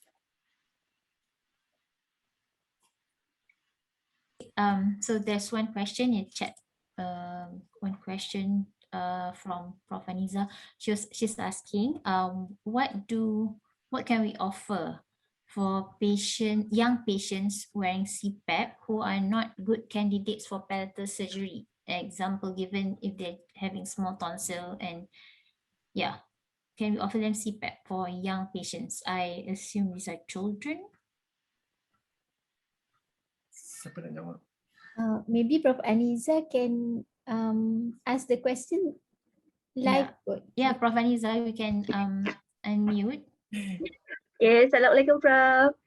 No, no. I just think remember that for young patients, how long are they going to wear CPAP? Because I have a 20-year-old patient who is non-obese, but his AHI is about 35. I put him on CPAP. He's already on CPAP.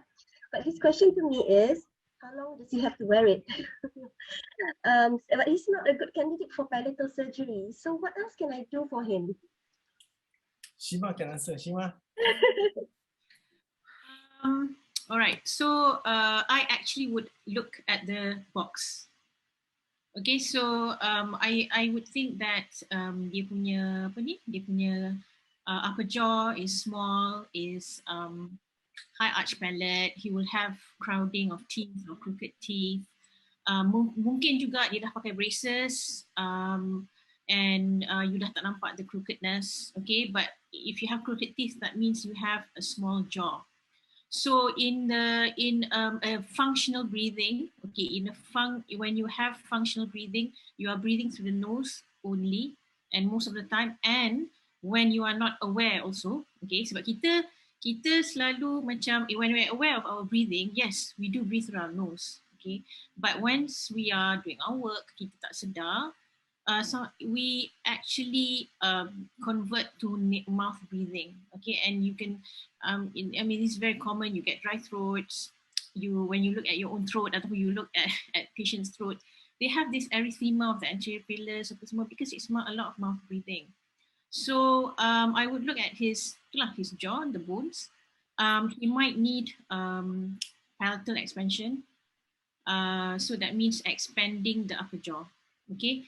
And and also all these bone punya surgeries ataupun procedures, they must be also accompanied by myofunctional therapy, because you want the tongue to move back into the hard palate. That is where the original ataupun the correct posture of the tongue is. If it's not at the heart, if it's not inside the hard palate, okay, it's not up, that means it's down. It's down because it lets air in, okay? And where will the bulk of the tongue go if not posteriorly? So if you have the bulk of the tongue in the airway, posteriorly in the hypopharynx, okay, that is one of the main obstructions that you can see, especially on sleep endoscopy or on your examination. I would look at the patient's bony dia punya room, dia punya box, okay. Okay, thank you.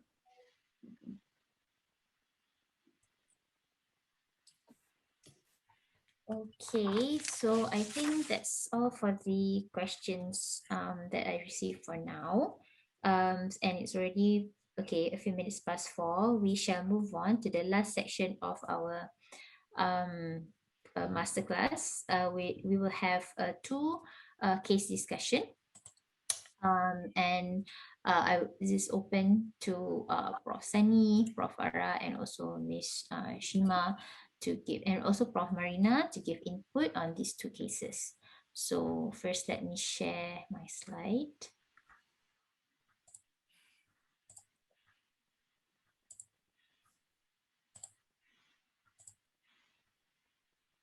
Okay. All right, so we'll start off with the first case. Mr. AZ is a 35-year-old male who works as a software engineer and is a smoker. He has been snoring for many years, but the past 2 years, his wife witnessed that he has apnea. He does not feel fresh upon waking up in the morning, and he needs to have quick nap at work. In a week, he has about 1 or 2 episodes of nocturia, but he denies any recent excessive weight gain. He has significant daytime somnolence. His Epworth Sleepiness Scale is 22/24, and it has affected much of his work. Because he needs to have short naps. He often falls asleep in front of his desktop and his meetings. He had near missed MVA while he was driving. Apart from this, he has daily sneezing and rhinorrhea with nasal and eye itchiness for quite some time, persistent nose block more on the left side, and his symptoms, he described it is worse in the morning, resolved by midday, and has aggravated by cold environment and dust. He only takes over-the-counter antihistamine, and he was never on proper consultation. On further history, he has no symptoms to suggest of reflux, and he has no other significant past medical illness. So he is his weight is 75 kilogram, height of 165, giving him a BMI of 25.7 kilo, which is overweight. His neck circumference is not too bad, it's 16 inches, and his vital signs are normal. So this picture is showing that he has good mouth opening. There's no malocclusion, is type 1, and if I can just focus there, his treatment tongue, we can still see the base of the uvula. His cold spatula test showed there's reduced misting on the left, and there's anterior endoscopy shows a bilateral inferior turbinate hypertrophy and pale turbinates. So this is a view, still picture from a flexible nasal endoscopy. He has a grade 3 tonsil, and this is a deviated nasal septum and a pale inferior turbinate, and at the back there we can see some touching point between the deviated nasal septum and the turbinates. There's no polyp and no remnant of adenoids as well. Okay, so for the discussion of this patient, what would you, for this case, would you do a sleep study for him? And if yes, when? Since he has two, multi-level obstruction. Can we have Prof. Farah? Thank you so much, Farah, for the scenarios. Basically, it depends on which the patient will come to the clinic. Maybe if let's say in my clinic first or OSA clinic first. Okay, definitely for this ESS, the Epworth Sleepiness Score of 22 means that it's not contributed by nose only. It's a multi-level contribution, meaning that is the ESS is severe, and there is a nasal obstruction, and also there is also tonsillar hypertrophy. So, and for me, if let's say there is a highly suggestive of OSA and the symptoms is really, I mean, the symptom, there is a history of nearly MVA, yes, I would like to do the sleep study. I will arrange the sleep study for him, because I would like to see if, let's say, I start the nasal medication. I would like to see how is the improvement of the AHI, and also the how's the Epworth Sleepiness Scale after that, after we follow up him after 2 to 3 months. So since he has the rhinitis symptoms, at the same time also I will start on him on the intranasal steroid therapy for the rhinitis. So that is my my opinion. I think if let's say what about Mishima and also Prof. Sani's practice? Yes, so Prof, you will start the medical therapy for the nose as well as a sleep study.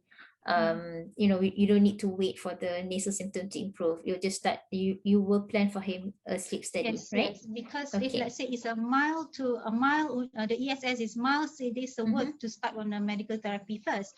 But this one is severe with a significant history of OSA, so it's a multiple contribution. Okay, all right. And yes, Prof. Sani? No, I agree with Dina. Do it. All right. From word go. Agree from the word go. Okay. Ms. Shima, what do you think about this patient? Apart from a sleep study, would this patient be suitable for DICE? Actually, I probably won't do a DICE for this patient. I wouldn't be thinking about DICE. Probably after the sleep study, if it's, I would expect him to be, I don't know, dia not so obese kan. Dia punya BMI about 25 tadi kan. So probably moderate to severe, low severe. However, if it catches my surprise, okay, if I'm surprised that the HI is like 50 ke 60 ke, then yes, I probably would think a DICE would help me to see the collapse elsewhere. But at the moment, I'm just seeing that it's probably in the dekat pharynx and probably the nose. Farah, I want to say something about this. No, you ask, what kind of sleep study are you talking about for this patient? That's the real question. Can see for this patient, do we do a level 3, level 1? So so that is a more important question. Okay, yes. So unfortunately for this patient, we did a level 3 sleep study. Okay. Yeah. So Prof, coming to that, for this patient, what would be the best type of sleep study for him? Is it should we arrange for a full sleep study in a lab, or a level 3 at home would suffice? I will start with level 3. The reason being, this is more easily, it's cheaper. I mean, come on, you got to talk about cost. Who is going to pay for your sleep study? If you got to consider. Level 3 is good. Nowadays, the machines are quite good and quite reliable. Level 3, please show us. Okay. So I would say level 3 as well, because kalau ikut protokol kat yang published tu pun, he's attending an ENT clinic who will, which will check all his upper airway, scope all his upper airways findings, and then level 3 is enough. Yeah. So we did level 3 sleep study for this patient. Sorry, Prof. Farah, Prof. Sani, Ms. Shima, I think for the benefit of the postgraduate students, before we decide whether level 3 PSD is enough or not, we need to take a good history in terms of the sleep. If we are really confident that the patient has obstructive sleep apnea and no other components, other sleep problems, the patient is able to sleep, have a good sleep hygiene, you are confident, and there are no other comorbidities, yes, you can proceed with the level 3 sleep study. So once you have suspicion that the patient has a central component, even though the patient is not that obese, right? We do not know whether the patient has any other conditions. So you need to take a good history, make sure that there is no other contraindications for doing a level 3 study. That's my input. Correct. I thought that the history given was actually quite menyeluruh. Okay, but yes, you do have to ask about like things like insomnia and probably like depression or anything like that. Someone yang those kind of common sleep disorders in that kind of age group. That's right. Yes. Thank you for your input, Prof. Mawar. Indeed, before we decide, we have to rule out any other central components. So for this scenario, it looks like this patient does not have much of this, more of a obstructive symptom, whereby he has both nasal and also oropharyngeal symptoms. So this was the sleep study done, and the AHI shows a moderate AHI with a lower saturation of 71%. Okay, so what would be the next management for this patient is, we can discuss what are the types of not necessary to treat the patient as a whole. So since this patient has multi-level obstruction, so what Can we go back to the sleep study? Oh, sleep study. We did not discuss this sleep study, which we must discuss. Yeah. Oh, yes, sorry. Yeah. Okay. You forgot, we must discuss this. Shima, Yeah. tolong. What are the things that you look at the level 3, probably to help the So- master students? Yeah. Oh, okay. Yeah. Yeah. So Sorry. What are the things that we, because I think some of this image was shown during one of the final exam, and we were, we have to point out what do we want to look for. Mishima, would you do the honor? all right. So looking at it quickly, okay, the recording is about 8 hours. So that's plenty of time looking at the looking at the study. And then you look at the events, the event score. So you can see that it's supine, non-supine, upright. So you tengok the differences in the supine, non-supine AHI. I mean, that's what I would do lah. You, of course, the HI in supine is the one that you would take, but just to see, if for example, kalau non-supine is also 0, then it might be positional sleep apnea. Okay, but ini apnea link, ini air view, I'm not sure, but some it's a bit difficult if because some level 3 do have positional ataupun they can tag position. This one obviously ialah dia ada supine non-supine, of course lah dia ada position. So dekat non-supine ada juga HI which is 15. So maknanya it's not really it's not positional. And then I also look at the breathing. So apnea index, tengok kalau ada central, okay, the apneas. So you look at the events, sebab kan kita kan apnea and hypopnea kan. So it's the total of all the apneas and hypopneas per hour.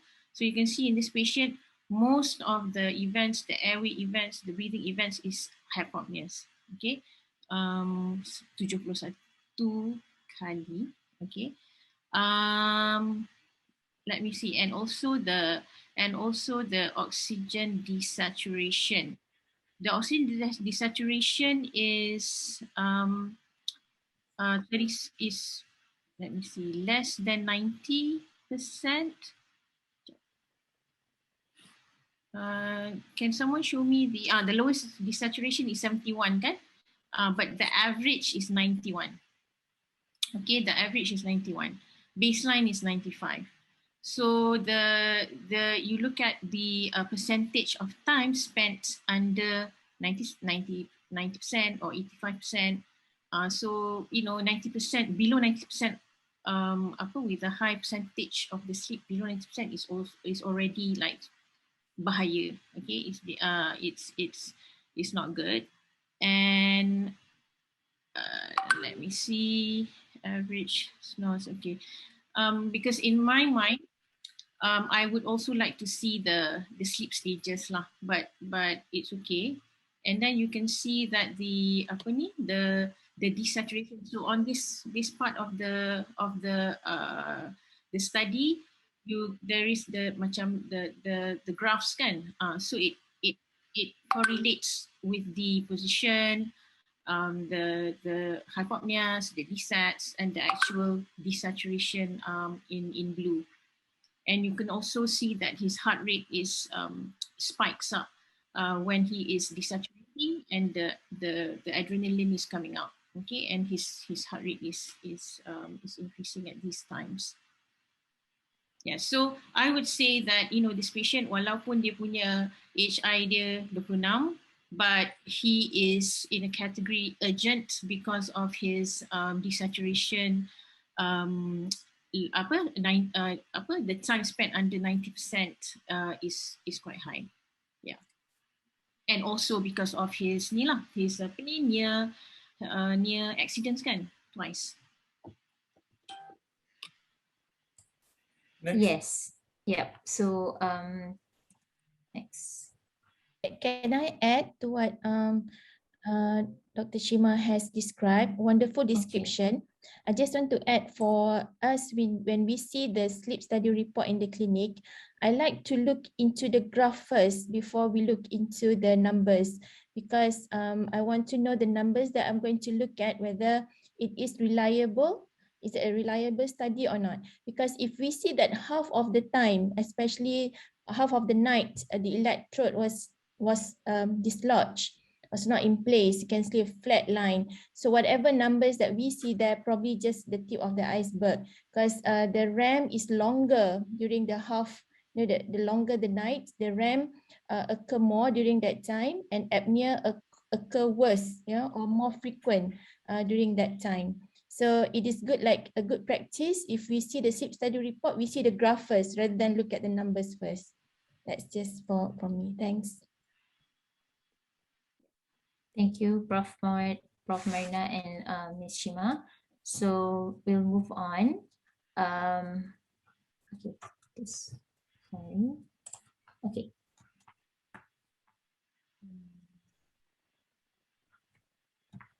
Next slide. Okay, it doesn't want to move. Hold on. Okay, so having discussed the history and the sleep study which we decided to do, what would be the next step of management in this patient? Should we address the nose? Should we address the oropharynx first? Maybe Prof. Farah Diana? Thank you so much for the question.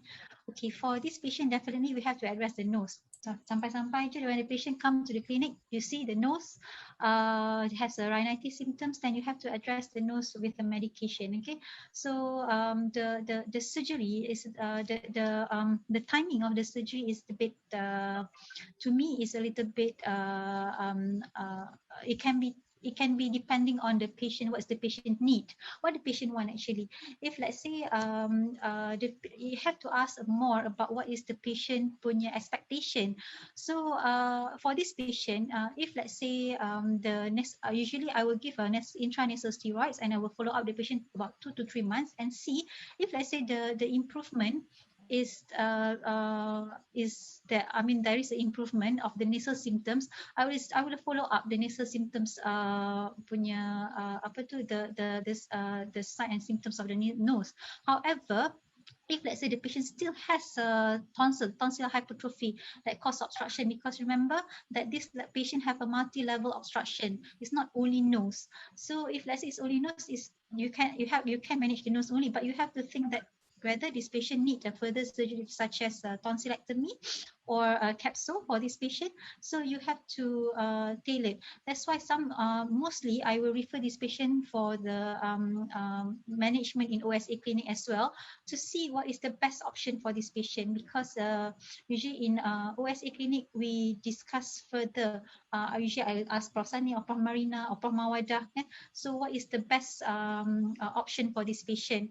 So usually we will discuss whether we need to address the tonsils or not, and also after that, if let's say the patient still have a nasal obstruction, then we will address the nose. So that is my answer. So how long would you wait for the medical treatment before embarking on surgery, Prof? How long would you give? For the nose, okay, for the nose, Yeah, I will usually is 2 to 3 months to see whether there is improvement or not. If let's say there is no improvement at all, so I will usually the optimal medical treatment is usually if let's say by CPG is about 6 months to 1 year. But if let's say there is no improvement in this patient and the patient has OSA symptoms significant with and is may cause danger to the patient because of with the significant history, so there's I will arrange for the surgery. So within the for the nose surgery, for the tonsil, usually if let's say usually I will ask I will ask whether which one the surgery need to do first. If let's say I think I think in our center in UKM we didn't do multi-level surgery at the same time. So that's why we have to discuss which surgery need to be done first. Yes, there were a few questions from the morning session as well regarding if there's multi-level obstruction, which one to do first, or and what surgeries to do. So okay, so we've agreed that we should be treating the nose first. Any other comment from other speakers, Ms. Shima or Prof. Sani? Would you do it in other way for the management of this patient? No, I agree. You must address the nose first. Yes. Please. Yeah. Can I just ask, tadi did you actually tadi dah ada finding nose? I forgot. Ada. The nose, he has allergic, he has rhinitis symptom. The finding of the nose, he has a deviated nasal septum on the left, bilateral inferior turbinates hypertrophy, and it's pale. Okay. And he has tonsil of grade 2. But there's no polyp, there's no polyp, there's no adenoid, remnants of adenoid. Okay, so in my practice, nowadays lah, okay, I also look at the tongue position. So I will look at whether the patient actually has a tongue tie, whether it be anterior or posterior. So the anterior tongue ties are what we usually see in kids, in some adults, where the frenulum is actually attaching up until the tip of the tongue. And actually in the literature there are ways to describe the severity of the tongue ties itself. Posterior tongue tie is when the tongue cannot go up to the hard palate. It's tied kat tengah-tengah. So when the patient tries to lift up the tongue, there's actually a depression in the middle of the tongue. Okay, so that is a posterior tongue tie, and it can be and tongue ties anterior or posterior can be surgically released. So I would like to know that as well untuk nak plan management, because part of the management also is to, as I said, re-establish nasal breathing after we do the nasal procedures.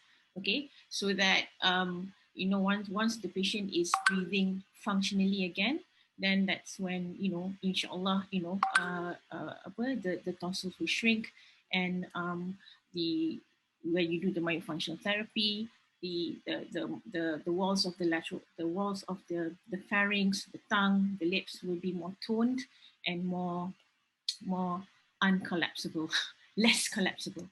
Yeah.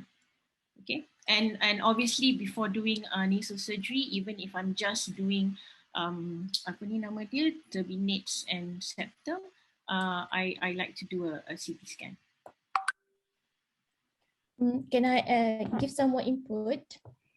With regard to management of this patient, I would manage a slightly different, similar to Prof. Farah. I would treat the nose, but then I wouldn't wait until 3 months before I plan the patient for surgery, because this patient's sleep study shows that the lowest oxygen saturation is quite low.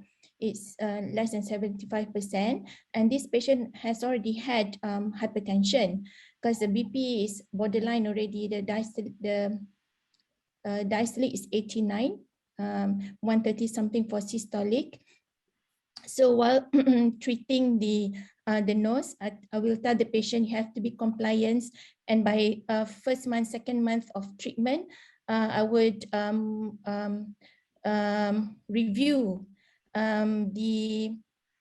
the treatment, the response of the patient to the allergic rhinitis treatment, and scope the nose without using nasal decongestant to look at the size of the inferior turbinate in relation to the septum. So if the sneezing attack has reduced but the patient still has nasal blockage, by 3rd month, the first visit of the patient, I would plan already to do tonsillectomy and turbinate reduction at the same sitting. Because I think if we do turbinate reduction by using cobblator or, for example, RF-TVR, it is minimally invasive. I think doing it multiple surgery in one sitting, tonsillectomy and turbinate reduction wouldn't do much harm to the patient. Wouldn't be like the patient can just be monitored at the high dependency unit rather than ICU. That's my view. Okay, thank you, Prof. Marina, for your input, because it has sort of like covered the next question as well. So I'm sorry. no, it's good. So of course we would want to treat the nose medically, and depends on the patient's comorbidity whether we shall wait or we shall optimize the treatment. So the next question should be, what type of surgery do we propose? So Prof. Marina already gave her input. She would propose a turbinate surgery with tonsillectomy. So Prof. Farah, what would be the surgery recommended for this patient? For this patient, since the patient had deviated nasal septum as well with turbinate hypertrophy, you have to address the DNS as well, and also the turbinates. So if let's say for long term, usually, yes, you can use the surgery approach by Prof. Marina, which is to the tonsillectomy and also the turbinate reduction. But bear in mind the turbinate reduction sometimes by RSTVR sometimes is not permanent. So you need to revise back whether if let's say the patient complained of the nose nasal obstruction is not improved much. So you can go for the different type of turbinate reduction, which is you can do a medial flap technique of the turbinoplasty and also septoplasty at the same time. And bear in mind also you have to assess the nasal valve as well. So if let's say there is a nasal valve obstruction, definitely the treatment will be septorhinoplasty, or you have to address the nasal valve.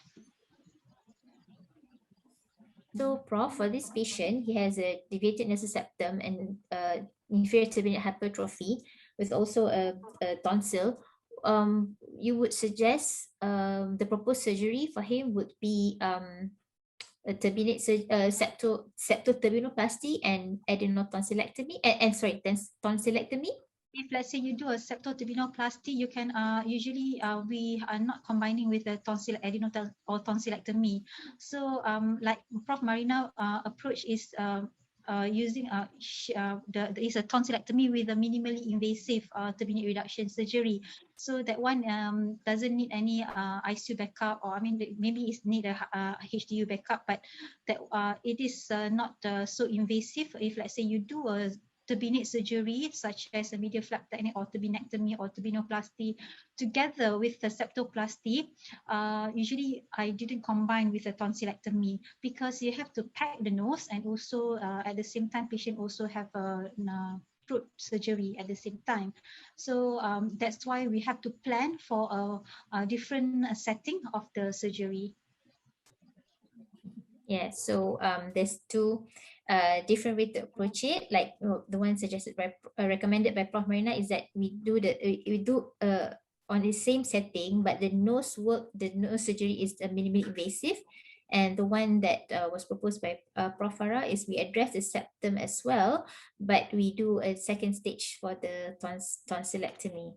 So I hope the participants, the candidates, we are not confused. Which can we do all three in one setting? I think we have to, look at what are the surgery proposed. What about Miss Shima or Prof. Sani? Any other way would you do it? Okay, so sorry, Prof. I pergi dulu Prof. Sani. Well, for myself, I would actually do the nose first. Okay, so septoplasty, turbinoplasty, I like to do radio frequency. It's minimally invasive, as you said, Prof. Diana. And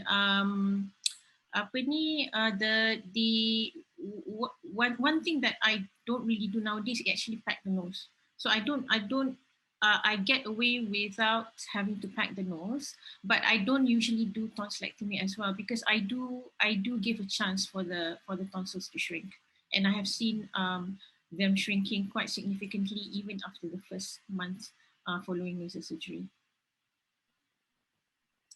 So is there okay?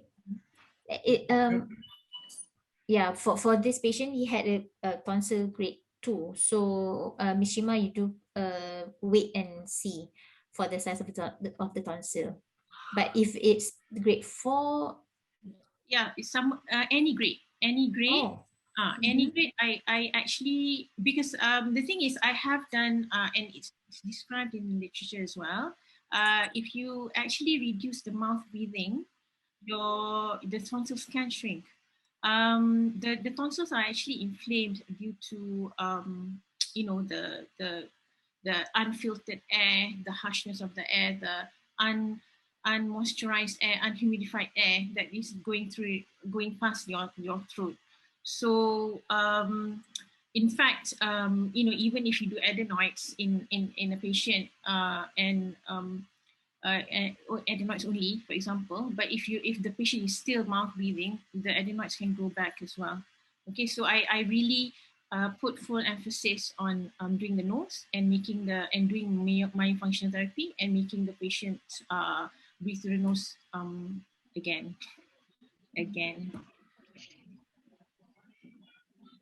okay. So yes, Prof. Sani, your input. Small input. I pity the participant, they listening to all the Shelly video this. Okay, let me tell you the answer. The answer is there's no one correct answer. You know, it is there's no one correct answer. You can have this, you can do that. I believe that all the options mentioned will not harm the patient. Okay, will not harm the patient. You will in fact help the patient. I think we all agree that we need to treat the nose. Fine. Yeah, we all agree that is first step. Because that's obviously wrong. When you say grade 2 tonsil, you dah do you really need the surgery? You know, so there's no right answer. And I think as long as surgery do not do harm to the patient, you're all right. Okay. Yes, Prof. Sani, you summarized it well because for one question, for one scenario, we have 3 surgeries or time frame for the surgery to be approached. All right. So next one. I think we've covered because from the earlier session there was this question when to do what type of surgery. I think it has been covered for this part. Okay, so the next one, we'll move on to the second scenario. Sorry, Farah. Yes. I think Prof. Mawada has asked a question. Would you consider CPAP trial first in this case? No, because you know you can see from when I look at from the findings, the obstruction is quite obvious, and you know he won't tolerate the CPAP, and because of the moderate HI, I feel that you know this is a surgical candidate rather than a CPAP candidate.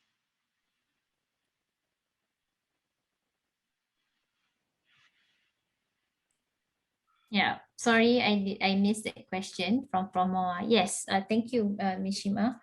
So I will share back my screen for the second case history.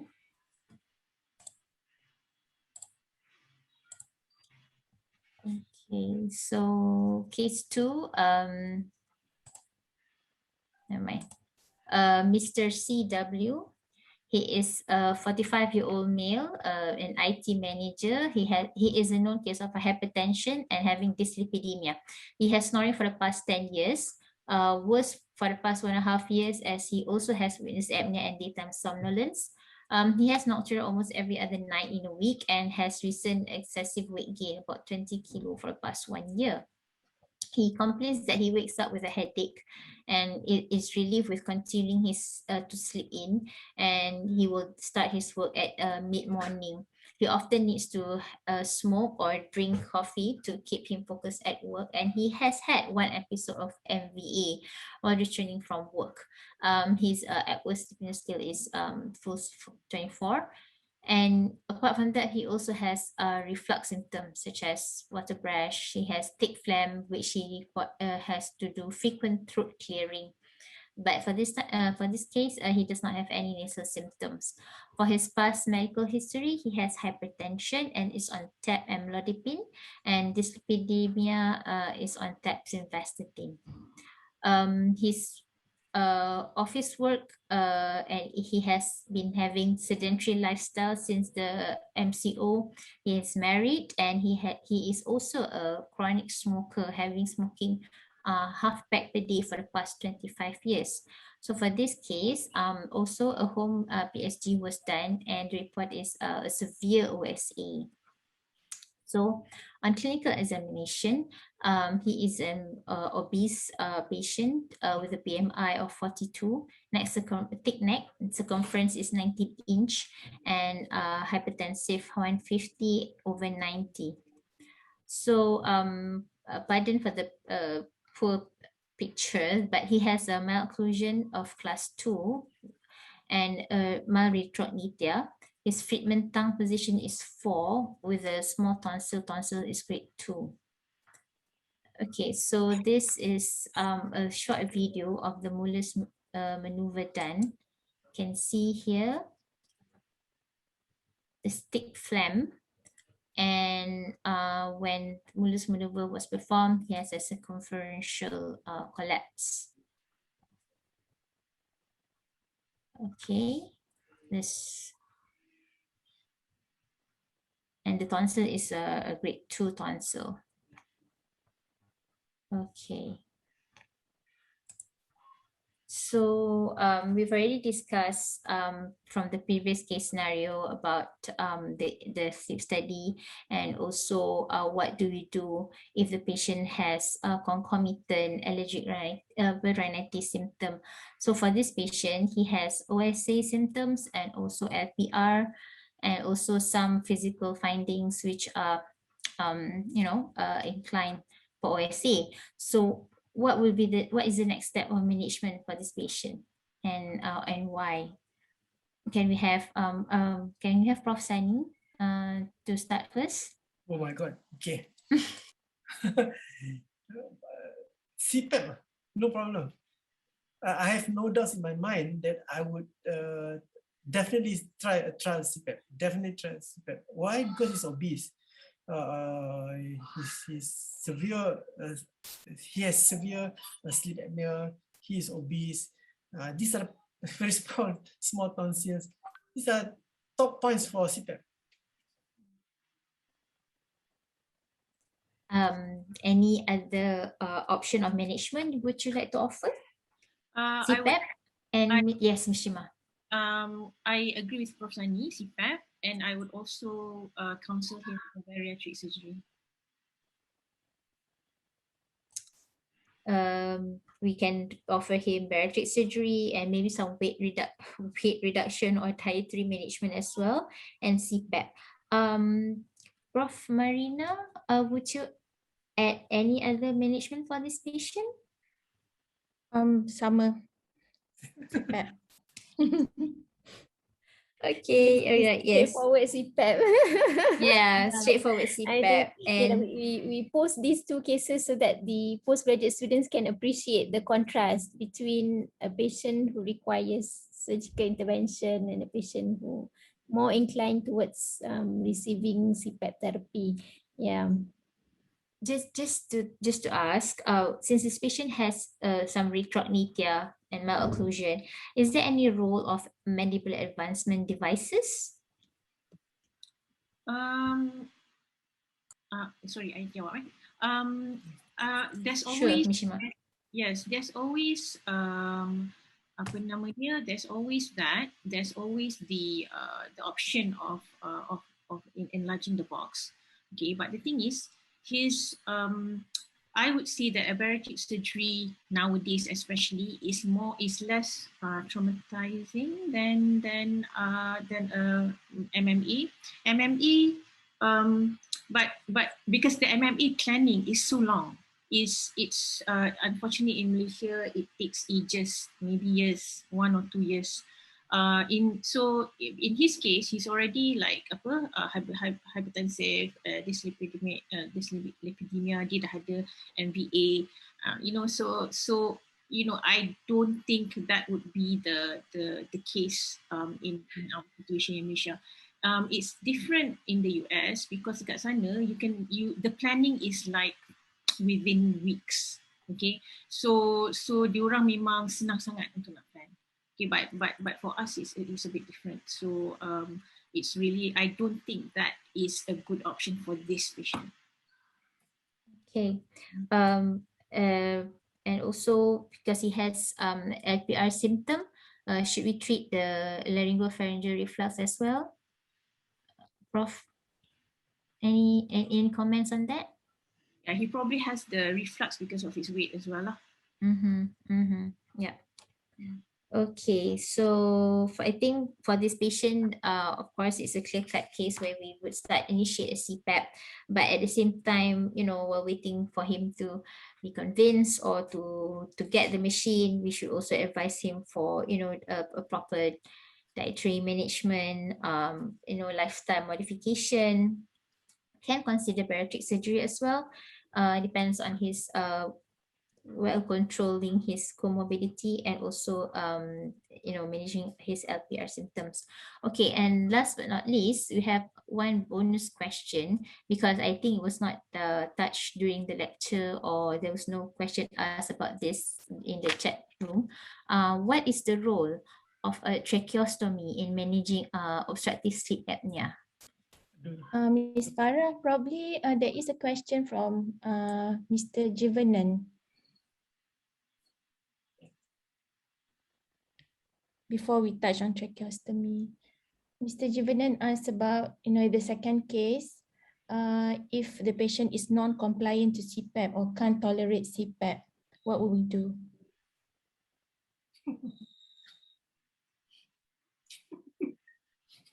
Yeah. Nak I jawab ke, Cik? The thing is the same. Like if you want to, you can surgically expand the palate, using the surgically assisted rapid maxillary expansion, things like that. But itulah, I mean, that because this patient dia memang perlukan urgent management. Okay, so yes, if you can use the Jedi mind trick ke apa ke with this patient, that's fine. But obviously kalau memang tak boleh nak tolerate at all, then I would go for things like bariatric surgery, and actually expanding and doing myofunctional therapy.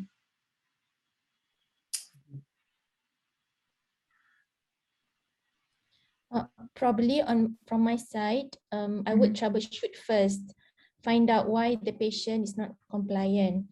And I do encounter some patients do not compliant. They say because they have frequent awakening at night because disturbance from the mask. And as Prof. Sani said, some patients, they're not aware that they have to, when they wear CPAP, they have to be in supine. They roll over kiri kanan kan, and then of course the mask leak, and when leak, they will like noisy and leak of air to the face. They wake up, and after that they just pull the mask out. And another thing is maybe we have to review again the nose.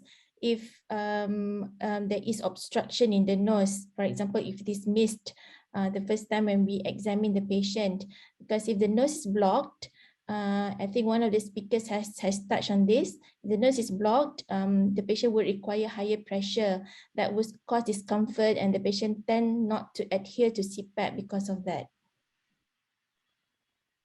And of course, bariatric surgery. But the patient have to be made aware that they can enjoy 3 sticks of satay only at one time when they eat.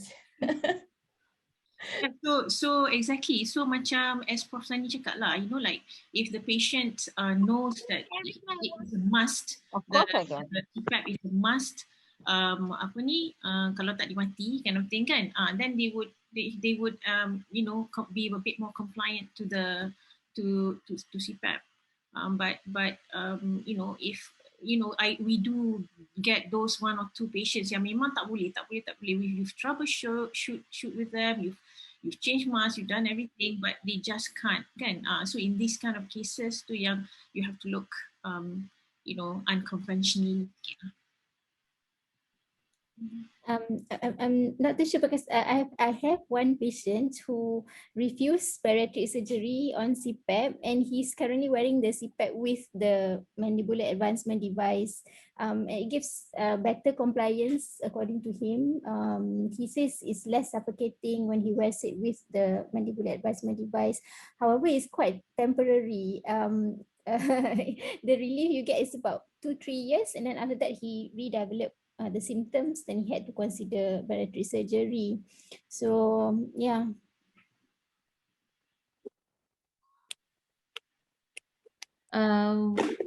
We have another. Okay. Can we? Do you want to? I think we have one question. Before we go on to the tracheostomy part. There's a question from Miss Kemi. She's asking, would you mind, Miss Shima, to tell us what are the proper technique or where can we get a good information about myofunctional therapy for OSA patient? Right. So myofunctional therapy would be done by the speech therapist. Okay. Well, speech therapy. Let me put it another way. Speech therapy would be the best. Speech therapists would be the best people to teach myofunctional therapy. Unfortunately, as I understand it, because I've been looking for myofunctional therapists everywhere in Malaysia, tak ada. No one is trained. Not many people are trained. Now, I know about myofunctional therapy quite a bit because in the US it's very big. I think it's very big also in Australia, that part of the world, and also Europe. Okay, so myofunctional therapy are basically exercises that you do apa ni untuk basically to train your tongue, not to to tone up your tongue so that your tongue actually rests on in the hard palate. Okay, and obviously if your jaw is small or you have a high arch palate or very narrow palate, the tongue is not going to fit there. Okay, so part of the management for doing a successful myofunctional therapy is that you have to have a wide jaw. Okay, a wide jaw, and the widening itulah ada a few apa ni cara-cara untuk nak buat. Obviously, as adults who where the palatal sutures have fused, it's difficult to just wear an appliance untuk nak expand the jaw. But so that's why in adults, you might have to resort to surgically expansion. Now, so you can look up. Okay, so in I think in KL there are probably like less than a handful of people who actually is trained for myofunctional therapy. And the doctor that I go to for my patients, for my own kids actually, is a dentist. She's in a private practice, and she has been trained in the UK for myofunctional therapy. She went there for I think 2 years of training, so she's very, very good. So they train kids from as young as 1 year, less than 1 year. They have their techniques up until adulthood. Okay, even dah tua pun, umur 60-70 tahun pun, you can still do myofunctional therapy. So, and then they have a lot of tools for the myofunctional therapy. Ada myo brace apa semua. It's actually like a device where you can put your tongue at the correct position. Okay, so it's all about correct tongue position. Now, so for those yang macam susah untuk nak go for the therapist, it's extra cost and all that. There are a lot of videos online on YouTube. So I can actually share with everyone the videos that I use. So ada yang kecil-kecil, ada yang untuk budak-budak kecil. For example, like just tongue clicking. You'd be surprised if you check your pediatric OSA patients that they can't actually click their tongue like this. They can't do that because the tongue is so lemah or weak that they can't touch the hard palate and actually make that click. Okay. Other biofunctional therapy exercises consist of swallowing exercises. But a lot of patients, I'm sure you all have gone through the experience of examining the oropharynx of an OSA patient, and they keep gagging. Kan nak buka, they can't tolerate the tongue depressor in the mouth. That is because they have retained oral reflexes, and that's because from young they have not been swallowing properly. Their tongue is not at the correct position, and that makes the gag reflex very bad. Okay, so it's all these things, but I'd be happy to share what I have. I have a lot of videos online that can be shared with all of you. But I don't know how to share it. Nanti I have to. Miss Shima can boleh. Miss Shima can just type at the chat the YouTube link. You can just paste it there. Oh yeah. Can. It's very easy. Farah, do you have any other questions? I know we are a bit out of time, but can we just go back to the last question for the discussion just now regarding tracheostomy in OSA? I'm sure it will benefit the master students a lot. Rosani, what do you think is the role of tracheostomy in patients with OSA? In my lifetime, I've seen only one patient with who someone else did tracheostomy for sleep apnea. Personally, I have never done tracheostomy for sleep apnea. I don't think. No, I've not met anybody. No, I've not met anybody that I think I need to do a tracheostomy for them. So that's my answer. Just to share, we had one patient earlier on, Prof, if you can remember, that patient passed away already. Very obese gentleman, about 240 kilos. He had type 2 respiratory failure even though he was on CPAP, and when he had to be transferred to ICU, they had to use the crane, remember, Prof? And he had heart failure. So that patient had severe OSA, heart failure. We had to do tracheostomy, but he later died in the ICU out of sepsis. So he never actually been discharged from the hospital. That was the only case I think we have. Give up. So having said so, for the master student, I think you should not answer tracheostomy as one of the treatment option in patients with OSA. Yeah. So there are only very few cases, few indications whereby you need to perform this tracheostomy, and it is also been done after a good multidisciplinary discussion with the respiratory physician. Yeah, because when you are performing tracheostomy in a patient who requires positive airway therapy, it comes with a whole list of problems. Yeah?